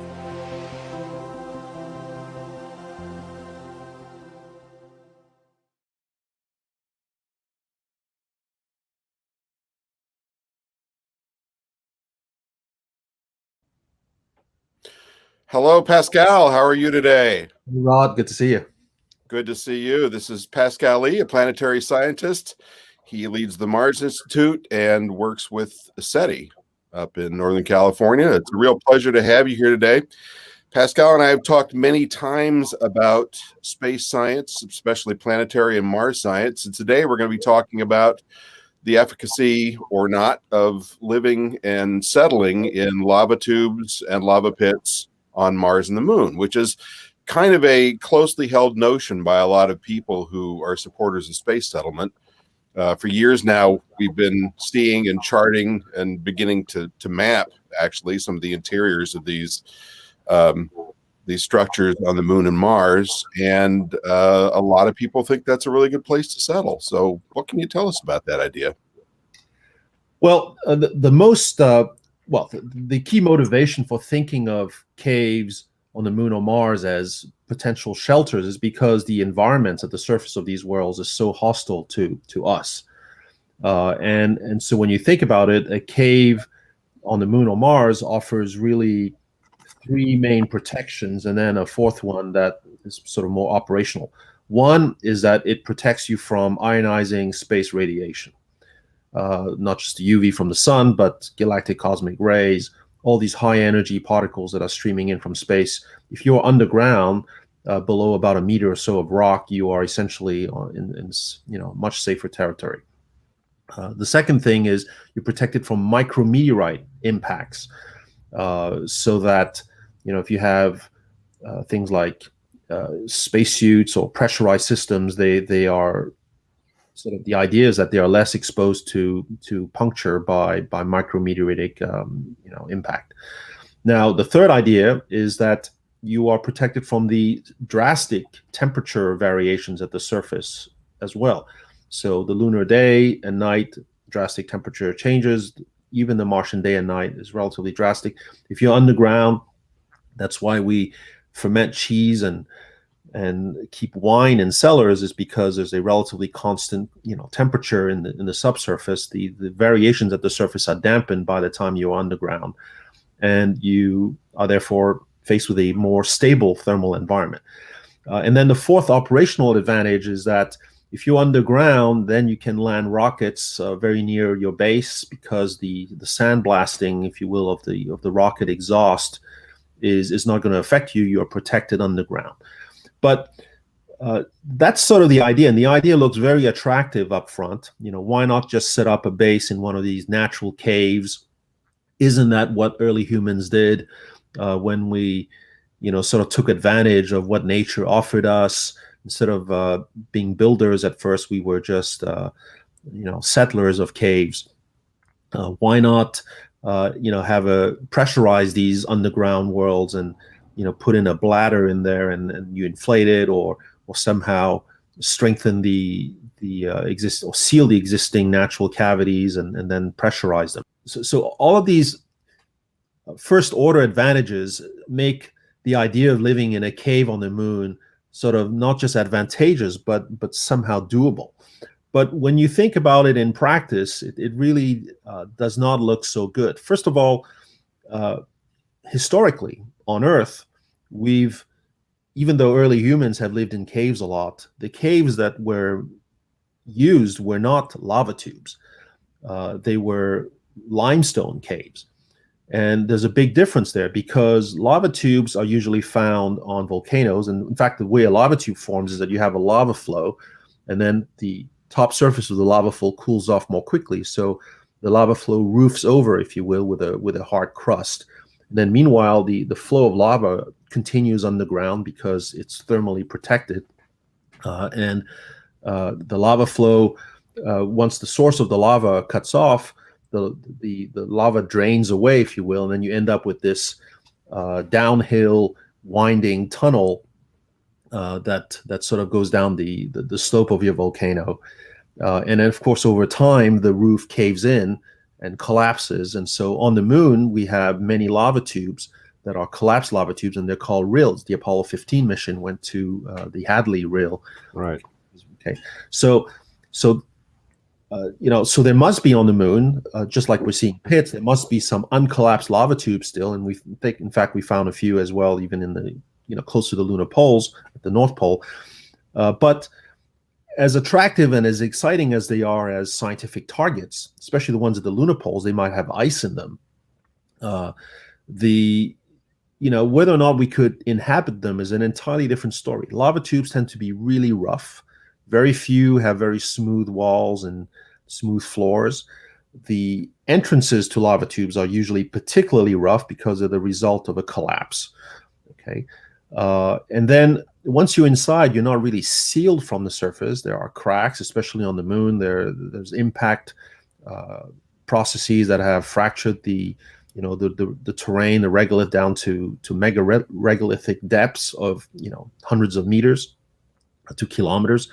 So when you start looking at the sort of civil engineering detail of how you might actually occupy one of these things, then the prospect of using them is a lot less advantageous. If you really want to protect yourself from space radiation, yes, interposing between you, your pressurized vessel, and space, some rocky material, some mineral material, yeah, that's a good idea.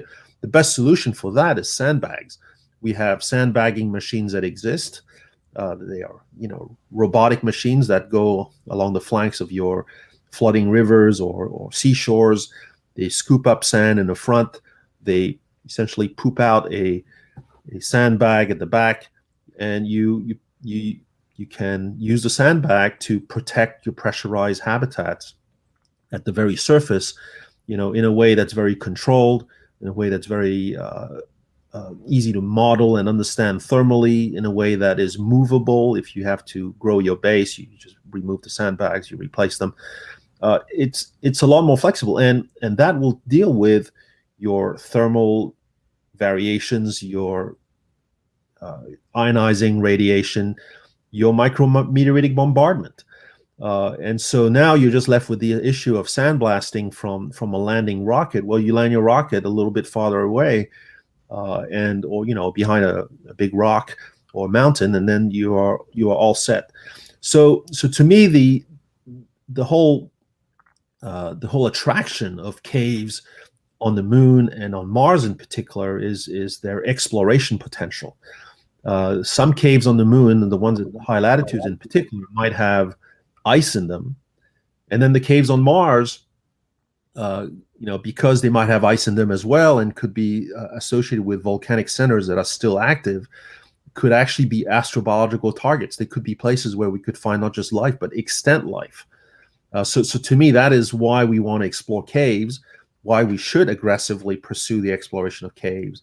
But the notion of using them for settlement, to me, is not an obvious solution. We might get lucky. We could find a big cave with that we could that's sort of ready to move in. But on the moon in particular, it's actually really unlikely. So the big downside, in your opinion, is the fact that they're likely to be structurally unstable in the roof?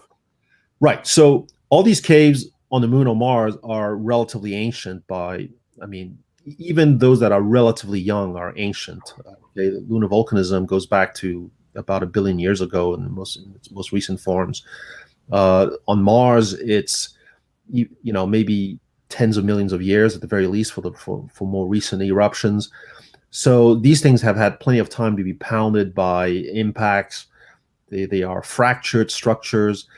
These lava tubes, to begin with, the way they form is from the quenching, the abrupt cooling of molten rock coming in contact with the atmosphere of the Earth. So these things fracture dramatically as they cool off to begin with. So they are very prone to collapse and instability, and sort of geotechnical instability.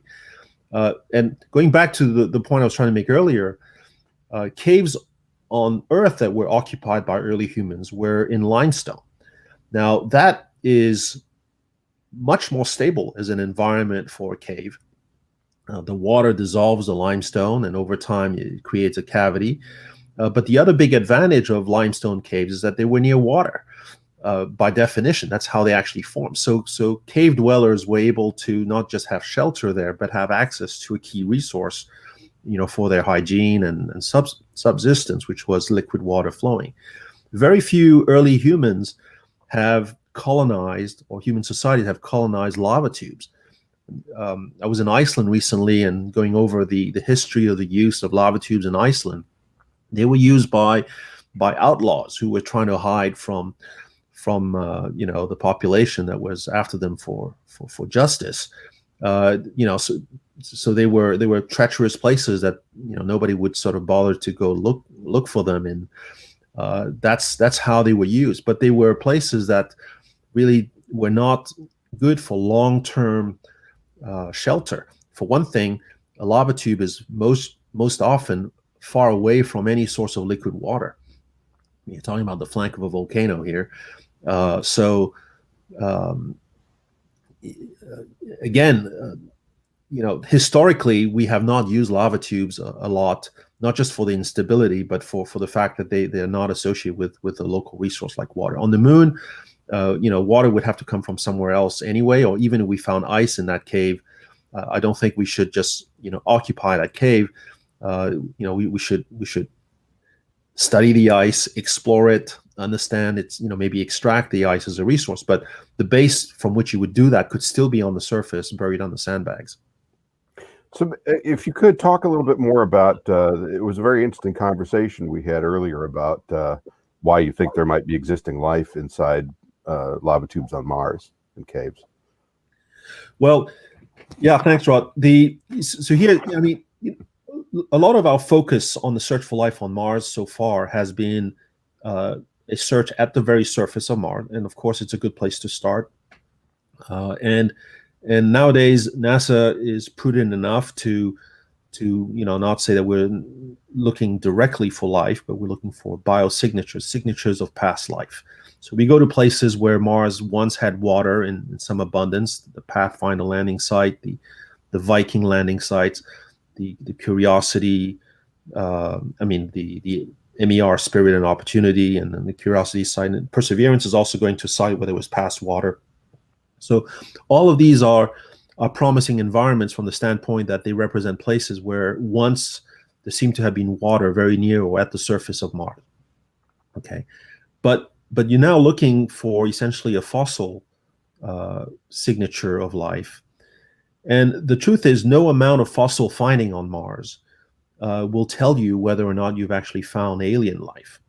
And this is, when you sort of think about it, this is really what we're after. What we are after by saying that we want to search for life on Mars or search for life on other places, that we are in search for an alien form of life. We know that Mars and the Earth have exchanged rocks. We have Martian meteorites that have come on their own to the Earth. Impacts take place on Mars. Asteroids and comets hit Mars. They kick off rocks that travel through space. The unlucky ones land on Earth. We pick them up. They end up in a museum or under a rock saw. But in other words, planets are not closed worlds and closed systems. It's possible that life started on Earth, seeded Mars, or even vice versa, which is a bit of a sort of a,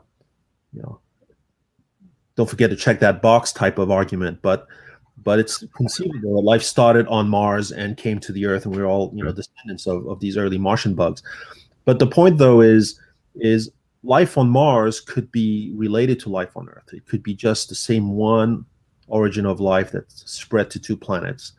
And so therefore finding a fossil of a life form on Mars won't tell you anything. You wouldn't know if it is of Mars or of the Earth, or our original ancestor. You couldn't tell if it was alien.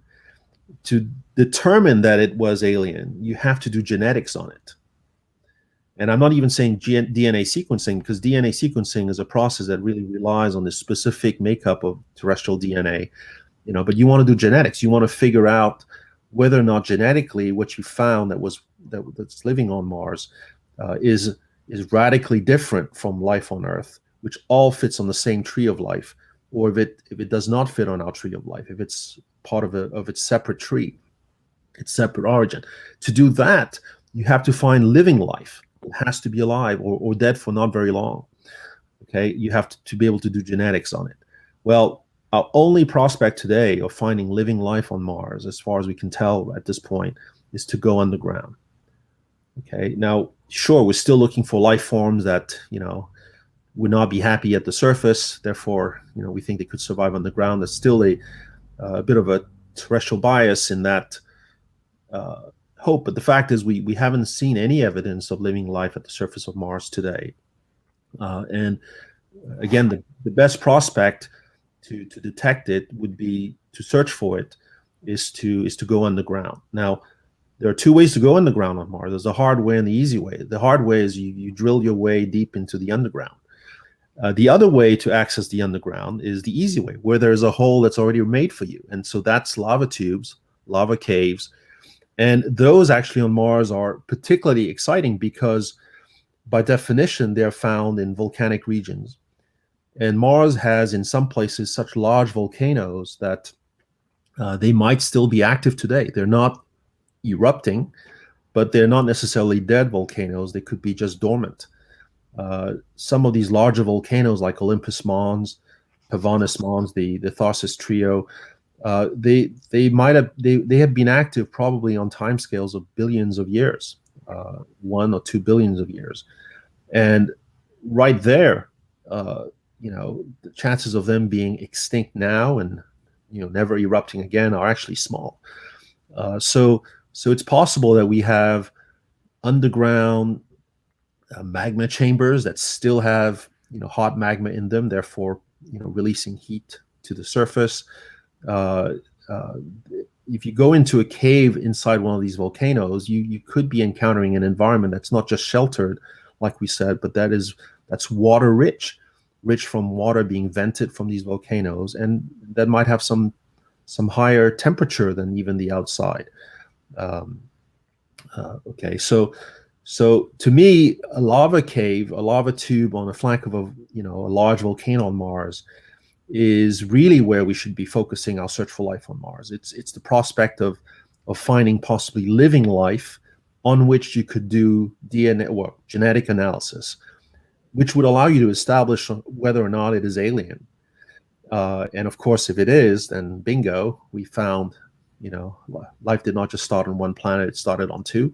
And if it is similar to life on Earth, well then, we're back to square one, but we still have the sense that, the same life was shared on two planets, or maybe somehow life adopted exactly the same formula on two worlds by starting independently still. But the point is, that's really what we want to determine. And I would shift our search for life on Mars away from fossil life, which will be fun to publish, but of which we would not be able to make much, and focus all our efforts on the possibility of finding extant life on Mars, and that means going underground. Well, and I believe you've been working on some ways to go into these underground structures, yes? Right now, I'm working on a project called Globetrotter. It's a concept for a hopper.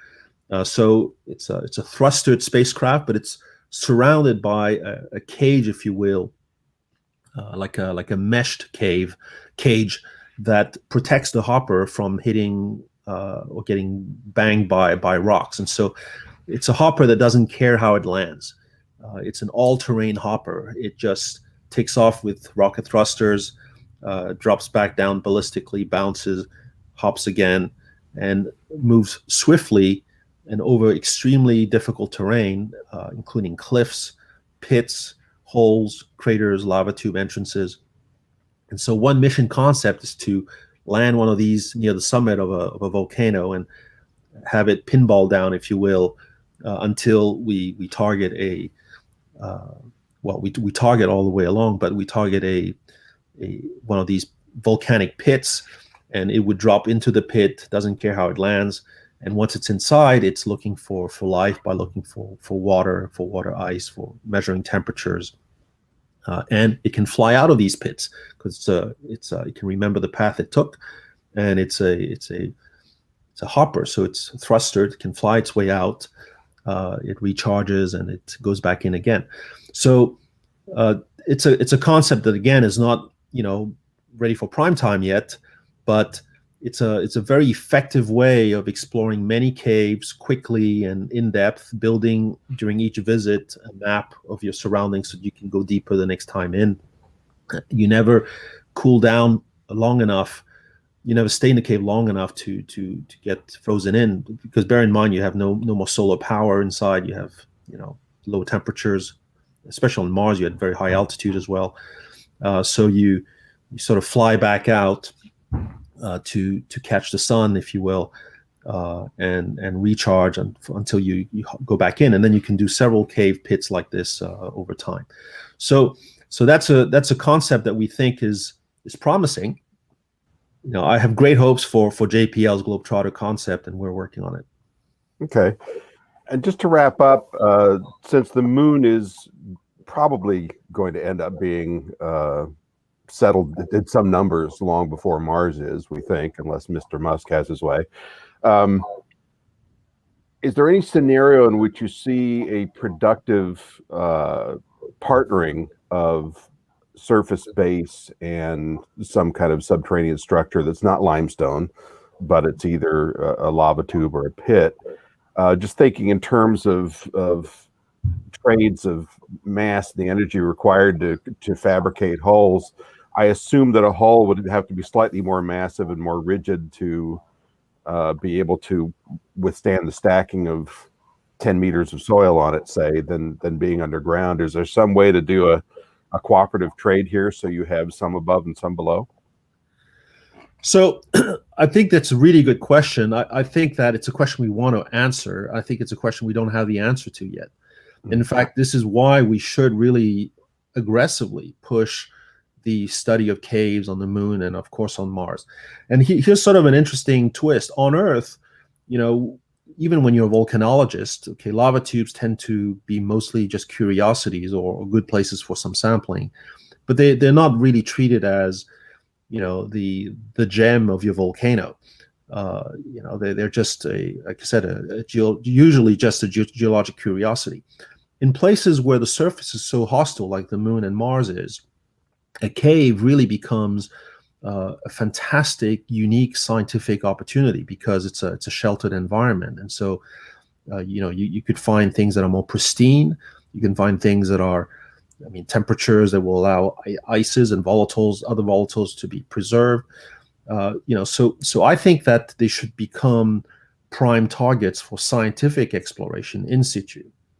And once we have visited several of these and understand their stability, their history, what they have to offer better, then we can decide whether or not we want to, include them in a loop of human settlement, development, or infrastructure. I had in mind, in fact, that the pits are so common in some regions that they might be conceivably places where you would want to store things that you really want to keep away from, the elements, like long-term storage of some survival supplies, or have a place where you might really want to have a very stable thermal environment. I don't know, like a water tank. So it's conceivable that we could use some of these things for infrastructural purposes, but that's very different from saying that you want to settle these pits. And I want to point out that you would not have a very great view of the lunar landscape if you're inside a pit, okay, or a lava tube. Isn't the whole point of going to some of these worlds to sort of also enjoy their beauty and explore them, and setting yourself up in a pit is sort of not a very good start. Yeah. And lastly, I guess, I wonder if you just give me some comments about, you've done some work in terms of finding them, I believe, on both the moon and Mars, but certainly on Mars, and how the manual techniques you've employed have been advantageous over software. Yeah, so actually that panned out mostly on the moon. And here's sort of the story. We at this point, as of today, we know of over 300 pits on the moon, and this inventory and incredible set of discoveries is really to be credited to Mark Robinson and Robert Wagner, not the actor, but the scientist who works with Mark. They have both applied a a software approach to detecting these pits very objectively by looking at how, as across the lunar day, when the sunlight shines into the bottom of these pits, the patch of sunlit area sort of moves across the floor of the pit. And so you can run the various LRO images through this software, and then you find out candidates, and then you can go in by hand to decide whether or not this is an actual pit or not. So they've been very successful this way and have found the vast majority of the 300 plus pits that we are aware of now on the moon. But remarkably, the distribution of these pits is sort of like this. With a few exceptions, they are all within plus or minus 50 degrees or so of the equator of the moon.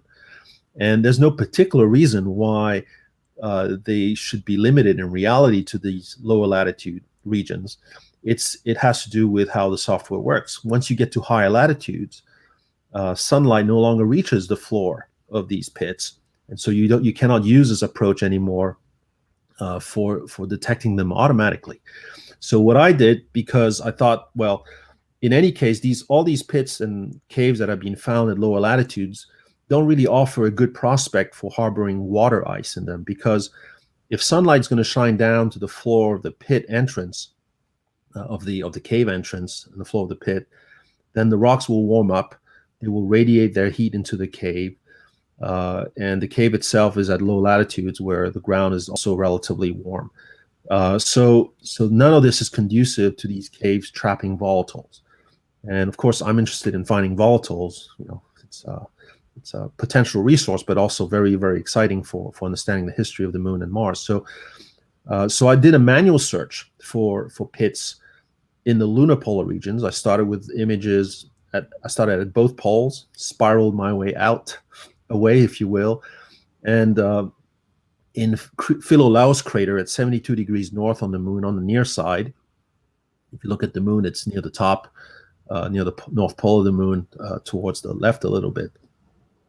In Philolaus crater, on the floor of that crater, there are things that are candidate pits that are really intriguing. They are pits that are aligned with a linear depression that I think is a partially collapsed lava tube, and these candidate pits, if they turn out to be really cave entrances, would be giving us access to caves in which sunlight never reaches.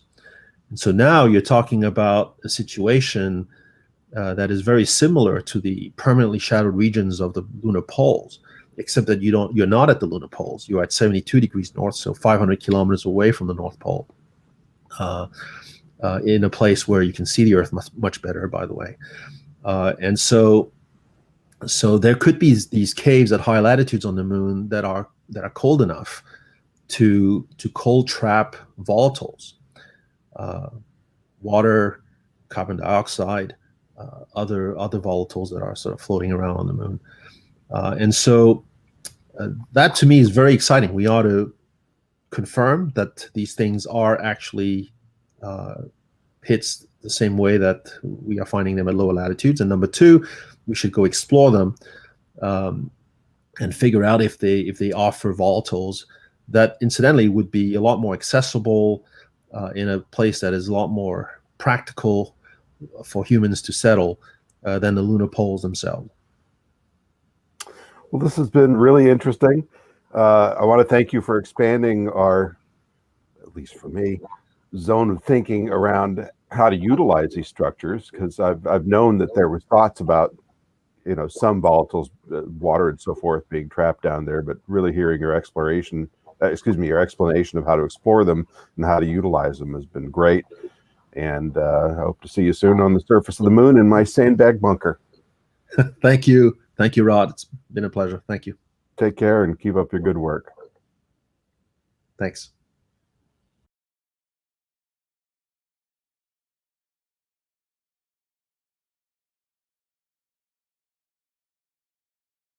Hello, everybody, and thanks for rejoining us. We're going to be talking now to Dr. Shauna Pandya and Tim Alatorre, who's the COO of the Orbital Assembly Corporation. We're going to be talking about long-duration spaceflight and some of the challenges for humans in that environment. So, Shauna, why don't we start off with you?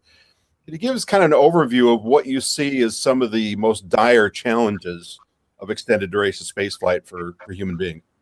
Yeah, that is such a great question, Rod. Thank you so much for that. And so when we talk about the challenges with sending humans to space, the one-line summary is that space is trying to kill us. So there's multiple challenges from all angles. We talk about the altered gravity environment, we talk about distance from Earth, isolation, confinement, hostile environments, and the increased radiation. So let's start with the altered gravity environment. Even when we talk about astronauts on the International Space Station, what we know is that every single bodily system is affected, from our muscles to our bones to our cardiovascular systems to even our propensity for having increased kidney stones because of the fluid shifts that occur in microgravity.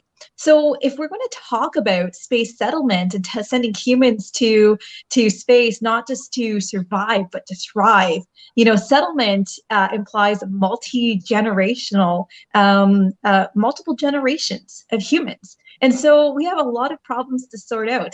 Right now, we know that there's several potential showstoppers when it comes to long-duration space flight. One of those is SANS. Like everything else in the space world, it is an acronym. It stands for Space Adaptation Neuroocular Syndrome. And that's just a fancy way of saying that the juice that surrounds our spines and our brains, that cerebrospinal fluid, tends to drain improperly and kind of hang out around our brains, leading to increased pressure around our brains and our eyeballs, affecting the way we see. And, if you can imagine, if we're proposing to send people to Mars to settle, we know this is an effect for anyone who spends more than 30 days in space. They have an increased propensity to get this space adaptation neuroocular syndrome. So imagine by the time we're sending these astronauts to Mars 6 to 9 months later, they're all suffering from increased intracranial pressure and increased pressure around their eyeballs, having an effect on their vision.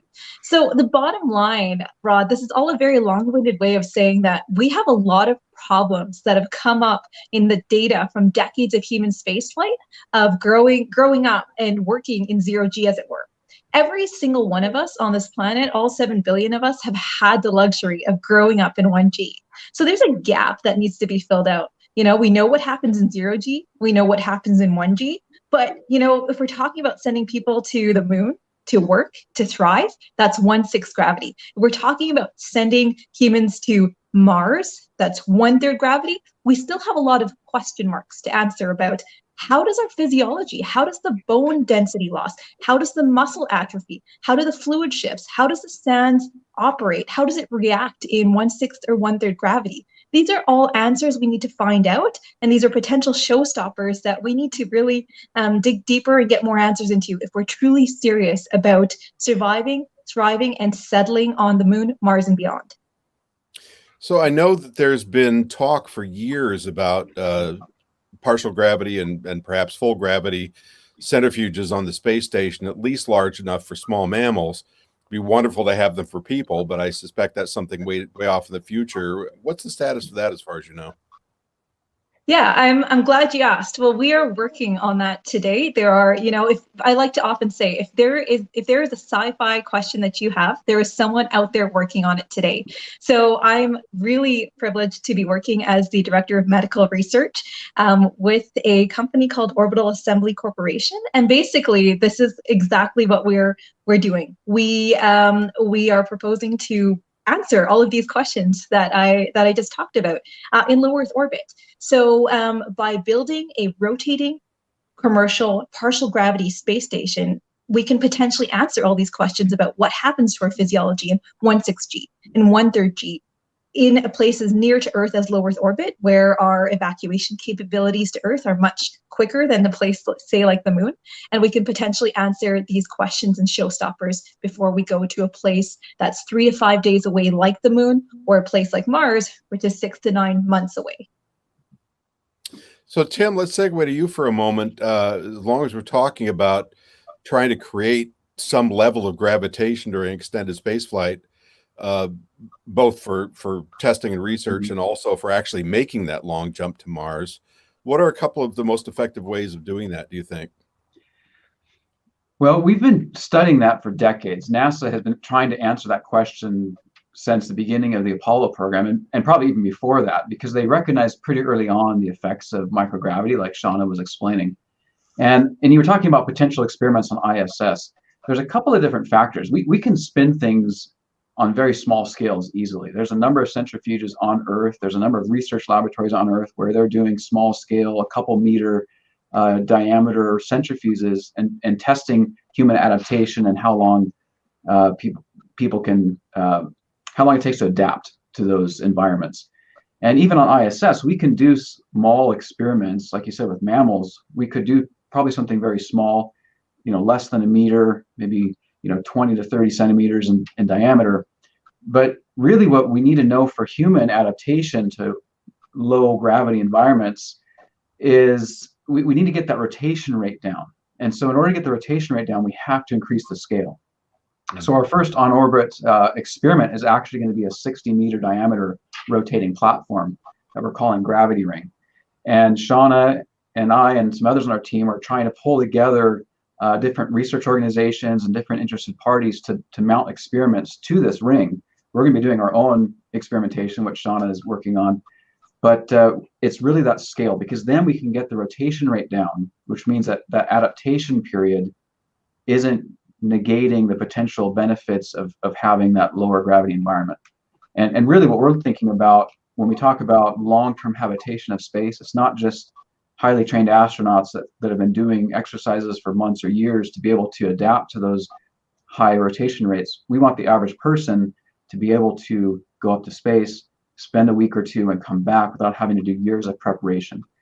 And so Gravity Ring is our first step. Then we'll move on to larger stations once we've proven the technology out and figured out exactly what that gravity prescription is. We know we don't need 1G all the time. Every night, hopefully for 8 hours. I'm not sure how long you slept last night, Rod, but your body was prone. Your spine wasn't having to resist the effects of gravity. Your heart wasn't having to pump fluid from the top of your head down to your feet. So there's a prescription in there where the human body can thrive and function. It's not 1G, it's not 0G, and so we're trying to fill that gap and find those answers. So Shauna, do you have a sense, and I know this is it's kind of a theoretical question, it's hard to answer because we don't really know yet, but between lunar gravity, which is about 60%, and Martian gravity, which is about 38%, is there a sweet spot there? Because I've seen that written up in some papers, but these are all hypotheses, right? Do we suspect there's a sweet spot somewhere in what gravitation will be good, not just to maintain health for the astronauts, but for human reproduction as well? Yeah, that's a great question. So it's not just the amount of gravity, but even relating back to this idea of a prescription that Tim was just talking about, we need to figure out what dose of gravity, at what duration, at what instance that we need to maintain our physiological capacity to work. So it's one part of a multi-dimensional problem. And the best way that I've ever heard it phrased was actually from the former chief medical officer of NASA, Dr. Jim Logan. He said, if 1/6 gravity is enough, then pop the cork on the champagne bottle. We're all set for Mars. So there's a lot of experimentation and a lot of answers to figure out at this point. But that's really what we're setting out to do here. And Tim, we know you kind of touched on this. We know that if a rotating structure is of insufficient diameter, that the differential between, I'm putting this in my layman's terms, the rate at which your feet are spinning versus the rate at which your head is spinning can provide some disorientation. How big a ring do you think you'll need to be able to pull this off and have people be able to adapt in relatively short order? Well, the larger the radius or diameter, the delta between your head and feet starts to close, right? And so we haven't done any experiments on a very large centrifuge, but there's been a lot of research dating back to the 60s, and there's some graphs and physics involved. We feel that 100 meters is our starting point. That's where we want to start. And like you said, just the delta, getting up out of a chair, sitting up out of bed, moving quickly, all these things start to become really problematic, and nausea sets in if you get to smaller diameters. So 100 meters is our sweet spot for starting. Although I should mention our experimental gravity ring is 60 meters diameter, but that's not going to be for long-term human habitation. That's more of a studying mammals and other other organisms. So I think I'll close with the notion that something that we talk a lot about in Ad Astra, the NSS's magazine, are increments to space settlement, and what we're discussing here is very incremental. So what are our first couple of increments towards really exploring this fully? And that's for either of you. Yeah, sure. I can jump into that. It's like anything in space. It's that crawl, walk, run, fly approach. And, like I was saying earlier, if you have the opportunity to find out answers to burning medical and physiological questions that you have in low Earth orbit, where evacuation to Earth is hours away, you may as well solve those answers before you go to a place like the moon, where your closest evacuation would be 3 to 5 days away, or a place like Mars, 6 to 9 months away. So if you can manage risk, that's kind of what space is all about. You may as well do it. Tim, anything to add? No, that's well said, and that follows our roadmap. We're looking to start with a smaller rotational body, still large by space standards, 60 meters, go up to the next station with long-term human habitation at 100 meters, and just keep going on from there, eventually going to Moon and the Mars. We envision a future where there's thousands, tens of thousands of people living in low Earth orbit on the Moon and Mars, and we're doing everything we can to accelerate that. And this first structure would be modular, multiple launch, and assembled in orbit, I assume? Well, it'll be assembled in orbit. We're actually looking to do it in one launch. We've been in conversations with major launch providers, and it's looking very promising that we can get it all into one launch. Sensational. Well, I'll send you a check tomorrow. Thank you, both of you, very much. And we'll be back after this next break.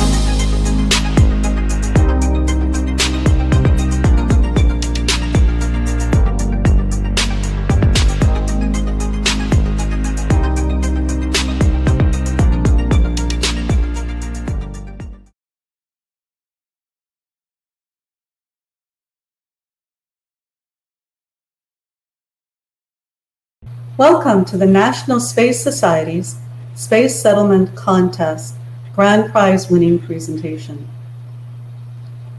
My name is Lynn Zielinski. I sit on the Board of Directors for the National Space Society and am Vice President of Education and Outreach. For more than 25 years, students ages 12 to 18 have participated either as individuals or as teams in the contest from anywhere in the world.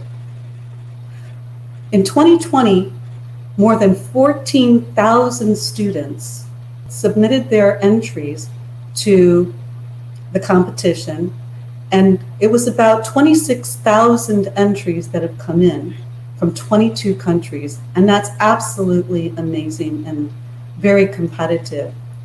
And it's amazing that all of these students are so innovative, creative, and have a sense of passion to them for designing these space settlements. It's very exciting. The grand prize winner receives a $5,000 scholarship from the Herman Rubin Endowment and a star map crystal. The crystal shown here is a 3D map of the stars located within 5 parsecs of our sun and solar system. And these stars are important because in the past decade, thousands of exoplanets have been discovered within our galaxy, and some of these stars may have exoplanets that could be habitable for life. And that exemplifies the mission of the National Space Society, which is to settle these worlds and have people living and working in space to develop the benefits of space towards humanity. So with that, I'd like to introduce from El Toro High School in Lake Forest, California, sponsored by his teacher, Trevor Strickland, the grand prize winner for the 2020 Space Settlement Contest, Sean Kinney. Hello, my name is Sean Kinney, and I am a 12th grade student from El Toro High School in Lake Forest, California. My submission to the National Space Society's Space Settlement Contest, titled Stern Habitat Colonization of the Kuiper Belt with Current Technology, won the grand prize for 2020. It is named after Alan Stern, the lead investigator for NASA's New Horizons mission. As you might guess from the title, the paper details a settlement orbiting a small Kuiper Belt object, 486958 Arakoth. The location was chosen because Arakoth had just been visited by the New Horizons probe in 2019, and I thought the challenges of designing a space settlement in this region would be interesting. The Kuiper Belt is a region of space outside the orbit of Neptune, somewhat similar to the asteroid belt, but dozens of times more massive and much colder, causing bodies there to contain large amounts of ice and organic material, as well as rock. One question you might be asking is why anyone would want to place a space settlement in the Kuiper Belt. As the Kuiper Belt is so far from the sun, sunlight is over 1,000 times weaker there than at Earth's orbit, making lighting and power generation very difficult, as the only way to light and power the settlement is by concentrating sunlight with massive arrays of mirrors. So, is there any reason at all to have a space settlement here, given the disadvantages? Firstly, the Kuiper Belt is very large, containing over 50 times the mass of the asteroid belt. This alone would seem to ensure that it would eventually be exploited. More importantly, these bodies are rich in resources not found elsewhere in the solar system in large quantities. The most valuable of these is likely to be nitrogen. Nitrogen is not very common on small bodies in the solar system, and the only practical sources of it in large quantities are the Earth and Venus, large icy moons such as Titan and Ganymede, and Kuiper Belt objects and comets. Nitrogen makes up 78% of the Earth's atmosphere, is a component of all proteins and is therefore needed for life, and is also necessary to make nearly all explosives, many rocket fuels, and very strong polymers such as Kevlar. All of these will create a very large demand for nitrogen. Fortunately, as you can see from the chart, nitrogen is fairly abundant, making up about 1% of the material by mass. While this might not seem like a lot of nitrogen, it is far more abundant here than on the moon or asteroids. In addition, there is no shortage of other materials necessary for life. You might be wondering how one could practically construct a settlement housing hundreds of thousands of people in space for permanently. As zero gravity has many well-documented health effects, it might seem impossible to have permanent habitation off of a planet. However, a solution to this has been known for quite some time. If you make the settlement a rotating cylinder, sphere, or torus, and have ground on the inside, centripetal force will simulate gravity, will mimic gravity. The image on the left shows a view of a toroidal settlement, while the image on the right shows a view of a cylindrical one. If you notice, in these examples, the rotating sections are exposed directly to space, and most or all of the structure rotates with it. However, my settlement looks different from these designs.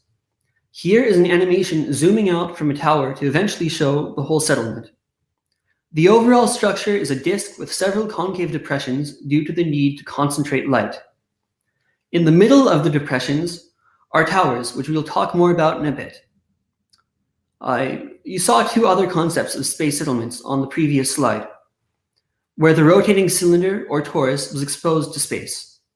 However, in this design, the cylinders are inside a non-rotating tower in order to connect them to the rest of the structure, including the mirror arrays for concentrating light. Unlike most other designs, in my design, there are multiple rotating cylinders where people live and work inside the towers in the middle of the depressions. The overall structure does not rotate, but instead each individual rotating cylinder spins inside it, as you can see in the animation on the right. Which is a cutaway view of one of the towers showing a rotating cylinder inside a non-rotating tower. The settlement as a whole does not rotate as it orbits around Arrokoth, and the front side always faces the sun. The depressions on the front side are arrays of mirrors that concentrate light onto the towers. The flat-looking areas are actually made up of a huge number of much smaller arrays that concentrate light onto solar thermal generators for electricity production. This works by having concentrated light heat up a fluid such as steam, which then passes through a turbine, generating electricity in the same way as coal-fired or nuclear power plants. This allows for higher efficiencies than photovoltaic cells, as long as it points directly at the sun. The top part of this image is a front view of the settlement, and the bottom part is a cross-section from the side. Again, while the entire structure does not rotate, the cylinders inside of it do. In this way, it is very similar to other space settlement designs, even though it might look almost nothing like them at first. This shows how the circular areas on the front view are the depressions as you saw earlier. The image on the left is of a concentrated solar installation in Nevada that works on the same principles as the mirror arrays in the settlement. The image on the left is a cross-section of a non-rotating tower. The image in the middle is another cross-section of the tower, but zoomed in on just one cylinder and its immediate surroundings. The purple dashed line is the axis of rotation of the cylinder. You can also see the windows that let light in that is concentrated by the mirror arrays into the cylinder. The image on the right is a rendering showing the cylinder inside one of the towers. The image in the middle is a cross-section of one of the cylinders viewed from the side. If you see the yellow square that expands outward to the top left to show the individual floors and mirrors in more detail. The animation on the lower left shows a cylinder spinning inside one of the towers viewed from the top, while the animation on the right shows a cut-through of the cylinder and tower and one of the cylinders and towers viewed from the side. Another big difference between this and other space settlement designs is that there are multiple levels inside each cylinder. The green areas in the rightmost inset are floors, with the outermost one being the ground level where most housing is located, and levels closer to the center being used for purposes such as agriculture. The blue areas are spaces where light is bounced through. If you see where this blue area extends to the outer edge of the cylinder, this is where the windows on the cylinder in the image in the middle are located. Light from the sun, concentrated by the mirror arrays, is bounced through the windows and into the cylinder where it is distributed to light all the floors. Here is an animation showing how light travels inside the tower in cylinders to light all the floors. First, light comes in from the parabolic mirrors, then is reflected by more mirrors inside the cylinders to light all the levels. Moving the mirrors can light different halves of the cylinder to simulate day-night cycles. Here are some drawings that show how light is concentrated and then distributed inside the cylinders in more detail.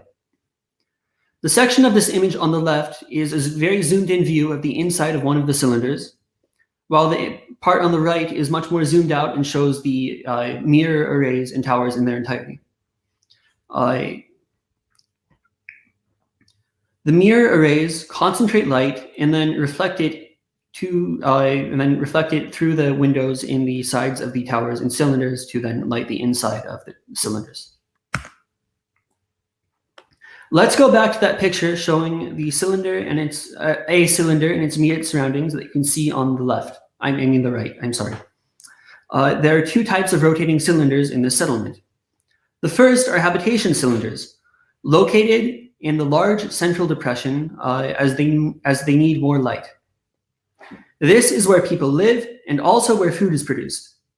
The second type are industrial cylinders, located in the towers in the smaller depressions, where industry that would not benefit from zero-G conditions is located. However, these rotate slower than the habitation cylinders to simulate a gravity a tenth as strong as Earth's at their edge to make it easier to move objects and materials.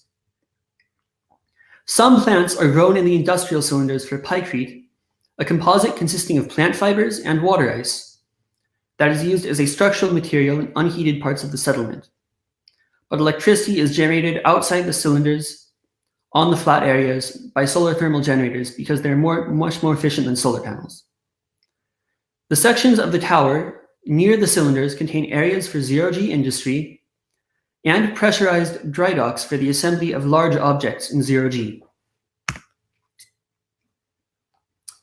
Material is moved from the surface of Arakoth to the settlement in order to process it. Small Kuiper Belt objects never reached high enough temperatures in their formation to cause their ices to melt, and are therefore pretty much homogeneous and very porous.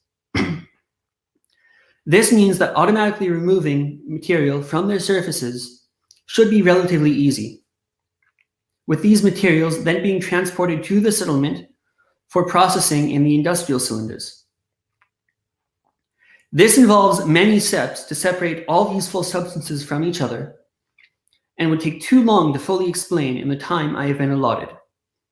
If you're curious, just read the paper that has been uploaded to the National Space Society Space Settlement website. However, the flowchart on the screen right now shows some of the initial processing steps. All of the technologies used are fairly well established today. The main material being produced for export is nitrogen, but almost everything is useful in one way or another. Due to the large amounts of volatiles available to the settlement, there is a wider choice of possible structural materials than with settlements located in the inner solar system. Since tensile strength is what holds the cylinders together, instead of compressive strength being needed to resist weight, as with most buildings on Earth, very strong, light polymers such as Xylon, whose molecular structure is shown on the left, can be used. This allows for rotating cylinders to either be built much larger or use a much smaller amount of structural materials. Since materials like Xylon and Kevlar contain large amounts of nitrogen, it is likely they will make up a large part of the demand for nitrogen being exported to the inner solar system. The photograph on the right shows a pykrete reinforced dome that was built in Finland. Pykrete is another unusual structural material, a composite made up of plant fibers and water ice. While not particularly strong, due to the large amounts of ice in Kuiper Belt object material, it can be used in portions of the settlement where not very much strength is needed and temperatures are well below freezing, like supports for the mirror arrays. The large distance between the settlement and the inner solar system means that the transportation of people and materials will take quite a long time.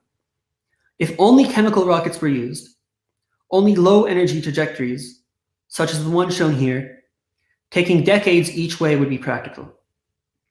For example, the New Horizons probe was launched in 2006, but only flew by Arakoth in 2019.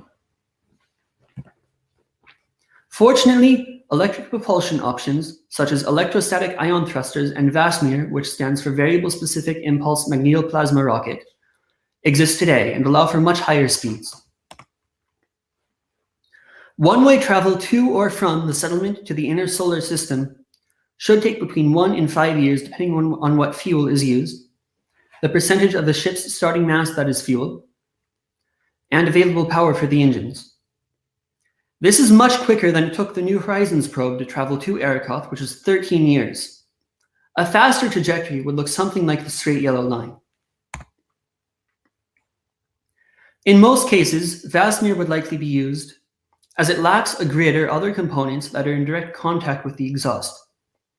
This means that erosion of the grid or other components due to chemically reactive species in the exhaust is no longer a concern, massively widening the possible choices of fuel.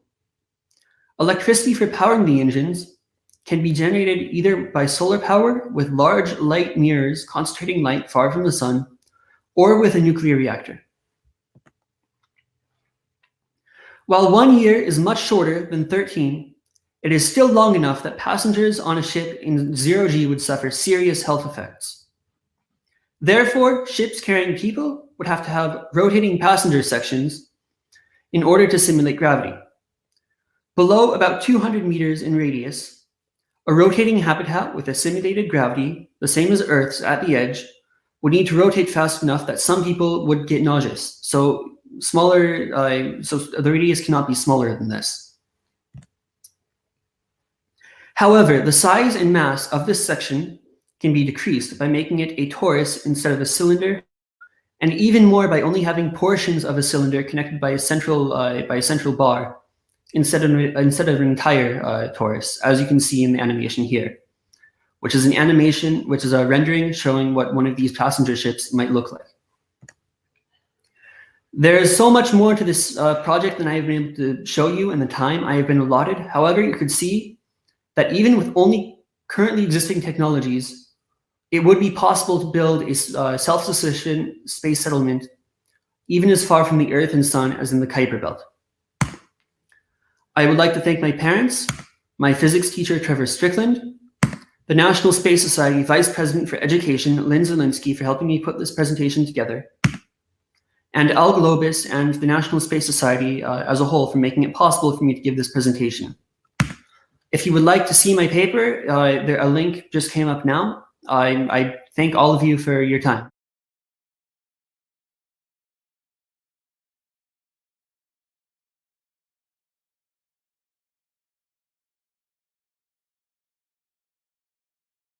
At this point, I'd like to have a little conversation with Alan Stern and Sean Kinney. I'd like to introduce Dr. Alan Stern. He is a planetary scientist, a former NASA Science Mission Directorate Associate Administrator.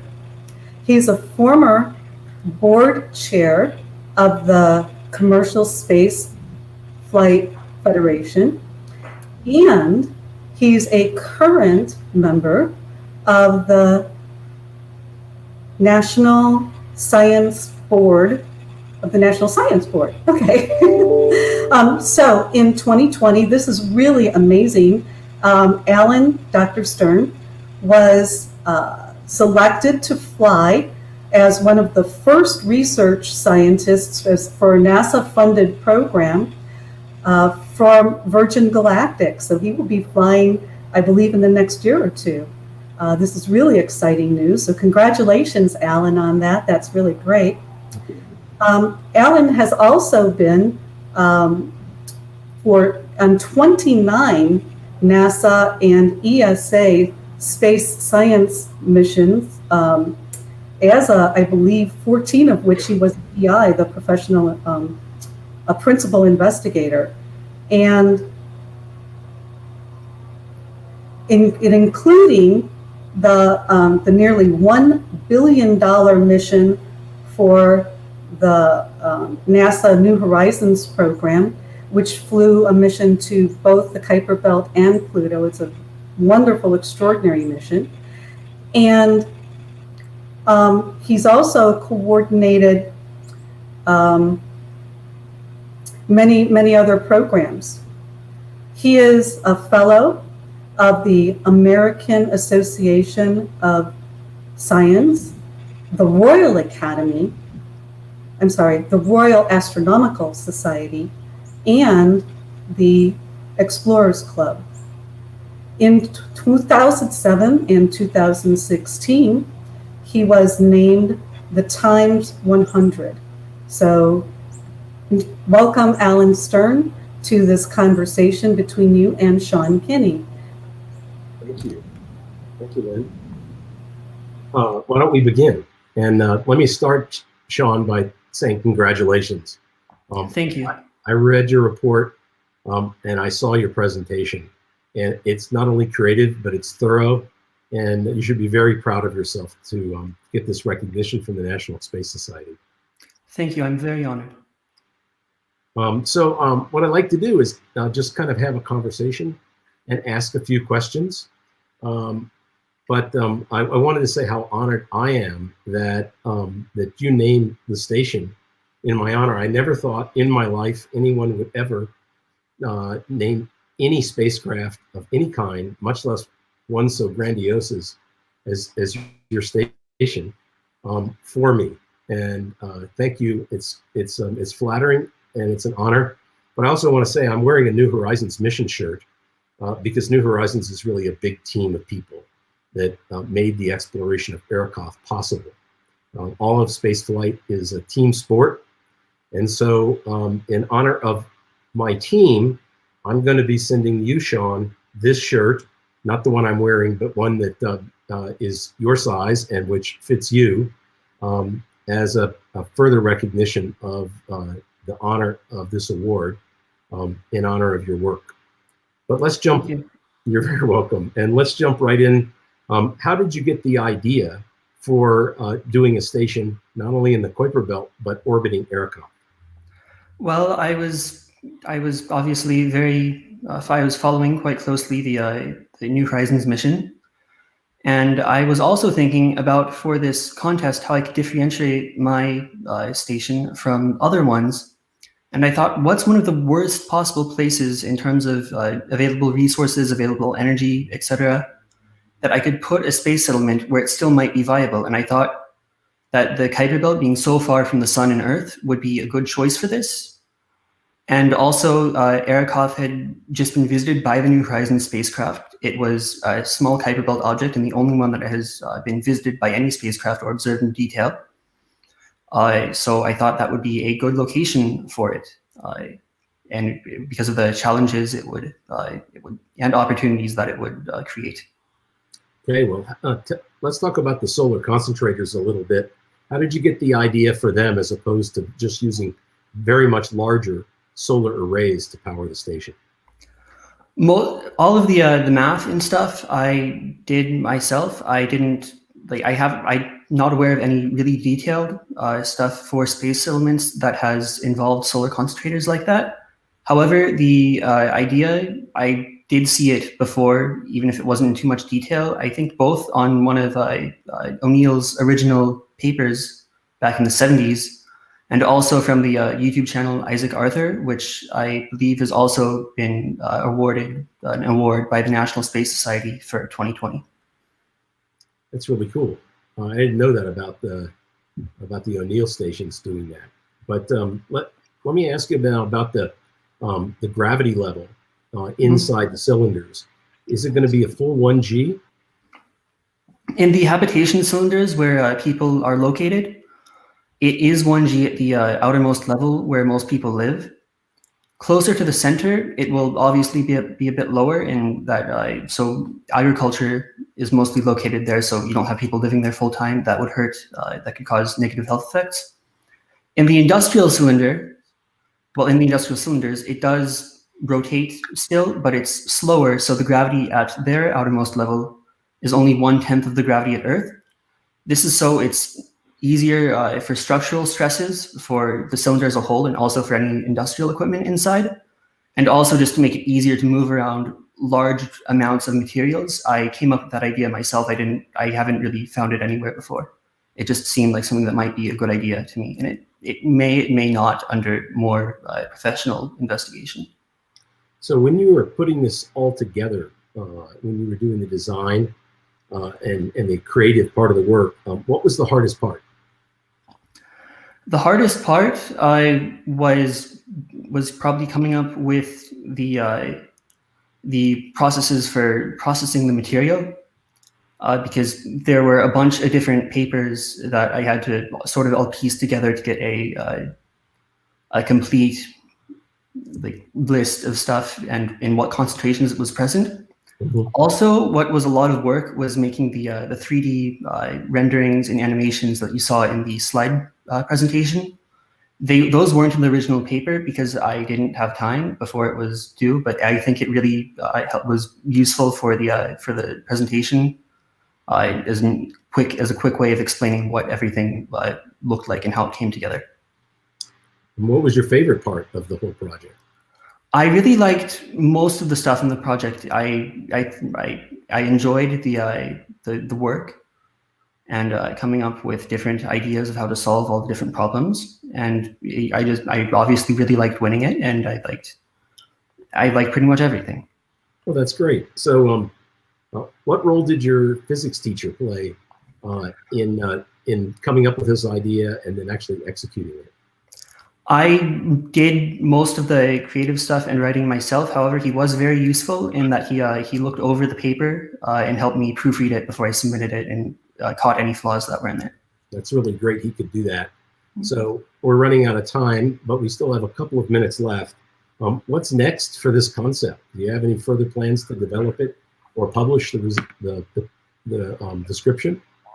Not at this time. I may try to get it published in an edited form at a later date. I am actually working on a different paper for space solar power that might be published in the Space Settlement Journal from the NSS later this year.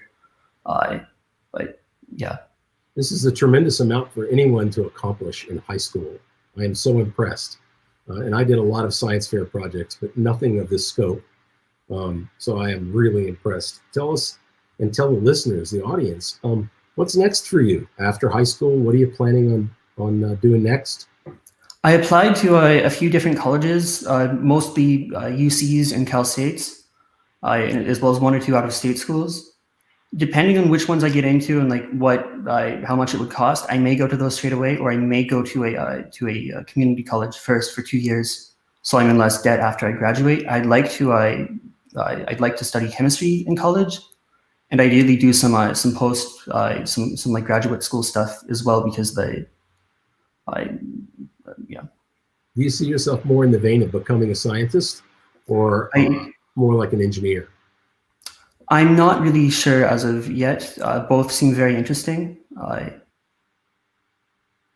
Well, I want to say congratulations again, and thank you for such a great presentation, both the written and the one that you just gave for the NSS. Yeah. Congratulations. Yeah, thank you so much. Okay, Lynn, back to you. Thank you, Alan. Thank you, Sean. This has been a wonderful conversation, and the National Space Society is so proud of Sean and the work that he's done. And really, Alan, thank you so much for taking the time to come and speak with Sean. And congratulations on your accomplishments as well. So with that, thanks everybody, and good night. Thanks. Thank you.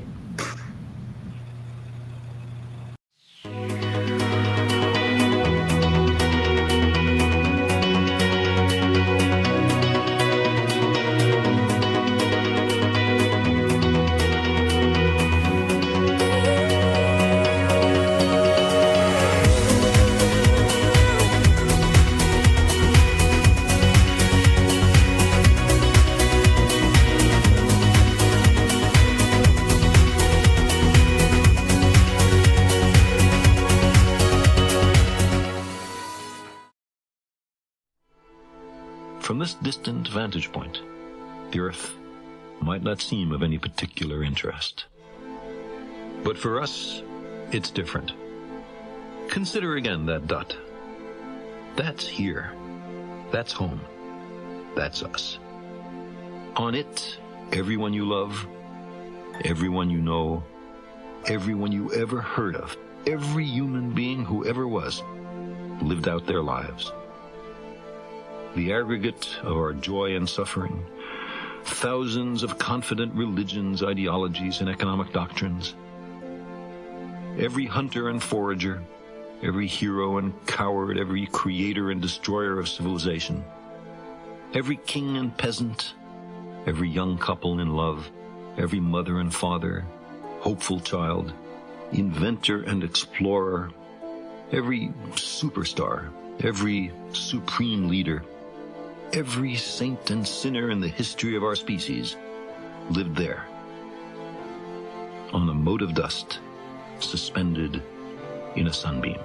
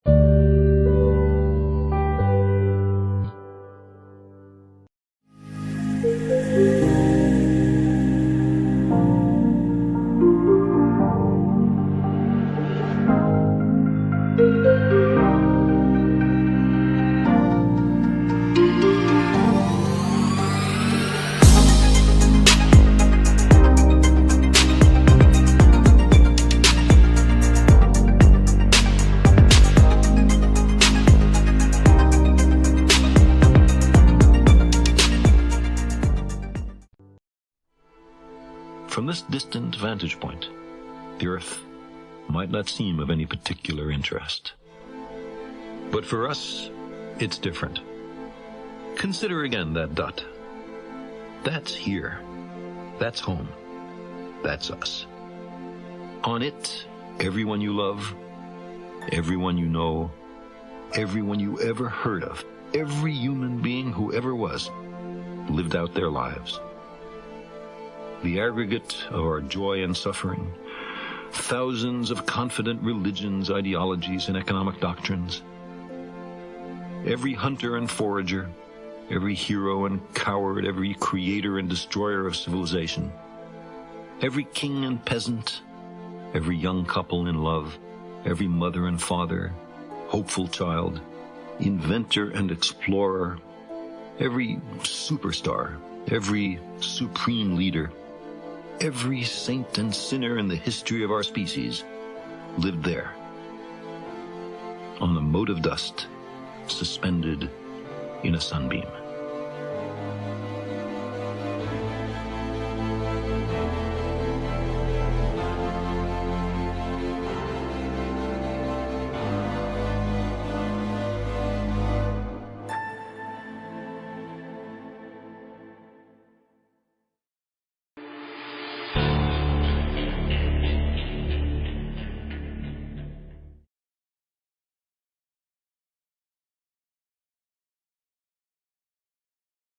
Hello, ladies and gentlemen. Welcome back. It is my great pleasure to introduce Andy Aldrin. Andy is the founder and director of the International Space University's Center for Space Entrepreneurship at Florida Tech. And we've invited him here today to talk about his educational and outreach programs, both at the university and K-12 levels. Welcome, Andy. Hey, Rod. Great to be here. Good to see you again. Thanks for coming. So tell me a little bit about what you're doing at Florida Tech, because that sounds like, well, everything you're doing sounds like the programs I wanted to go to as a kid, but as you probably remember, they weren't there. No, they weren't. They may be sort of there at ISU. But anyway, so I run a thing called the ISU Center for Space Entrepreneurship at Florida Tech. And at its core is a summer program, which is a graduate certificate program. It's part of the regular Florida Tech curriculum. So it's things that you get actual class credit for that you can take and apply towards an engineering degree, an MBA, what have you. And the basic idea is that in a fairly compressed period of time, we take people that are working on graduate degrees in other areas and give them kind of a shot of space. And so what we do is sort of in-depth analysis of space markets, of space policy and law, technology and systems, and then kind of the foundation of the whole thing is we teach a class in entrepreneurship where students get together and actually build their own business designs. And have you tracked many of your graduates to see where they've gone after this and what they've done? So we're going to be teaching our third year this summer. The first year, all of the students are in companies. Let's see, we've got students at companies like Made in Space. In fact, I think we've got a couple of students at Made in Space, NanoRacks, a couple of students maybe. And then there are students that are at kind of traditional companies like Northrop Grumman, Jacobs Engineering, Ball Aerospace. And then we've got a few students that are starting their own businesses. For this past year, we actually have 4 teams that are actually starting businesses. And so I'm super excited about what happened there. We'll see how, it's a wild and exciting market out there, but I'm super excited to see our students out there starting businesses.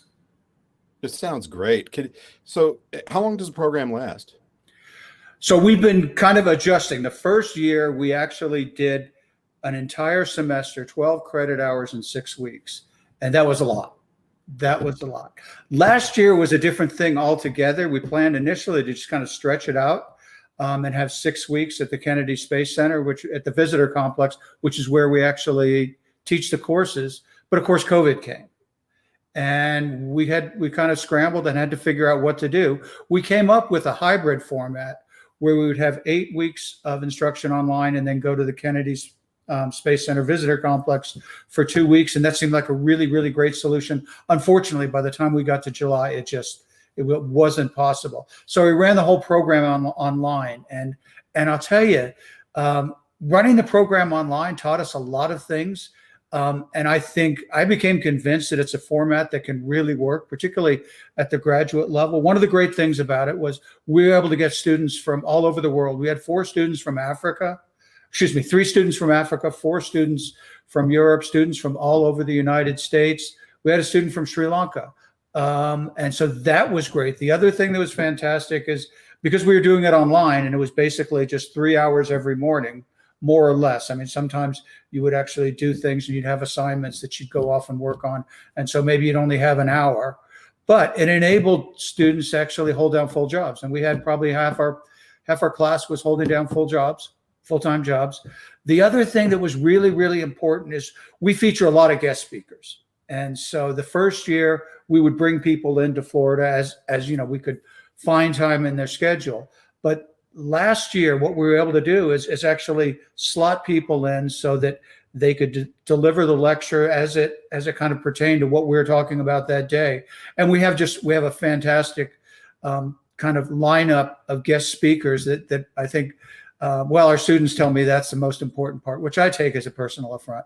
But no, it really is. It is a great group of guest speakers, and the faculty is present company excluded. The faculty is absolutely world class, and so we've got Greg Autry, who teaches who's I think very well known to all of you at the National Space Society. Yep. Greg teaches the entrepreneurship course. We have Angie Buckley from the Aerospace Corporation and Chris Welsh from ISU teaching the space technology and systems. And I teach the markets and policy, but we bring in Henry Hertzfeld, for example, from the Space Policy Institute, and several guest speakers who actually cover a couple of lectures in the commercial markets, people that are specialists in certain areas. So it really is, I think, just a fantastic faculty. And I don't know, it's a great program. I wish I could take it. So this sounds like a fairly high level program. What are the requirements for somebody to apply and come in? So basically you just have to have you have to have an undergraduate degree. And frankly, it doesn't matter. In fact, we kind of get a mix of policy people, business people, and then usually half of the class is engineers. Undergraduate degree, good standing, basically a B average. And, we are intentionally trying to bring people in from lots of different disciplines. This sounds great. It is cool. And I mean, I think, the thing that really got me about this last summer was maybe because we could reach out across the globe. Maybe because students could work, I'm not sure, but we had such an incredibly high quality of students, and they were just so excited, and they get along even online. They kind of built a great dynamic, and we learned that with the right tools, you can actually have lots of interaction, and you can always point out somebody and ask them questions. It works. This format works. Yeah, it really does. So let's switch gears for a second and talk about some of your work with the Aldrin Family Foundation, which I've been tracking for a while. And again, it's one of those things I look at and I think, God, that looks like fun. And that's a very tactile,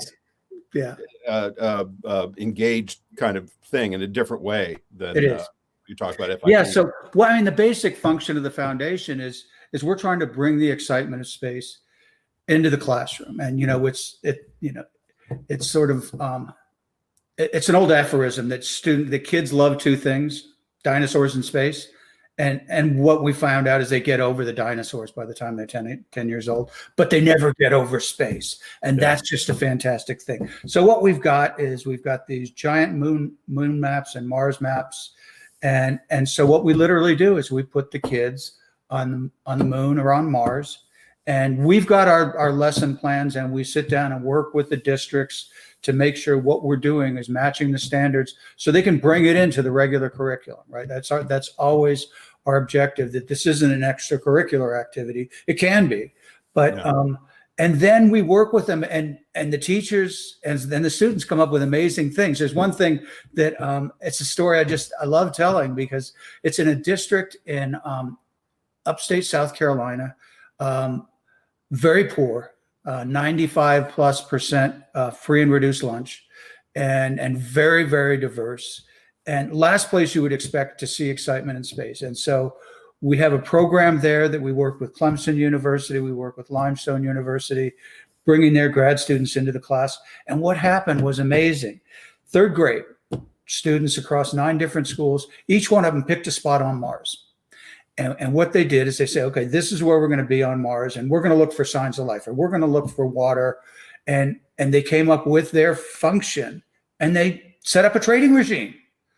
Third grade students, and they were basically colonizing Mars. And then they realized they had to have interplanetary relations. It was just absolutely fantastic. So, you give teachers and students the right tools, give them the excitement of space, and what we've seen. And in fact, in this school district, we did an evaluation against standards, and we saw 56% improvement in one semester. So, the program works, and we're in 3 of the largest school districts in the country. The unfortunate thing is we were just really rolling things out last March. And so we've done a lot of things online. In fact, we just started filming a project that we're doing for NASA that's called Project Janos. And this is going to be cool, because what we've got is Josh Bernstein, who's an old friend and scuba diving partner, and he's the explorer at large is what he is. And he's a fantastic science communicator, and we brought him into space. And what we're doing is we're putting Josh in the right situation with some space hardware, with experts that come from the past, the present, and the future, to talk about a specific problem that we faced in space and how we've addressed that over time. And the kids come up with the problems, Josh comes up with the communication, and then we provide materials and lessons that they can take into the class. This super excited about it. NASA is super excited about it.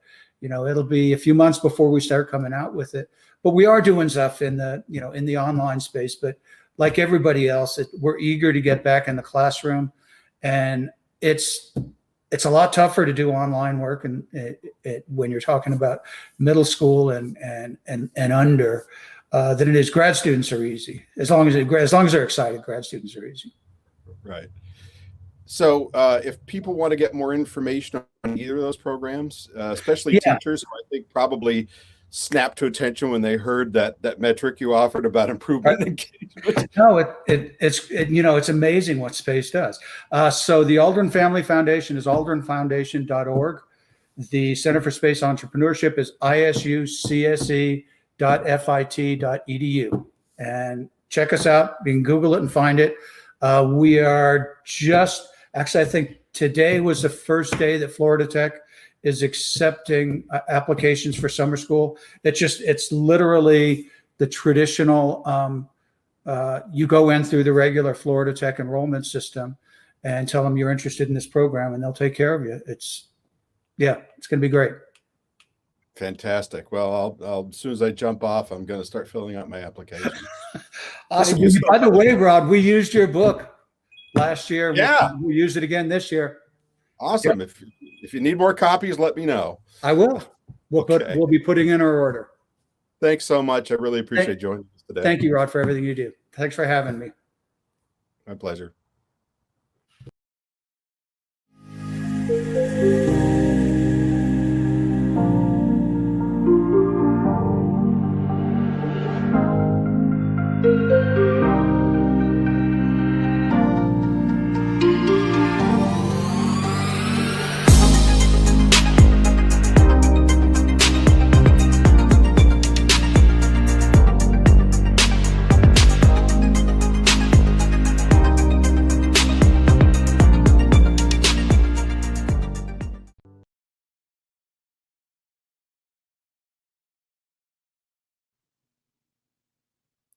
Hello, everybody. It's my pleasure to introduce Greg Autry, the National Space Society's Vice President of Space Development.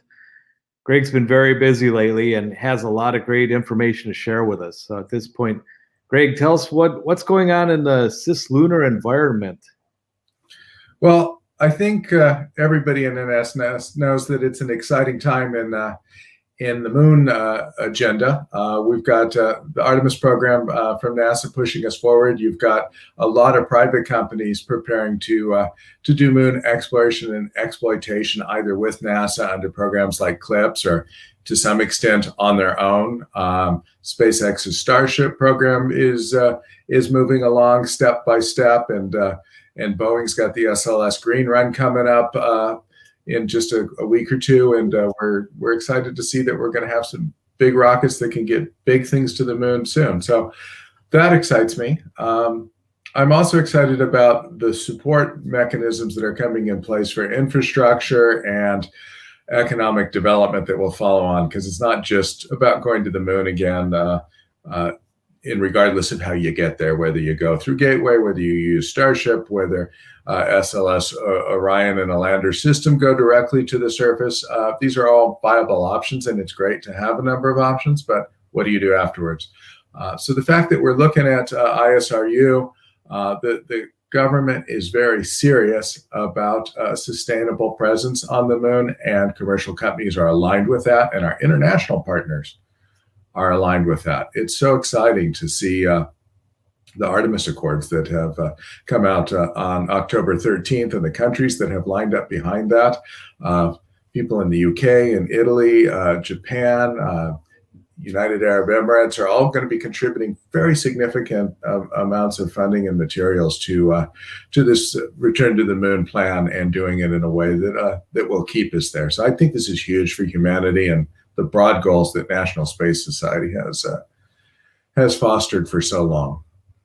Yeah. And if you come back a little closer to Earth, it's exciting to see the space station is doing more and more on the commercial development side. The folks at CASIS ISS National Laboratory seem to really be getting it together, and we're seeing good work come out of there, along with private actors that are going to come join. So Axiom Space is going to be able to put a module onto the space station for private use, perhaps a little space hotel. You've got Axiom working with SpaceX to send potentially a passenger up to the space station, rumor being that is Tom Cruise, and that Mike Lopez Alegria, somebody that I've always loved working with and former president of the Commercial Space Flight Federation, will be flying him up to make a movie up there.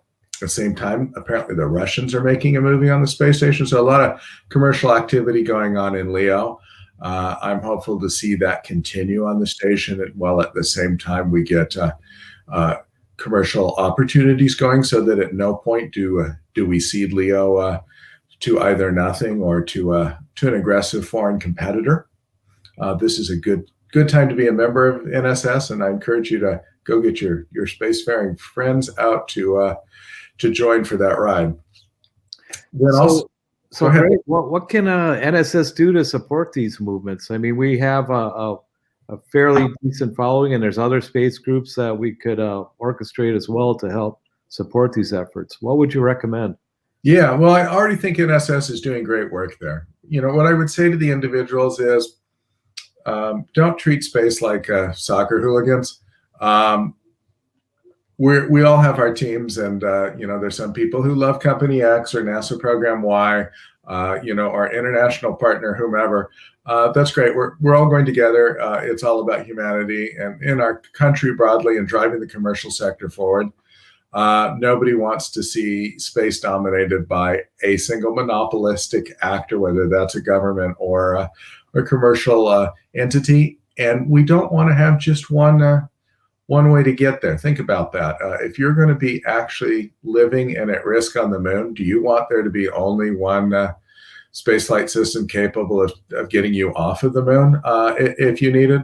That's not a good place to be. If you look at the Rogers report following the Challenger disaster, one of the things it specifically calls out in its conclusions is not to have reliance on a single human spaceflight system. And both times we had shuttle disasters, we were down for 3 years while finger pointing, recrimination, and technical review and improvements and re-engineering were done. So you can't be dependent on any one system. This is a multi-team effort, and I encourage everybody at NSS to cheer on whatever system you like or whomever you work for. But let's not get into the complaining about what other people are doing or wanting to take their budget money and reallocate it to your favorite program. That's not a winner in the long run. So we should all be going forward. And frankly, we should be saying, hey, Congress, give NASA more money. They're doing great work. They're hitting on all cylinders. It's nice to see that the administration and a bipartisan group in the House and Senate have moved the budget up for the first time in 30 years, right? So when the George H.W. Bush administration left office in 91, you know, we had about $19 billion in NASA budget. And when I joined the agency review team for the Trump administration in 2016, we had about $19 billion in budget, right? That's a huge loss because it was never adjusted for inflation or for the growth of government. So when Bush left, NASA was 1% of the federal budget. And in 2016, it was 0.42% of the budget. It's kicked up a little bit. So, you know, we're in the 22 to $25 billion range now. But if we had set NASA to simply be adjusted for the size of the growth in government and made it 1% of the federal budget, you'd have a $40 billion agency. Returning to the moon and going to Mars would be no budgetary problem at all if we simply spent the same amount of money on NASA that we were spending in the early 90s. And that wasn't exactly a banner year for the NASA budget. Back in the 60s and 70s, we were a lot higher on an inflation-adjusted term. So that's what I think we can do as NSS members or space advocates broadly. So, you know, the cislunar development, what does it mean long-term in terms of development and creating the infrastructure to take us so much further than we ever anticipated? Yeah. First, you have to get there, and you need a livery of rockets. And I am so excited by the collection we've got now with Space Launch System and Starship potentially coming on board, and our existing Falcon 9, Falcon Heavy, Atlas rockets, and Delta Heavy rockets. Amazing group of rockets. ULA's got the Vulcan coming out, and I think that you will see the reliability and cadence of spaceflight just continue to accelerate. It's amazing now to see. Just every couple of weeks, there's another flight. I think you'll see flights weekly, and we'll get beyond that. So we can get things into space, right? Then how do you get from out of the atmosphere to the moon? So we've got 3 great capsules in development. One specifically designed for deep space exploration, the Orion capsule, but the SpaceX Crew Dragon and the Boeing Starliner will give us plenty of capabilities in low Earth orbit, and there's the possibility that commercial companies will eventually develop deep space exploration systems based on what they learn there. SpaceX is already looking at providing cargo resupply services to the Gateway, basically, with a deep space uncrewed capsule. And then you've got Gateway. Now, I've been a fan of Gateway, and there have been some people out there who felt that it wasn't necessarily the right way to get to the moon, that you need to go directly to the lunar surface because engineering-wise or accounting-wise, they found that to be more efficient. I like the idea of having multiple infrastructure opportunities. One of the great things about Gateway is that it can move and change orbits. You can put it over at L1 or L2, which are interesting points to provide communications or perhaps even beam power down to the surface of the moon. You can bring it down closer to the moon to drop things off or pick them up, and you can take it farther away. You could even leave the moon and swing around the Earth to look at other areas of interest. I think that's a powerful piece of infrastructure that we can invest in. And because you're going to have multiple different launch companies potentially launching components of this, learning to assemble them in orbit, potentially doing refueling and things like that, we're going to learn a whole lot by having this piece of hardware. The same we did with ISS. If you had to say, prove to me that ISS, is the most possible efficient way to do anything back when it was conceived in the late 80s and then 90s, you couldn't do that, right? It wasn't about most efficient. It was about going and learning a lot of different things. And we've learned so much about ECLSS, and we've learned so much about trying to do commercialization in space. And yeah, if we had rethought it with hindsight, we might have done a lot of things a lot of different, but that's good knowledge. So I'm excited about where we're going with that. Then you've got landers, and I'm excited that NASA has 3 solid proposals for human lander systems, and there's a couple more out there that they didn't select. It would be great if those vendors found ways to pursue those designs as well, because again, I don't want to be on the lunar surface with only one way to get off and one place to go. So, having 3 different landers, having the Gateway nearby where it could move to get me, and having the Earth 3 days away is good too. This is all good stuff. Now, the other thing infrastructure-wise we've got to worry about is we're down there. How do we get water? How do we get air? So ISRU and ice mining, either in the polar regions where everybody knows it is, or more recently, intriguing data from NASA's SOFIA analysis suggesting there's ice in equatorial regions that could be tied up in the regolith and potentially extracted and unbundled. Exciting stuff. Yeah, we have a great deal of prospecting in our future, and I think we'll get some very pleasant surprises as this process matures and we gather the information that has yet to even be thought, information that we've yet to feed into the economics of building a cislunar economic zone as well. So I think, yeah, you're right. There's a huge amount of excitement on the horizon.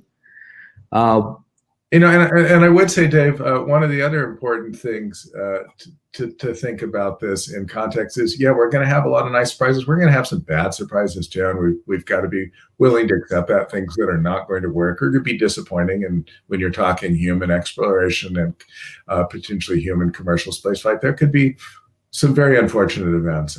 Those are things that we have to accept as explorers, while we do everything we can to absolutely make sure that that safety is job number one, both in governmental and commercial programs.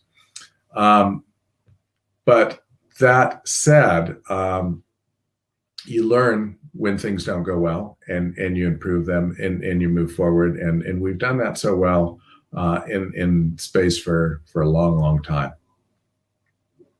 Yeah, and you look at Starship developments, this daunting flip maneuver or belly flop in order to get the atmospheric drag. I mean, how risky is that? If they pull that off on the first try, it's rather a miracle, I would say. But yeah, there've been so many of those miracles.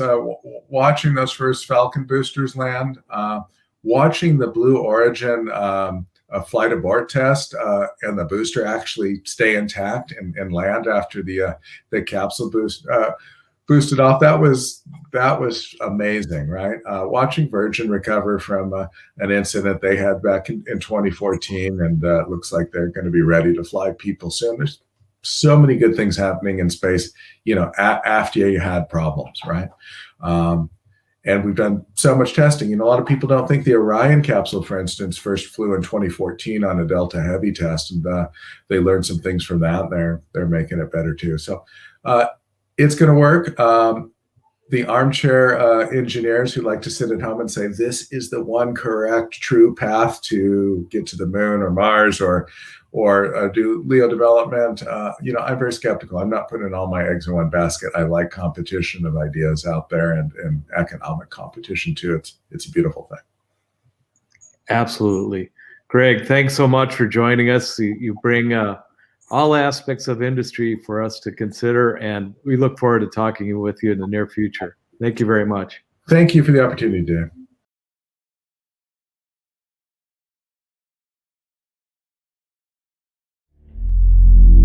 We are on a very fragile planet at the present time. These are the most dangerous decades in all of human history. We have the capability to destroy ourselves, and yet we have not broken free of the limitations of that thin biosphere of the Earth. Now, some serious scientists are talking about whole colonies in space. Not on the Moon, Mars, or Jupiter, but on man-made planets, and populated not by scientists and astronauts alone, but by hundreds of thousands of just plain folks looking to get away from an overcrowded Earth, running short of energy, water, and clean air. The human race must leave and occupy other places in space. Do you really believe we can be there soon? With the technology that we have now, we could do it, and maybe by the late 1980s. Talking about outer space and colonizing outer space is always intriguing, and here's a gentleman who knows about it. Would you welcome, please, Gerard K. O'Neill. Dr. O'Neill rolls out this book called The High Frontier that shows how to do it, step by step, and it's go time. Anyone can read the book.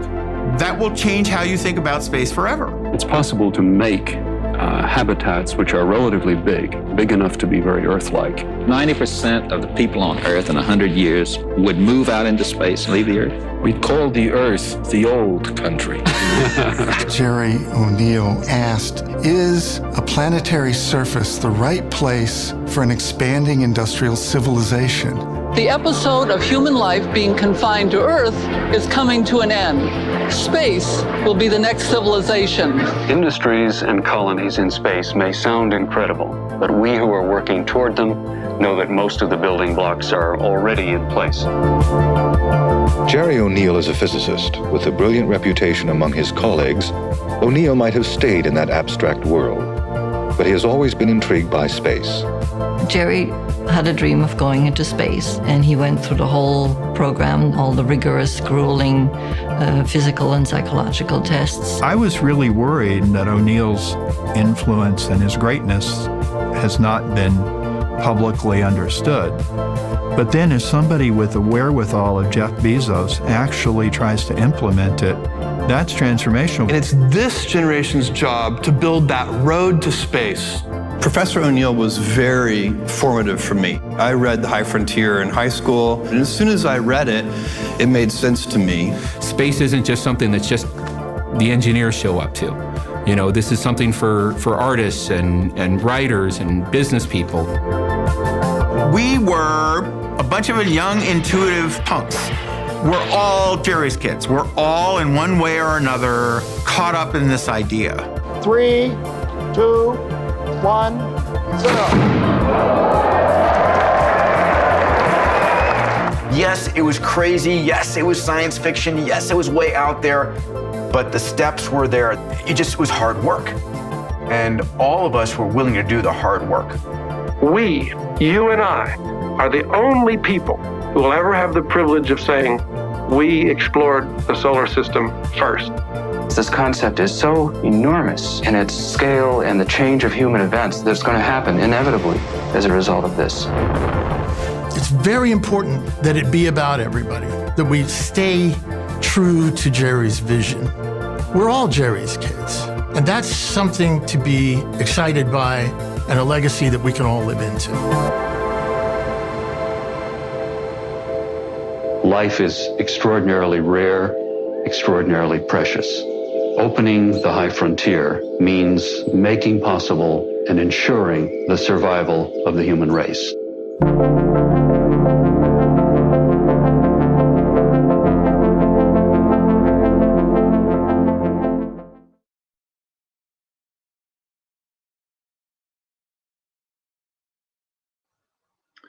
I'm Mark Hopkins, CEO Emeritus of the National Space Society. I have some background in physics and engineering, but mainly I'm an economist with degrees from Caltech and Harvard. I was associated with O'Neill really from an early date. I was a graduate student at Harvard at the time of the 1975 summer study, where I participated and did the economics for that study. And that was the economics, which in turn was used by O'Neill for his book, which he wrote shortly thereafter, The High Frontier. It was the 1975 summer study which did enough of the technical background to convince me and a lot of other people that these ideas had true merit. And this in turn led to the formation of the L5 Society a few months after the completion of that study. Now I want to talk about why space settlement is so important. The vast resources of the solar system in terms of energy and materials lie in space, not on the Earth. Give you an idea of just how important these material resources are and just how big they are. And also I'll take a reference back to O'Neill. Let's think in terms of O'Neill space settlements. Similar to the ones which have been described earlier in these presentations. These settlements basically create land area in space. Land area where you have trees and forests and streams and meadows and villages and towns and really nice places to live. They're designed to be as good or better than the best places that exist on Earth. How much land area could you produce doing this? If you just chew up the asteroids, which are roughly the right types of material, you could produce enough of these O'Neill space settlements so that the combined land surface area would be 1,000 times the land surface area of the Earth. 1,000. That's a big number. To grasp just how big that is, note that when the New World was in some sense discovered and added to the Old World, this basically increased the available land area by 50%, 0.5. Imagine what 1,000 would mean. And it need not stop there. We have so far only been talking about the asteroidal materials in the asteroid belt. If you take into consideration the asteroidal materials and cometary materials elsewhere in the solar system, and use those also to build O'Neill space settlements, we can increase that number from 1,000 to about 1 million. And energy is even more abundant than materials in the solar system. The sun puts out 10 trillion, that's trillion with a T, times the amount of energy currently used by the human race. Now, lots of pundits have in recent years been going around saying that the future of the human race is going to be one of doom and gloom. Why? They point out correctly that the resources of Earth are finite, and then postulate that this creates limits to growth. And as a consequence, we are going to begin to run out of these resources, and we're going to have a resource-constrained future, which is going to lead to a lower standard of living for everybody. But we can smash these resource constraints by taking into consideration the resources of space. And instead of having a resource-constrained future, have a future where we have resource abundance. And as a consequence, a much higher standard of living. Now, why is this important in sort of a moral sense? As it stands now, the fundamental problem of the human race is that we're poor. I mean, really poor. We don't really grasp that in the United States and other developed countries because we're so used to living at our current standard of living. But most people in the world live at a per capita income at a standard of living which is a factor of 25 below the average in the United States. 25, that's a big number. The poverty line in the United States is a factor of 3 below the average. So this means most people live at a factor of 8 below the poverty line. And that's just sort of most people. It's not poor people by human standard. The bottom quarter of the human income distribution is a factor of 100 below what it is in the United States today.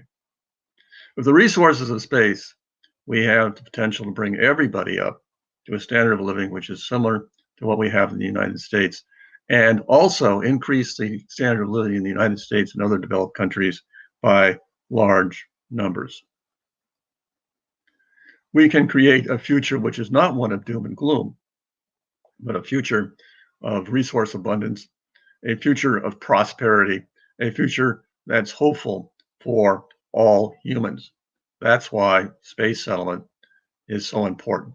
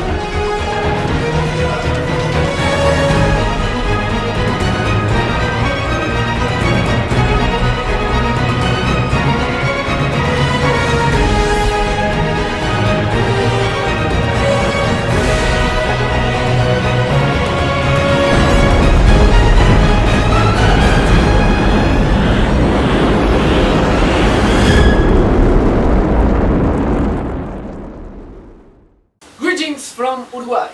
My name is Noah Swingle. Mel Karen. Stainsbury. Patrick Kruger. Allison Rose. Haley Spears. Alvina Gahukidze. Hi, my name is Mia Cox. I'm a senior at Kip Sunnyside High School. So I attended the International Space Settlement Design Competition once before 11th grade, and then I attended the regional competition twice in 9th and 10th grade. And the international competition is one of my greatest high school memories, experiences. To me, it all started when I was a 13-year-old. I got engaged with ESLA, which is the SSDC regional's equivalent path for Latin America. I already had a very big interest in space at that time, but I soon found out that this competition was the best way to actually investing that interest into something useful. I remember that what caught my attention the most from the competition was in mechanics, how it worked. You wouldn't be told how to go and make a space settlement, but rather be given the tools and the motivation to go ahead with it, and then you had to do the research, you had to do the science, and ultimately you had to make the final product and sell it. For an interdisciplinary project as this one was, I love it. I got the opportunity to compete in the 2017 and 2018 International Space Settlement Design competitions, and they remain among my fondest memories from high school and one of the best decisions that I have ever made in my life. The space settlement competitions introduce you to a world that, at least for me as a sophomore when I started competing, didn't seem possible. What I find so exciting about space design competitions is how you're coming up with solutions for problems that do not have definitive answers yet, or haven't even been conceptualized as problems. There's no easy Google search that you can do that will tell you exactly how to design, say, procedures for unloading cargo from a space elevator. Going into it, I was very intimidated, very nervous because I felt so unprepared when I was in the regional competition. But going to internationals makes it all worth it because there's a greater emphasis on teamwork and building friendship. I got to meet very interesting and unique people that had this widely different ideas into how to get to this final common that we were sharing. And that was when I learned the importance of teamwork, which to me was the most important lesson that I could learn from Tesla and NSS both. I didn't really get any opportunities in school to apply my scientific knowledge, and I liked science, so I wanted to be able to do that, and the competition was a great opportunity for that. By meeting and working directly with people from all across the world on our shared goal of developing a strong project, I gained a long-standing desire to learn from people that come from backgrounds dissimilar to my own. I'm really appreciative of the competition. I made so many friends. I've met so many interesting people, and now I'm to attend my dream college and study something I'm very passionate about. So thank you for listening, and thank you for the great experiences I was able to have through the competition. The first Space Settlement Design Competition was held in August of 1984 at Ohio State University. It had 75 participants. And it was so wildly successful that even astronaut Story Musgrave showed up to see the design presentations. Since then, this competition has grown from local competitions to international competitions that today provide high school students this industry experience all over the planet. The premise of the competition is that there is a chronology of settlements established throughout the inner solar system over a 75-year period of time. The chronology begins by establishing settlements at the Earth-Moon libration points. Then they go down to the surface of the Moon. Then they go around the Moon. Then they go around Mars. Then they go down to the surface of Mars. They go out to the asteroid belts. They finally go to the inner solar system and establish settlements at Mercury and finally at Venus.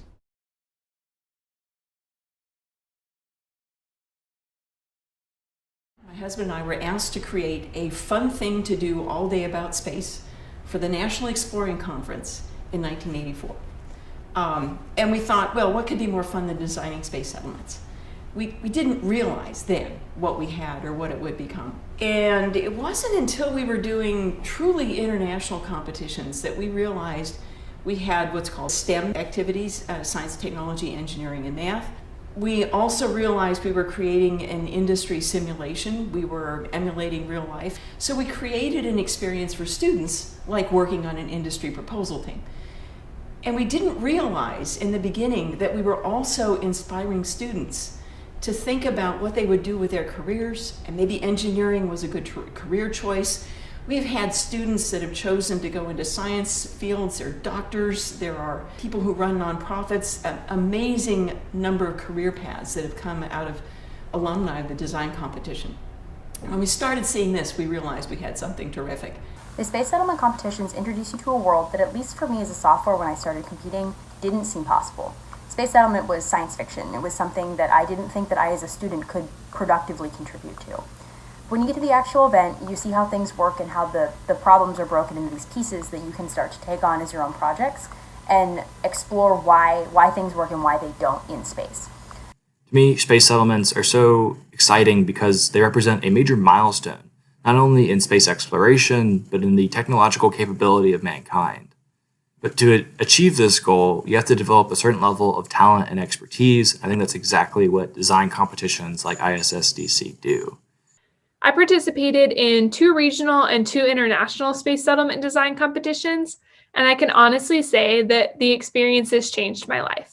I would really recommend for everyone to try the ISSDC, especially if you are interested in going into STEM, because it's a great opportunity to A, apply your knowledge, and B, also decide if you want to focus more on theory or practical application, which was what helped me the most as well from the competition. I was a competitor from 2007 to 2010, participating in the qualifying competition at my high school. We were invited to finals each of those 3 years. The biggest thing that this competition gave me was confidence. I learned how to speak about technical topics and how to defend my ideas and debate with my peers. You have to start thinking out of the box. thinking creatively and innovatively in a way that the everyday school setting doesn't often provide. Now we got the time in which I became 18-year-old and I got to my final ISSDC, and when the competition was over, I got offered more than one scholarship for universities on the US. I always enjoyed Space Settlement for its ability to teach project management and teamwork skills. Especially in the international competition, management has to learn how to make tough calls and perform conflict resolution skills when people have different ideas they are not willing to budge on.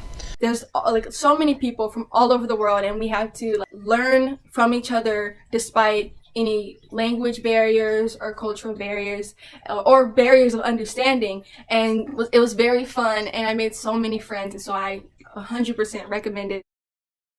There are 200 or 300 students from many different countries, and the organizers intentionally break up the groups of students. So there are 8, 10, or 12 students that have traveled from one school in Australia, and they're friends, and they would probably love to work together, but that's not what happens.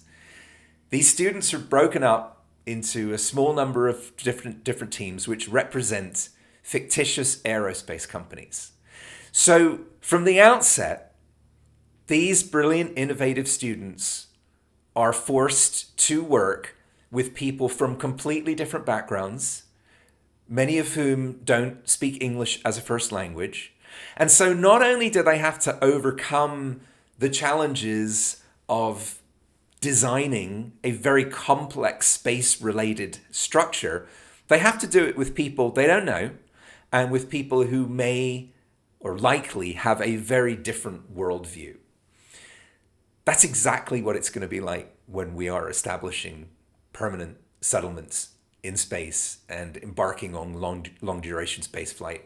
This competition not only develops our young students, but more importantly, it establishes lifelong relationships where understanding of each other's cultures, capabilities, and creativities will eventually put mankind not only off Mother Earth, but well on and about other heavenly bodies in our solar system. Students were going through a competition or 2 competitions all 4 years of their high school career. It made sense to us to show them how human development of space will happen, predicting the development of human infrastructure in space. And it just seemed to be logical when we are doing 3 scenarios per year to have a 5-year chronology so that students could do design competitions and do 2 or maybe even 3 scenarios in a year and never see the same scenario twice. The competition grows organically. It tells us when we want to do something different. So we went truly international, and now we are what we are. We have semifinals all around the world. By assuming a leadership role as president of my company one year, I also learned that having people with these vastly different experiences come together to address roadblocks, it can result in the most innovative solutions. The competitions can be very intense, and as a management position, you are ultimately responsible for whether your company wins or not. And so I had to quickly pick up effective management skills from both my peers and the volunteers at the competition. But you also have to be someone who's willing to accept criticism. This criticism is probably the most valuable thing that I received during this competition, as well as the chance to see how I react under pressure under these bad conditions, like being tired, being stressed. I got to meet very interesting and unique people that had this widely different ideas into how to get to this final common that we were sharing. And that was when I learned the importance of teamwork, which to me was the most important lesson that I could learn from Tesla and ISSDC both. Definitely recommend doing the competition for any individual who plans on going into engineering, especially into the aerospace field. It introduces you to many potential mentors who can help advise you and are very willing to give a helping hand. I was exposed firsthand to this industry simulation and got to learn about the time pressure and deadlines that companies face, about the way that you have to work within teams to achieve your goals. These lessons were affirmed to me when I interned at the Boeing company last summer. For a semifinal or finalist competition, it's 4 pages of densely packed text describing what the customer wants to see in a design. The customer also puts out a press release, 2 pages usually, and that defines the basic reasons for wanting to build a settlement. And in the program book, we have future history. So we have names of companies, and we actually define products that those companies have been involved in. Now this is the program book from 2019, and what we call the competition year is 2059. So we are predicting future history through the year 2059, describing what these companies have done from the present day until 2059.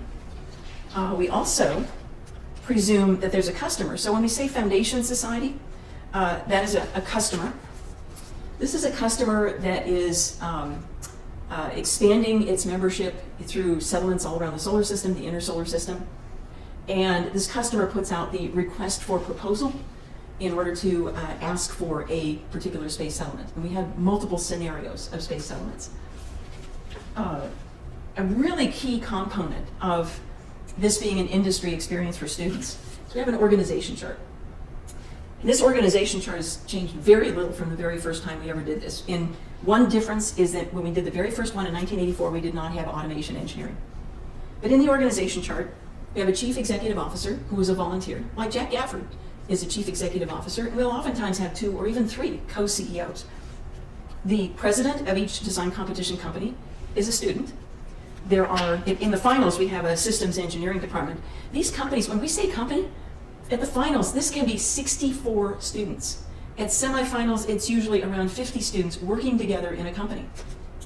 And how companies get so much done with so many people is by having an organization chart. Now, this organization chart we use for the design competition is most similar to corporate organization charts, probably from the 1960s, 1970s, into the early 1980s. Companies have gotten into organization charts where the engineering companies have something they call matrix management. That's just too complicated to explain to students, so we don't do this. This makes sense. But reporting to each president, there are 2 vice presidents. There's a vice president of engineering, a vice president of marketing and sales. The vice president of marketing and sales basically, and staff, put together the response to the customer's request. And we have 4 engineering departments that are called structural engineering, operations engineering, human engineering, and automation engineering. And in these 4 departments, we can define everything that's needed to develop a space settlement where people can live and prosper in space.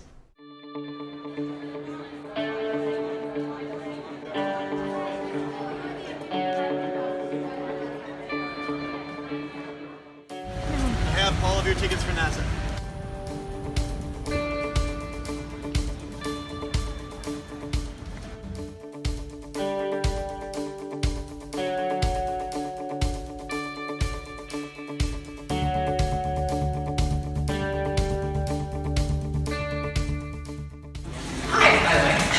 I'm Anita, Tormentor-in-Chief. So, welcome.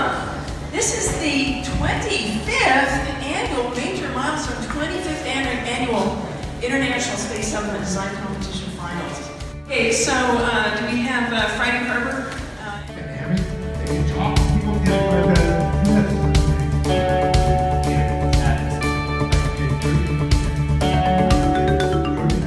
We're asking you to do the impossible. 3 years of work in 40 hours. Anita, I'm working on a real proposal. It's just like the design competition. This is a stressful weekend in the way of whatever doesn't kill you makes you stronger.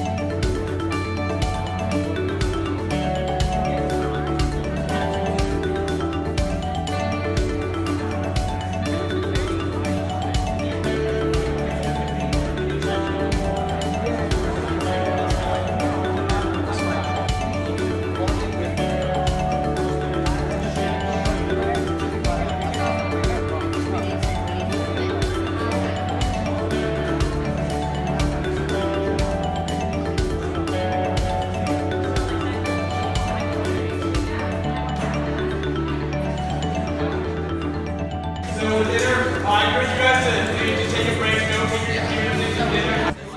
We also did ideas for this. And we just thought we were smart.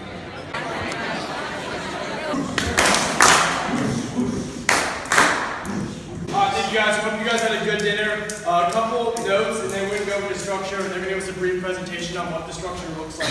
Yeah, so we're going to have another informal red team, or I should say a red team tonight, starting at 8 p.m. We're going to try to cut that off at 10 p.m. So if everything goes on time, we'll get to bed by 10 p.m. Let's come over here to structure, and Leo's going to give us a brief rundown of what we have so far. A retail park kind of thing, so we'll have shopping mall, groceries, all that kind of thing if required by human or ops. This sort of band here where there's nothing protruding out to the surface is to provide unimpeded views over the crater for everyone in the residential. Is if all of you guys understand this fundamental architecture and then you start integrating your bits and pieces into it, that is one of the most critical ingredients to get a compliant proposal and eventually win. I'm impressed. These are awesome drawings, by the way. Really great job. This has a propensity to get really busy really fast. So what I spend the first part of the competition doing is taking the RFP, and David's been helping me, he's been great.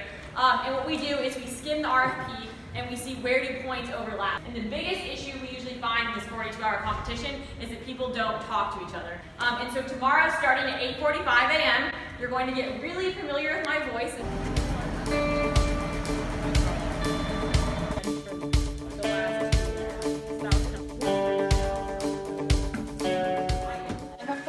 Here is nice to me.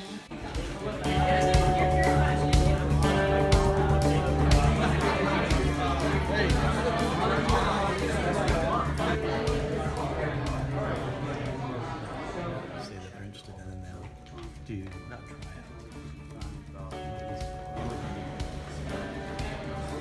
it? Real tired, ready to work. Yeah.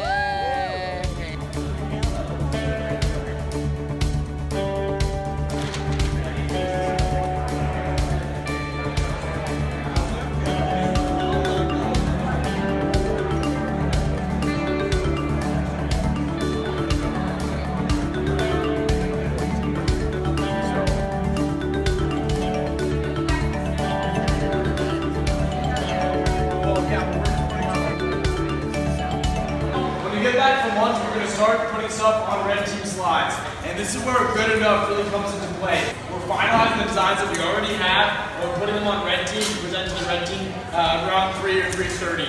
Yeah. Nothing new once we get back. Design competitions are unique and they work. There is nothing else like them in the education sphere. We provide high school students the opportunity to learn what it's like to work in the space sector and give them the chance to practice hands-on STEM well before university, let alone the workplace. You will hear testimonials from students who participate in the Space Settlement Design Competition, volunteers who are alumni of the design competition. You've already heard from volunteers like Jack, who haven't ever been a participant as a student, but love the competition and what it does. Most people you see on television or hear on podcasts or in some sort of interview are really poor public speakers. They can't get through a sentence without saying, like, awesome, know what I mean? These are all verbal crutches. And one of my goals at the Space Settlement Design Competition was to help these very bright and accomplished students become better communicators.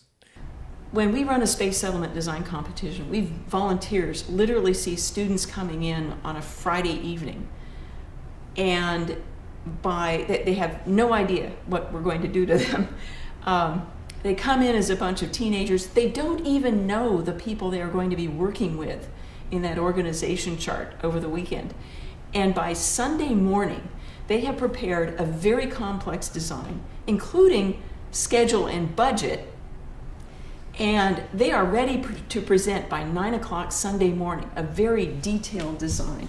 And these designs this is one that I actually judged, so you see my notes, but these designs are 50 pages. They have 35 minutes to present. It is just amazing what students can accomplish in that period of time.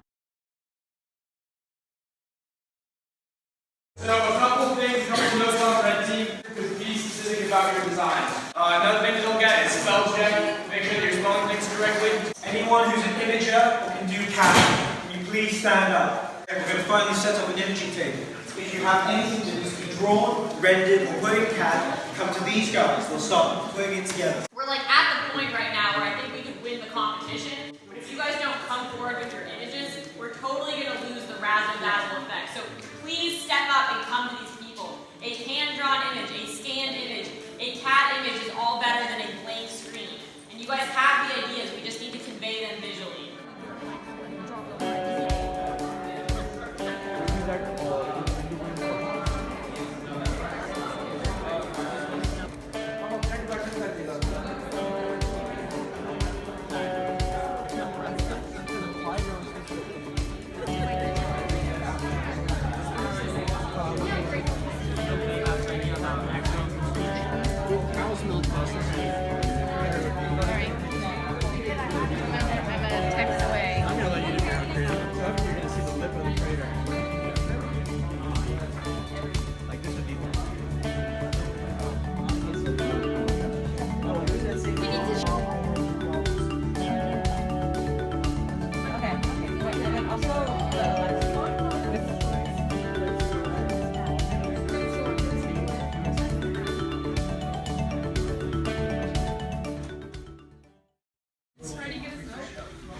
We don't have any milk. We got them milk because all the British kids were complaining about how there was no milk for tea and they were just about to like lose it.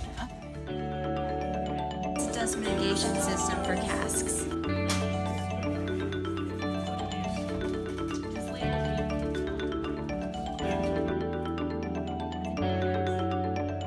What do you think? Probably just not in here right now. Okay, because our list is just.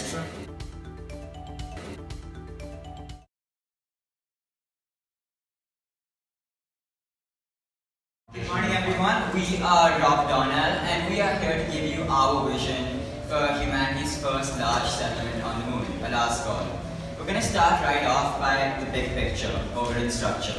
My name is Paxton Scott. It is my honor and pleasure to introduce to you our vision of a last goal. We're going to start with the external design, then we're going to look at the interior design, then we're going to look at our interior operations, and then we're going to look at our day-to-day human life. So this is an artist's representation of what our structure would look like on location, showing how it would map over the crater.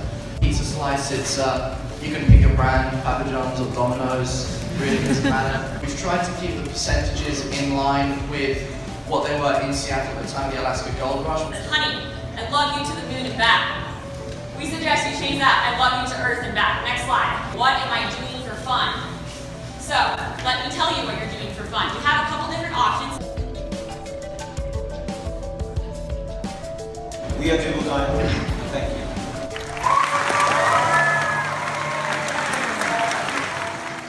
Wondering about how do you protect both your medical data? Why do you have a satellite? And on page 35, it says the gondola has multiple stops. On the cover, and it looks like it just goes from the rim to the middle. So, which one's right? The technical drawing is correct. The one on the front cover is taking artistic license on that. I'm guessing the astronaut-looking thing on the right is lunar boarding. Why do you have wheels on the lunar board? We did that because it's freaking radical.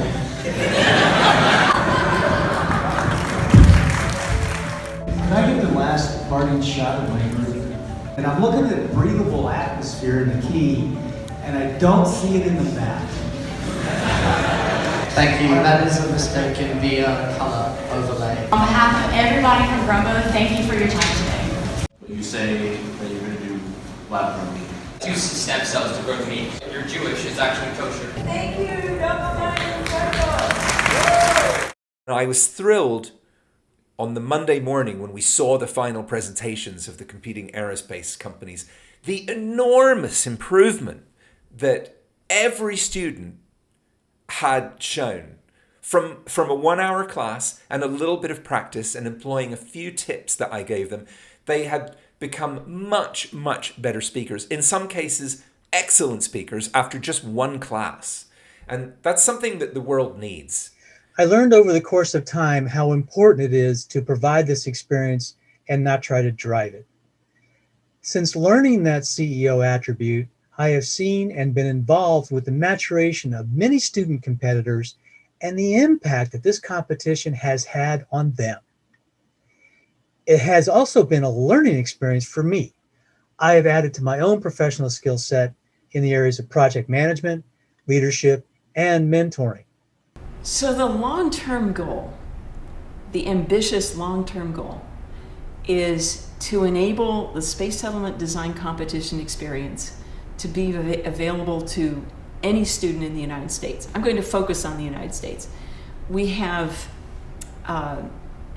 organizations internationally who are running semifinals, and they can focus on their areas. So we have semifinals in Asia and Australia. We're starting one in Africa. We have capabilities in the United Kingdom and Latin America and Europe. I want to focus on making this experience available for high school students in the United States. And that can happen many ways. We currently have the international competition mechanism, which involves qualifying competition or semifinal to get into a finals. We realize that the throughput for that kind of a process really limits the number of students who can participate. So we have started a parallel experience called the tournament, which literally has been crafted so that we can have an unlimited number of semifinals all in the United States. And other regions around the world are welcome either to do this nationally in other nations or do this in their region. It's a model that just enables maximum participation. What we can see students and teachers doing is if you're interested in participating, it's really easy to enter the qualifying competition, which is a competition you do in your school.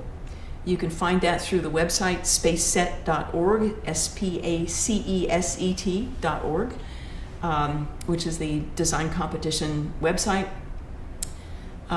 You register at the website. We send you a request for proposal and some background information, including subcontractors, and you have until April to complete your proposal, which is a written proposal. At the live competitions, it's a briefing that you do to a panel of judges. The live competitions, like what we were doing in 1996, and we've done more recently, happen over a weekend. Just a weekend. For a semifinal, we start on a Friday night, end on a Sunday evening, and this whole design process happens with 50 students per company and 4 companies in a weekend. The qualifying proposal, the participants have until April to prepare a written report, like an industry proposal. We know at least one school that is using that qualifying competition proposal as a project in AP Physics. They have school board approval to do that. We know another school that is using the qualifying proposal process as an example in English class, as an example of how the English language is used in industry. These materials are out there. It costs nothing to register for the qualifying competition.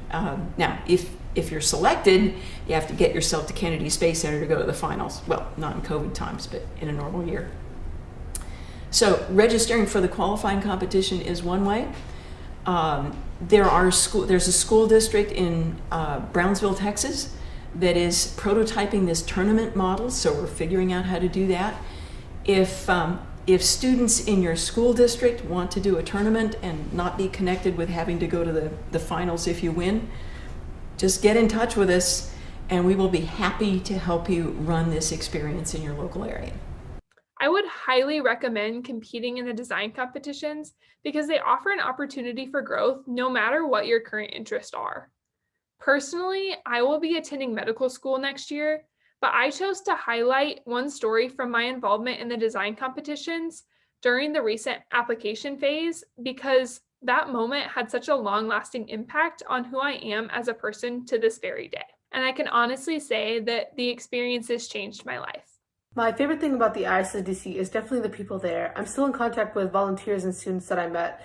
Overall, it's just such a unique opportunity because you get to work with people from all around the world and with different backgrounds, and yet you find that it's pretty easy to communicate and get along because we're all very driven people and working towards the same goal. And this isn't really something that I got to experience in high school, so I was very grateful, and it was an unforgettable opportunity. Lastly, the ISSDC was the main influence on my university decision because before going into it, I knew that I liked science. However, I didn't know what I wanted to do with it. But being in the structural engineering team and being able to design buildings and also look at construction processes like real engineers do, I realized that I really like to build things for humans to use, and so I decided to go into engineering. And I've just finished my first semester and I really enjoyed the program. So thank you ISSDC so much for helping me figure that out. And I know that any other students who participate in this competition will really enjoy it as well. Yeah, thank you everyone for listening. It's an incredibly rewarding experience and I will keep coming back as long as they will have me. This competition brings so many good things to so many young people, and I'm proud to be a part of the volunteer family that makes it happen. My experience in management has actually led me to change what I wanted to do at university and for a career. Before, I wanted to do a finance degree and go into banking, whereas now I've applied for economics and management, and I would like to go into management consultancy and maybe even one day consult for the aerospace industry. But at the end of the day, we're not all going to be rocket scientists. But everyone will still feel that kind of pressure in their lives, in that chaotic situation where they're trying to solve problems. It's really cool to get to practice that with a group of students who are also under the same pressure. I actually really enjoyed the craziness of the competitions, and I realized that I enjoyed facilitating a team to accomplish a goal. That's something that I'm bringing with me into my future career in Army intelligence. I got to work with brilliant young students from around the world, forge friendships with people from other continents, and learn from industry-leading scientists and engineers.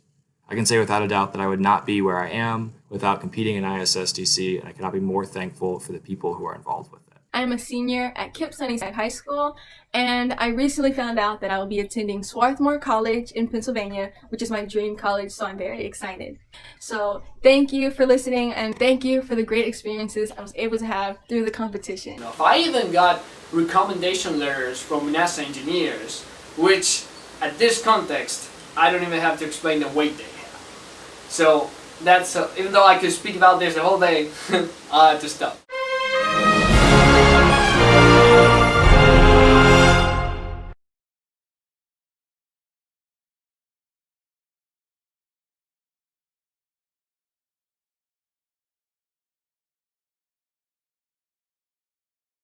Hi, and welcome to our talk with the winning design competition students from the International Space Settlement Design Competition for 2020.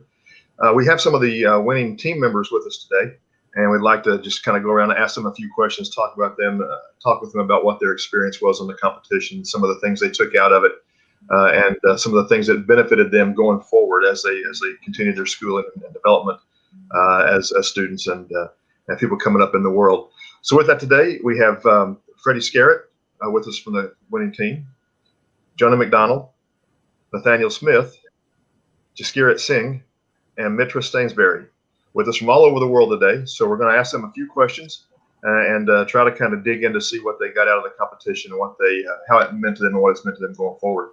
A couple questions kind of to start off. We'll kind of let everybody answer this first question because I think it's probably the most important one. And it's the one people ask about the most, and we'll just start off in the upper corner. Freddie, what did you enjoy most about the design competitions, and this one in particular, but other ones you might have been involved in the past?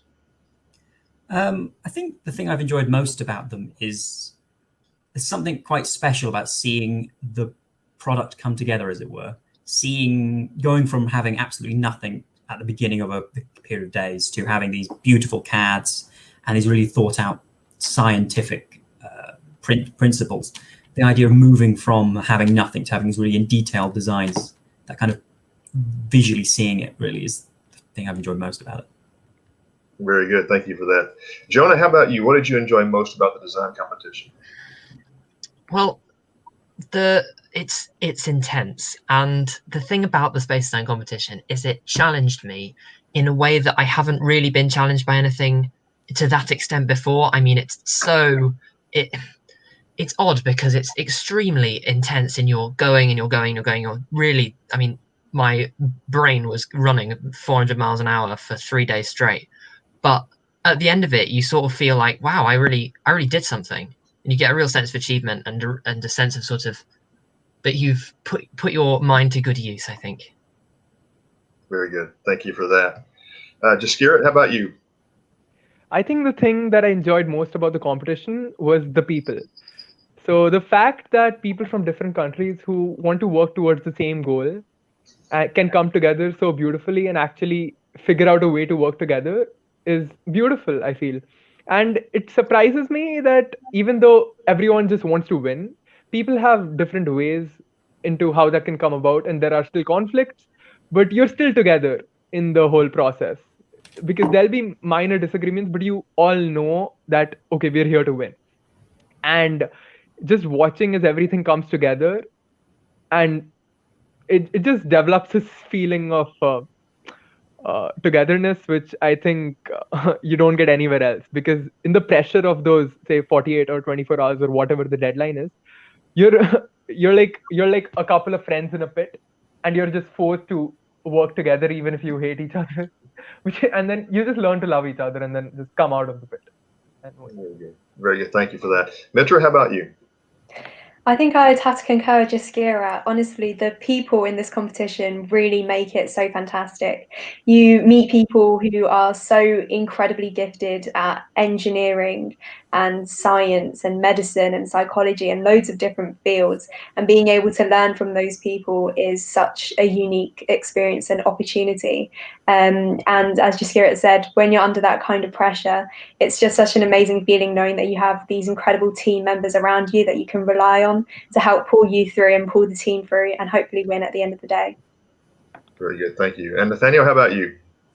For me, it's definitely the structure. I just love how, because normally when you work in a project, especially in school, you work in like a horizontal structure. Everybody is sort of equal. Because only like 4 of you, there's no need for a structure. But with such a big team of around 50 people, I believe it was, having that horizontal structure where you having that vertical structure where you have a leader and then sort of division leaders as well. And then going all the way down to the bottom where it's you working with a very small group of people on one very specific task as designated.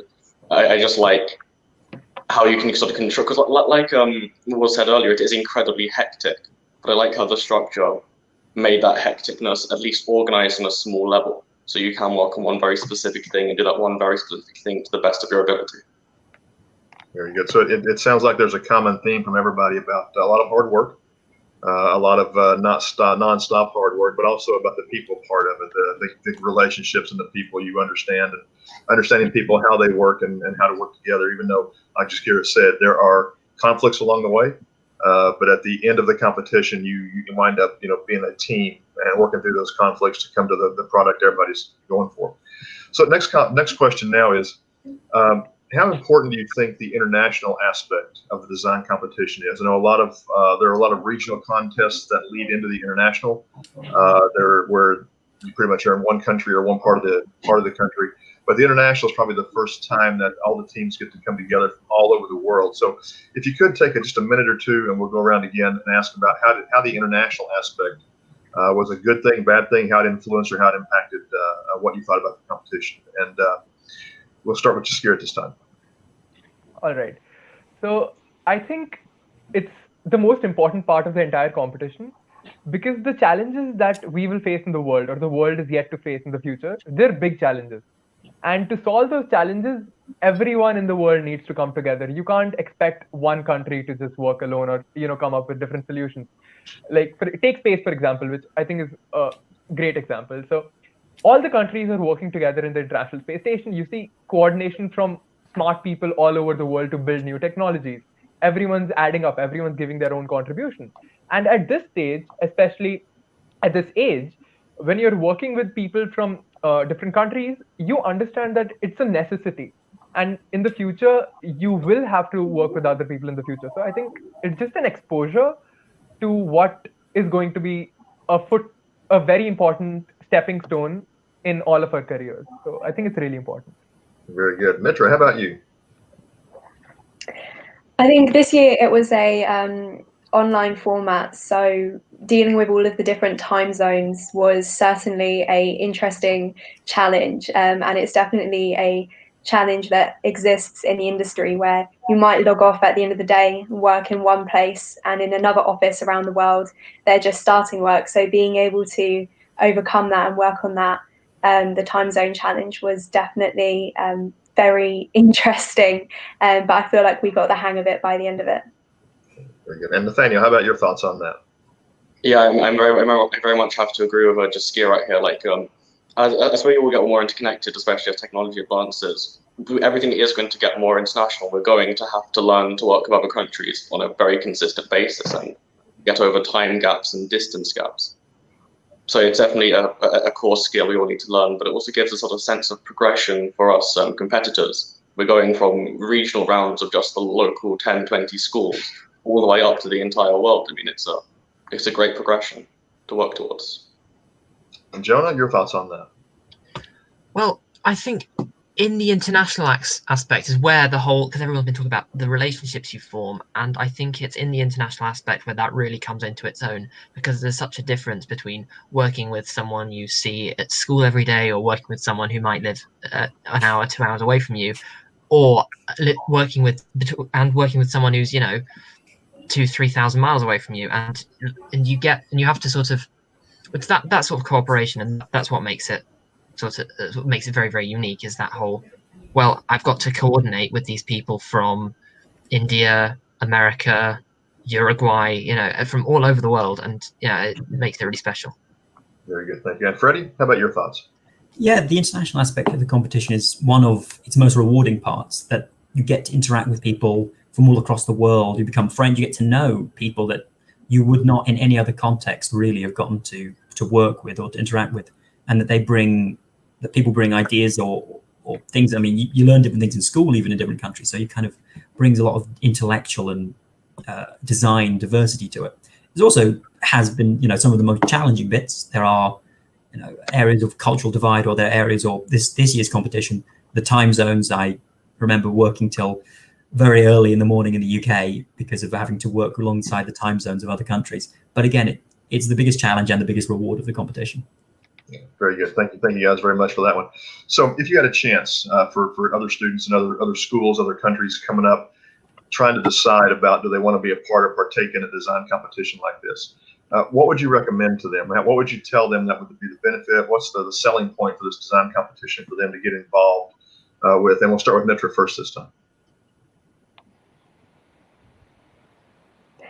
What I think is the most valuable thing that you get from the design competition, which can be applicable to any student and therefore any school around the world, are the soft skills that you develop. So organization, teamwork, management skills, working under pressure, meeting deadlines, and so forth. So I think those are incredibly valuable skills. They're very transferable to any field that the students wish to go to in the future. So if you have some students that are unsure about what they really want to do, space design is a fantastic way for them to get involved, learn really useful skills, and maybe even get interested in the aerospace industry in particular as well.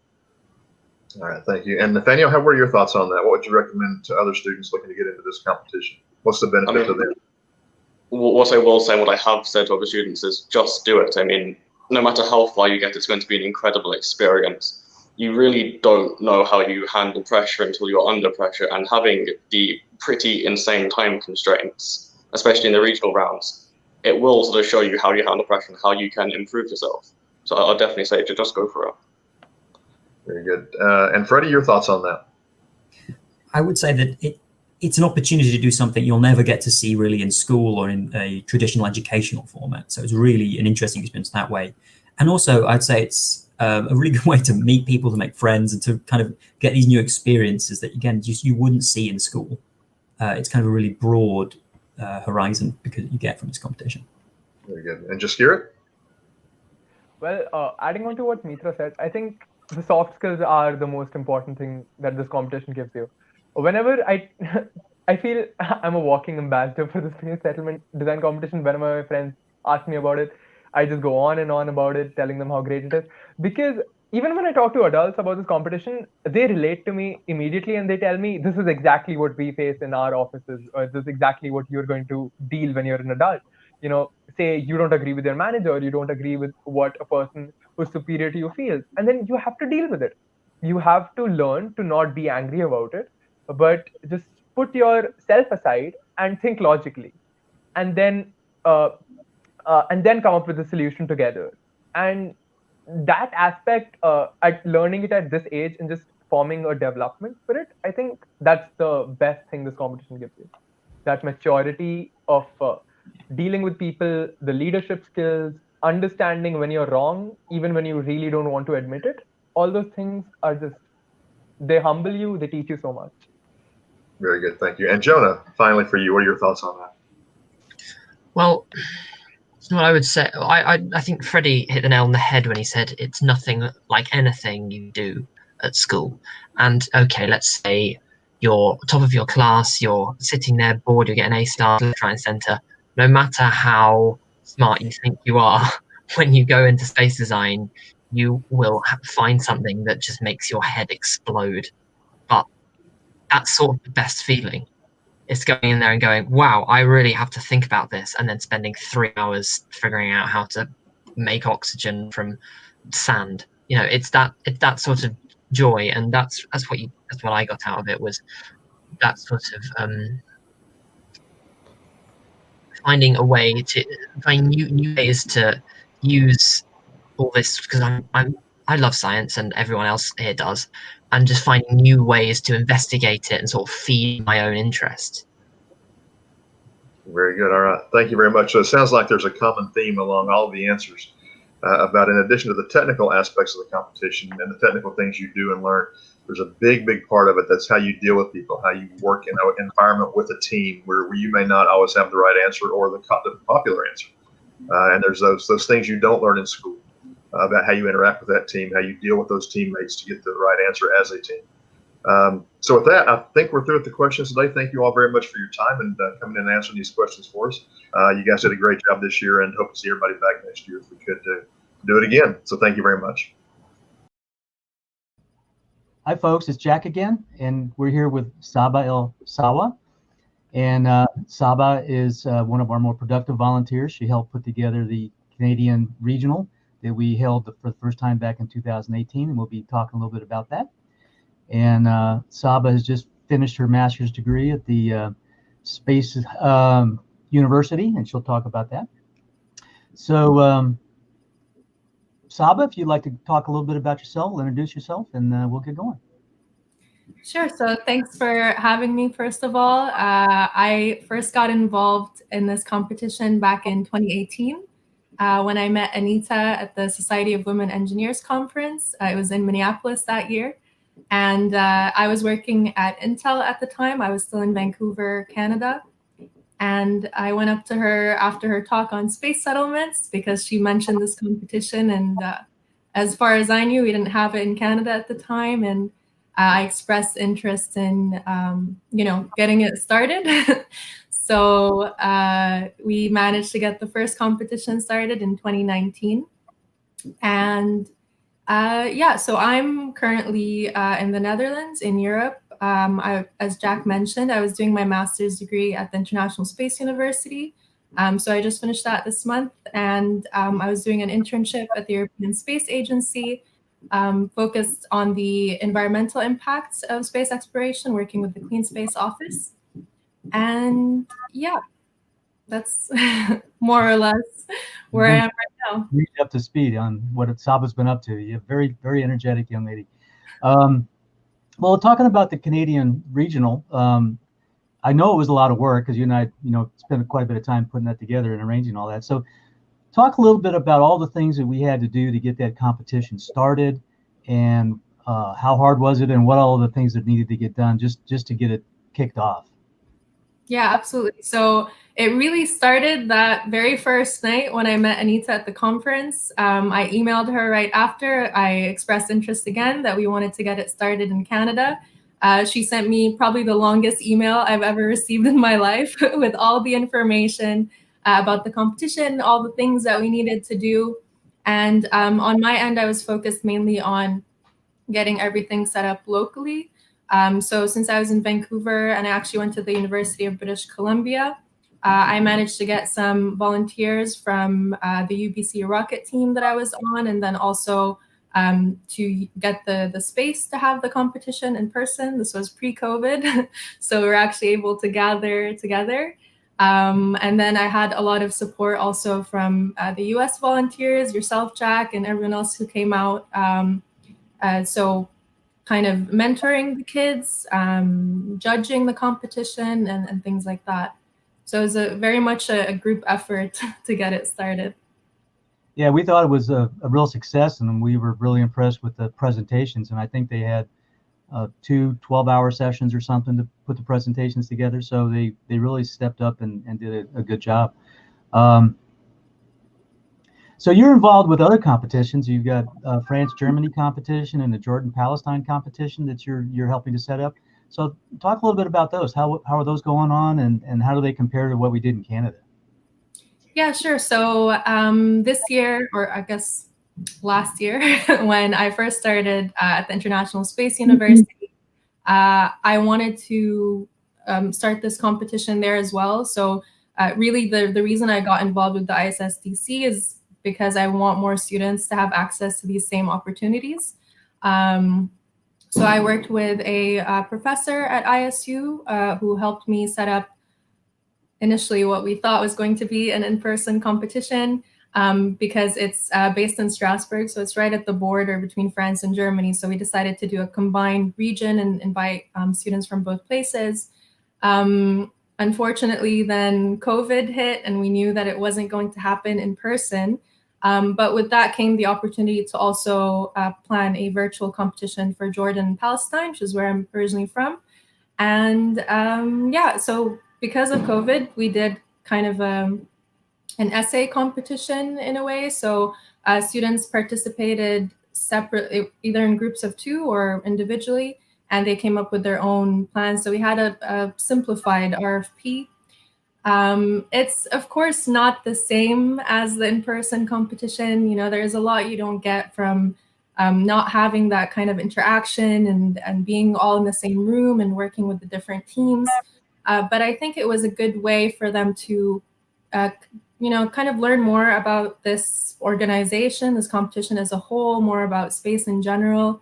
And I know that at least for the ISSDC, even though it was, you know, completely virtual, they still had some interaction with students from around the world. And I think it's still a very valuable experience for them to have. And hopefully this year, you know, 2021, we'll see how things go, but hopefully we'll be able to have some in-person or some hybrid competitions so that we can carry it forward in all of these regions. That's super. I know that you're working with Randall Perry in our European contingent that we have in that region. So I know he's been helping you out with getting these started and supporting that kind of stuff. So that's great. We're always happy to have new competitions emerge around the planet. So that's one of the neat things about this competition is that we do have competitions being held in virtually every corner of the planet. And we got more coming, and you're guilty for part of that, so thank you. So these competitions that you've helped put together and you've helped run, I'm sure you had expectations about what they would be prior to putting them together and prior to executing them. So tell us about what expectations you had going into putting these competitions together, and how well were they met when they were executed and completed? Sure, yeah. So I guess I didn't really know what to expect going into the competitions. Like I said, my first time hearing about this was during Anita's talk at the conference, and I didn't expect high school students to be able to come up with such detailed and technical plans. I was really impressed by the quality of work that I saw. Especially when we had our first Canadian competition, you know, the students were not, you know, involved in this competition before, and they managed to produce these really amazing designs. And actually, so we had 40 students participate in the first Canadian one, which was also more than we expected, which was great. And then we sent a team of 20 people to the finals at the Kennedy Space Center and ended up being part of the winning team, which was amazing. So there was really a lot that we experienced that we didn't really expect it or see it coming. I think it was a very special year in general. It was the 50th anniversary of the moon landing. We were right there in the Kennedy Space Center. There was just this atmosphere of everyone being excited about space in general. There was so much learning going on, and not just for the students. I mean, even myself as a volunteer, just being able to work with the students and to, guide them without kind of telling them what to do. I think it's a very educational experience all around, and it exceeded expectations for sure. Hi, everybody. This is Jack again, and we're here with Aiden and Abigail and Nathan, and they all reside in Australia, down under. Having a nice summer right now while we're entering our winter. And they're all former competition participants and have gone on to university, or as they say in Australia, uni. And they're here to talk about their competition experiences and some of the things that have happened post-competition and some of the things that they've done coming back to help the competition. So, like I said, we got a couple of topics set up here. So I'm going to throw these topics out, and I'm just going to open the floor up to you guys to go ahead and have the conversation. So first one, how many competitions have you all participated in together or individually? So that's Australian and international. And can you describe the scenarios for these competitions and what roles in the companies that you guys played? You guys go first. Abigail, ladies first. Okay. Well, I thought you, Nathan, because you introduced the whole thing to me, yeah. All right, so well then I'll go, I suppose. So I've been involved in the past 3 Australian space design competitions. I was involved in 2019's International Space Settlement Design Competition. If we're talking about scenarios, the very first scenario I had that sort of introduced me to the competition, we were ages ago now. Was this 2019 or 2018? No, 2018. Yeah, it was the year you with Aiden's. That was the moon base, I believe. That was. I think it was Lava Tube moon base. So that one was Lava designed Tube, yeah. to be a system of settlements, so that you'd build it several times around the moon, do various things, have a bunch of people, but it was resided in a lava tube, which was the main gimmick of that year's competition. Yeah. And so Abigail? Yeah. I joined in 2019 with Nathan. Like our schools combined together because we're like neighboring schools. So our regional Australian competition was one located in Europa. And that was like my favorite one out of the whole on Europa? I haven't heard that. Yeah. It's so cool. It was so cool. That one was wild, yeah. Yeah, and that's when I fell in love with this competition. And then I just kept going until the internationals that we had this year, which was my last one. We're going to have to tell Anita she's lagging. It is. That one was wild too, because one of the design requirements was to build a tunnel from the surface to the ocean and that may or may not be there. The ice is so thick. Yeah, it's like it's so hard. And because the water, because the water, you can't have manned vehicles in there. You had to really. It was a good. Did you guys not have manned vehicles? I could have sworn our team did. No, because isn't there like acid in the water? You couldn't. That's the difference between the winners and the losers. Yeah. Well, we all made it through that qualifying, but like obviously to different degrees. Yeah. We didn't have any vehicles. Crazy. So what? Oh wait, no, we did. I'm sorry. What roles did you guys play in at the company? Where did you fit in the different companies, and which parts did you guys participate in? So the regionals that I did with Nathan, I was like for like the head of the girls. Like I helped with the girls and for us to overlap. And then I was also the head of operations, and I've had that role throughout most of all the head of the girls. haven't heard that one. No, it's like it's not an official role, but like for us to overlap, you know, Okay, so like kinda I'll like a- deal with our side because we're two different Yeah. schools, so sometimes we would work separately. So yeah. Okay, so it's kind of like a company club, extracurricular Yeah. company. Okay. Something like that. So Nathan, what kind of roles did you pick up? Yeah. So in the first year of the competition, I was in human factors, and I moved between human factors and structural. And it was only until the competition where I started moving into the business side of things. I started helping on the business development, costing, and scheduling, and that took me to last year where I was on the Sorry, I'm getting a phone call. Where I was on the head of marketing for our team. And that year we were Centaurus. I was with Aiden and Abigail that year, and that's how we all met up. From there, that's when we went up to the International Space Settlement Design Competition, and I was on a team of 60. Everyone gelled together, so while I wasn't a president role or I wasn't in a head of department role there, we all worked together. And at the end of the day, when you're in such a large team, you sort of learn that everyone has their own role to play, whether or not you're in the head of department, whether or not you're in a leadership position.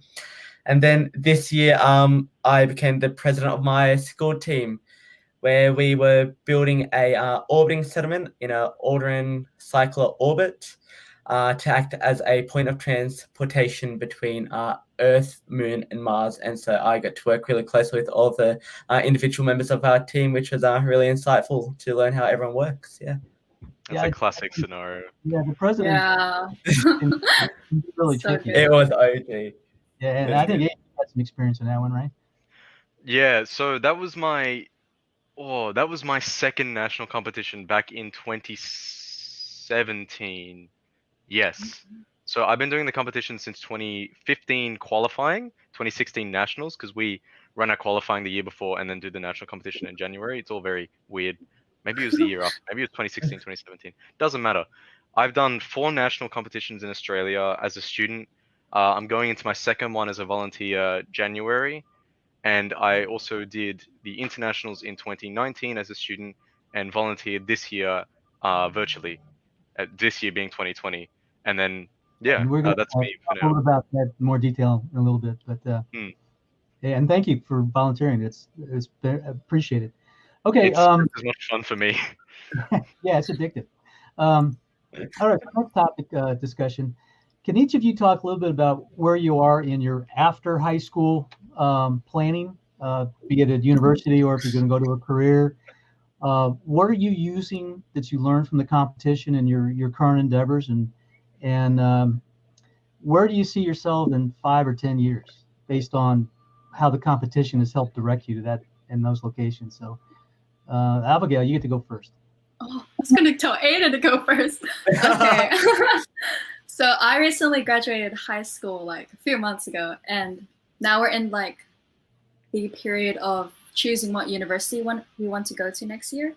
So I'm lucky to have all the universities that I want to go to. So I just have to choose, but I am in like purgatory right there. Just don't know where to go at the moment. So I'm choosing to go into medicine, to either do dentistry or optometry. So I'm studying an undergraduate of medical science in any of the unis that I want to go to. So in relation to, am I using what I have learned from the competition? Yes. I think I use, in every aspect of my life, I've used all the skills that I've got from the competition and the relationships I've built from the competition. I've learned so much from so many people. For instance, like I feel like American people, I'm just gonna say this, American people, they're so like charismatic, and the school life that you all have there is so, it's like clubs, really dynamic, and we don't really have that in Australia. So I tried to like introduce it in my school. So that's like how things from the competition have changed my life and have changed how I see things and go with things now and how I approach things. So I'm still in high school. I am just going into my 12th grade. But based off the competition, what I've experienced over the past 3-4 years, obviously the competition has provided me with a range of departments which I could have worked in.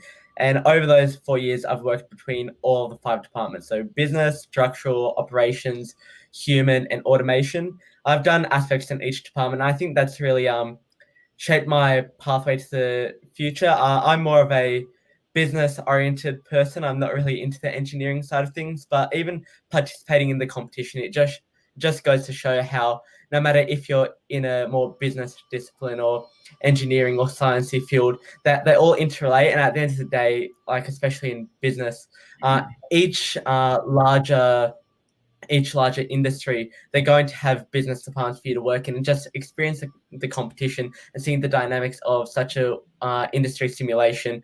I think it just really goes to show that, the competition really provides you with a range of skills they can take into the future, and they'll ultimately lead you onto your path.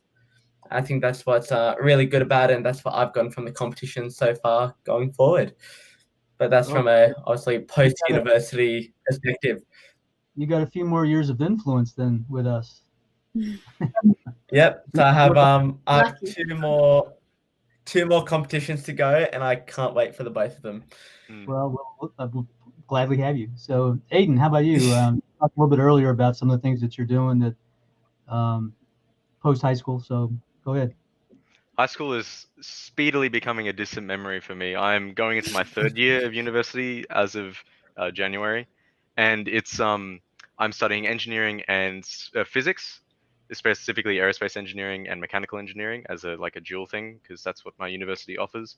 And I can tell you with 100% certainty that if it was not for the national competition, I would not be studying that degree, nor would I be doing any of the other things I've been doing at university. So as of this year, I recently joined our University of Queensland rocketry club called UQ Space, not sponsored whatsoever.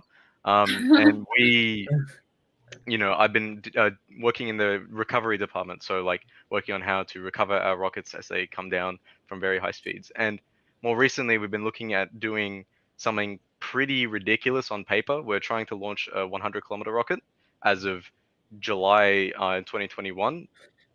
We'll see how we go getting to that day.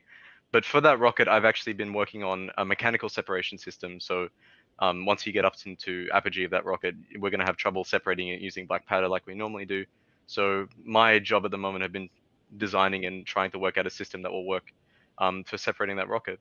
Otherwise, just recently, I got a new position as this state rep for my state in the Australian Youth Aerospace Association.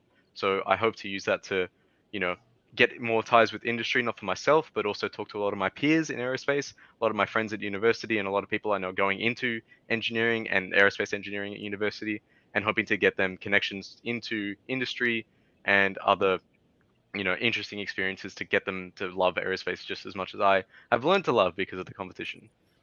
Oh, great. Let's see now. Next question. Do you guys have any future predictions for actual space settlements? Where from your noddles, and they're different, where do you think the global space industries are going to go? How do you think they're going to be developed? When do you think we're going to be getting off this planet as a race of people? How long do you think it's going to take, and what do you guys think it's going to be when it really happens? And that's a dialogue between all of you. So I would say that, if more and more people like us are moving into the workforce every day, when I graduate in 3 to 4 to 5, and we'll see, years time, that it could be a decade or two, I think, that we'll start seeing some permanent habitation outside of, low Earth orbit and that kind of thing. In terms of, where the space race in the world is going, I don't know if the whole going straight to Mars thing is not necessarily feasible or practical, but just the right idea. Personally, I'm more looking forward to the idea of asteroid mining and refining, which will hopefully solve a lot of problems to do with resource scarcity, especially here on Earth, and climate change with mining and that kind of thing. And hopefully those sorts of systems will allow us to just jumpstart an actual space settlement across the entire solar system. How about you other guys? Yeah, no, that. You go. Go on, Abigail. Go. You go. Okay. Go ahead. So in our recent national competition in Australia, we did something related to like climate change, where we had, what was that thing? The solar shield. Oh, the shield. the Yeah. solar shield. Yeah. And I thought that was so interesting because there's actually like a team actually working on that, and I've read so much papers, and I feel like it is going in the right direction in regards to future predictions in the space area. Can't say much on settlements, but I'm more excited for like how we can help Earth now in the state that it is right now. But yeah. I'd agree Yeah. because like people say all the time that like, oh, what's the point of going into space when there's nothing Yeah. we have to solve problems down here on Earth? Since the It's like, Apollo program, they've been saying that, but like it really there's so many things that we can do as in aerospace that will actually have massive effects on how we live life down here on the planet. It's crazy. And that's why And I I love think this I really- competition. Yeah, and I think I really just echo what you said, Abigail. If here on Earth we're trying to create all these innovative things that can ultimately help our future and give us a better quality of life, such as a solar shield, I think that'd be a great direction. But at the end of the day, if 2020 has proven to be anything, is that the future is unpredictable, and so anything could happen. So I wouldn't be surprised if something wacky comes out in the next 10 to 20 years.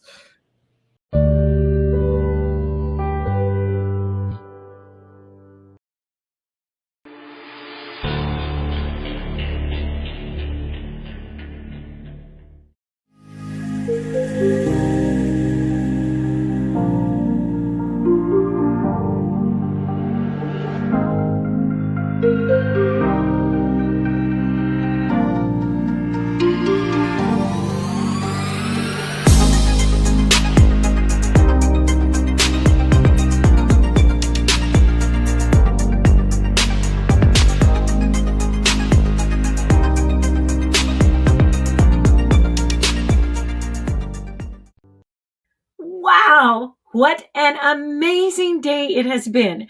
From our own leaders and luminaries at the National Space Society to the best and brightest minds the space industry has to offer, you've had a chance to hear about planetary science, the role of science fiction in shaping the future, audacious plans for your future digital DNA descendants, the future of space medicine, and how Perseverance is paving the way for future human missions to Mars. We want to extend our congratulations once again to Sean Kenny, Space Settlement Contest Grand Prize winner 2020, and to all the students who took part in the International Space Settlement Design Competition. Wow. Just wow. Thanks so much to Anita, Gale, and her team for their tireless efforts to get students from around the globe presenting some of the most innovative and wondrous ideas for future space living. I am now more than ever certain that we will live off-planet, on other worlds, in cislunar cities, and more. Thank you, students, for your due diligence, your hard work, your research, and your innovative ideas. And perhaps nothing has shaped more space dreamers than Gerard O'Neill's High Frontier. And today, you, the participants of the Space Settlement Design Competition, really are the embodiment of Gerard's words. He said, "It is clear that the early settlers in space will be exciting people, restless, inquiring, independent, quite possibly more hard-driving and possessed by more creative discontent than their kin in the old world." I think that's you. He also said that humanity will not always stay on Earth. The pursuit of light and space will lead them to penetrate the bounds of the atmosphere, timidly at first, but in the end to conquer the whole of solar space.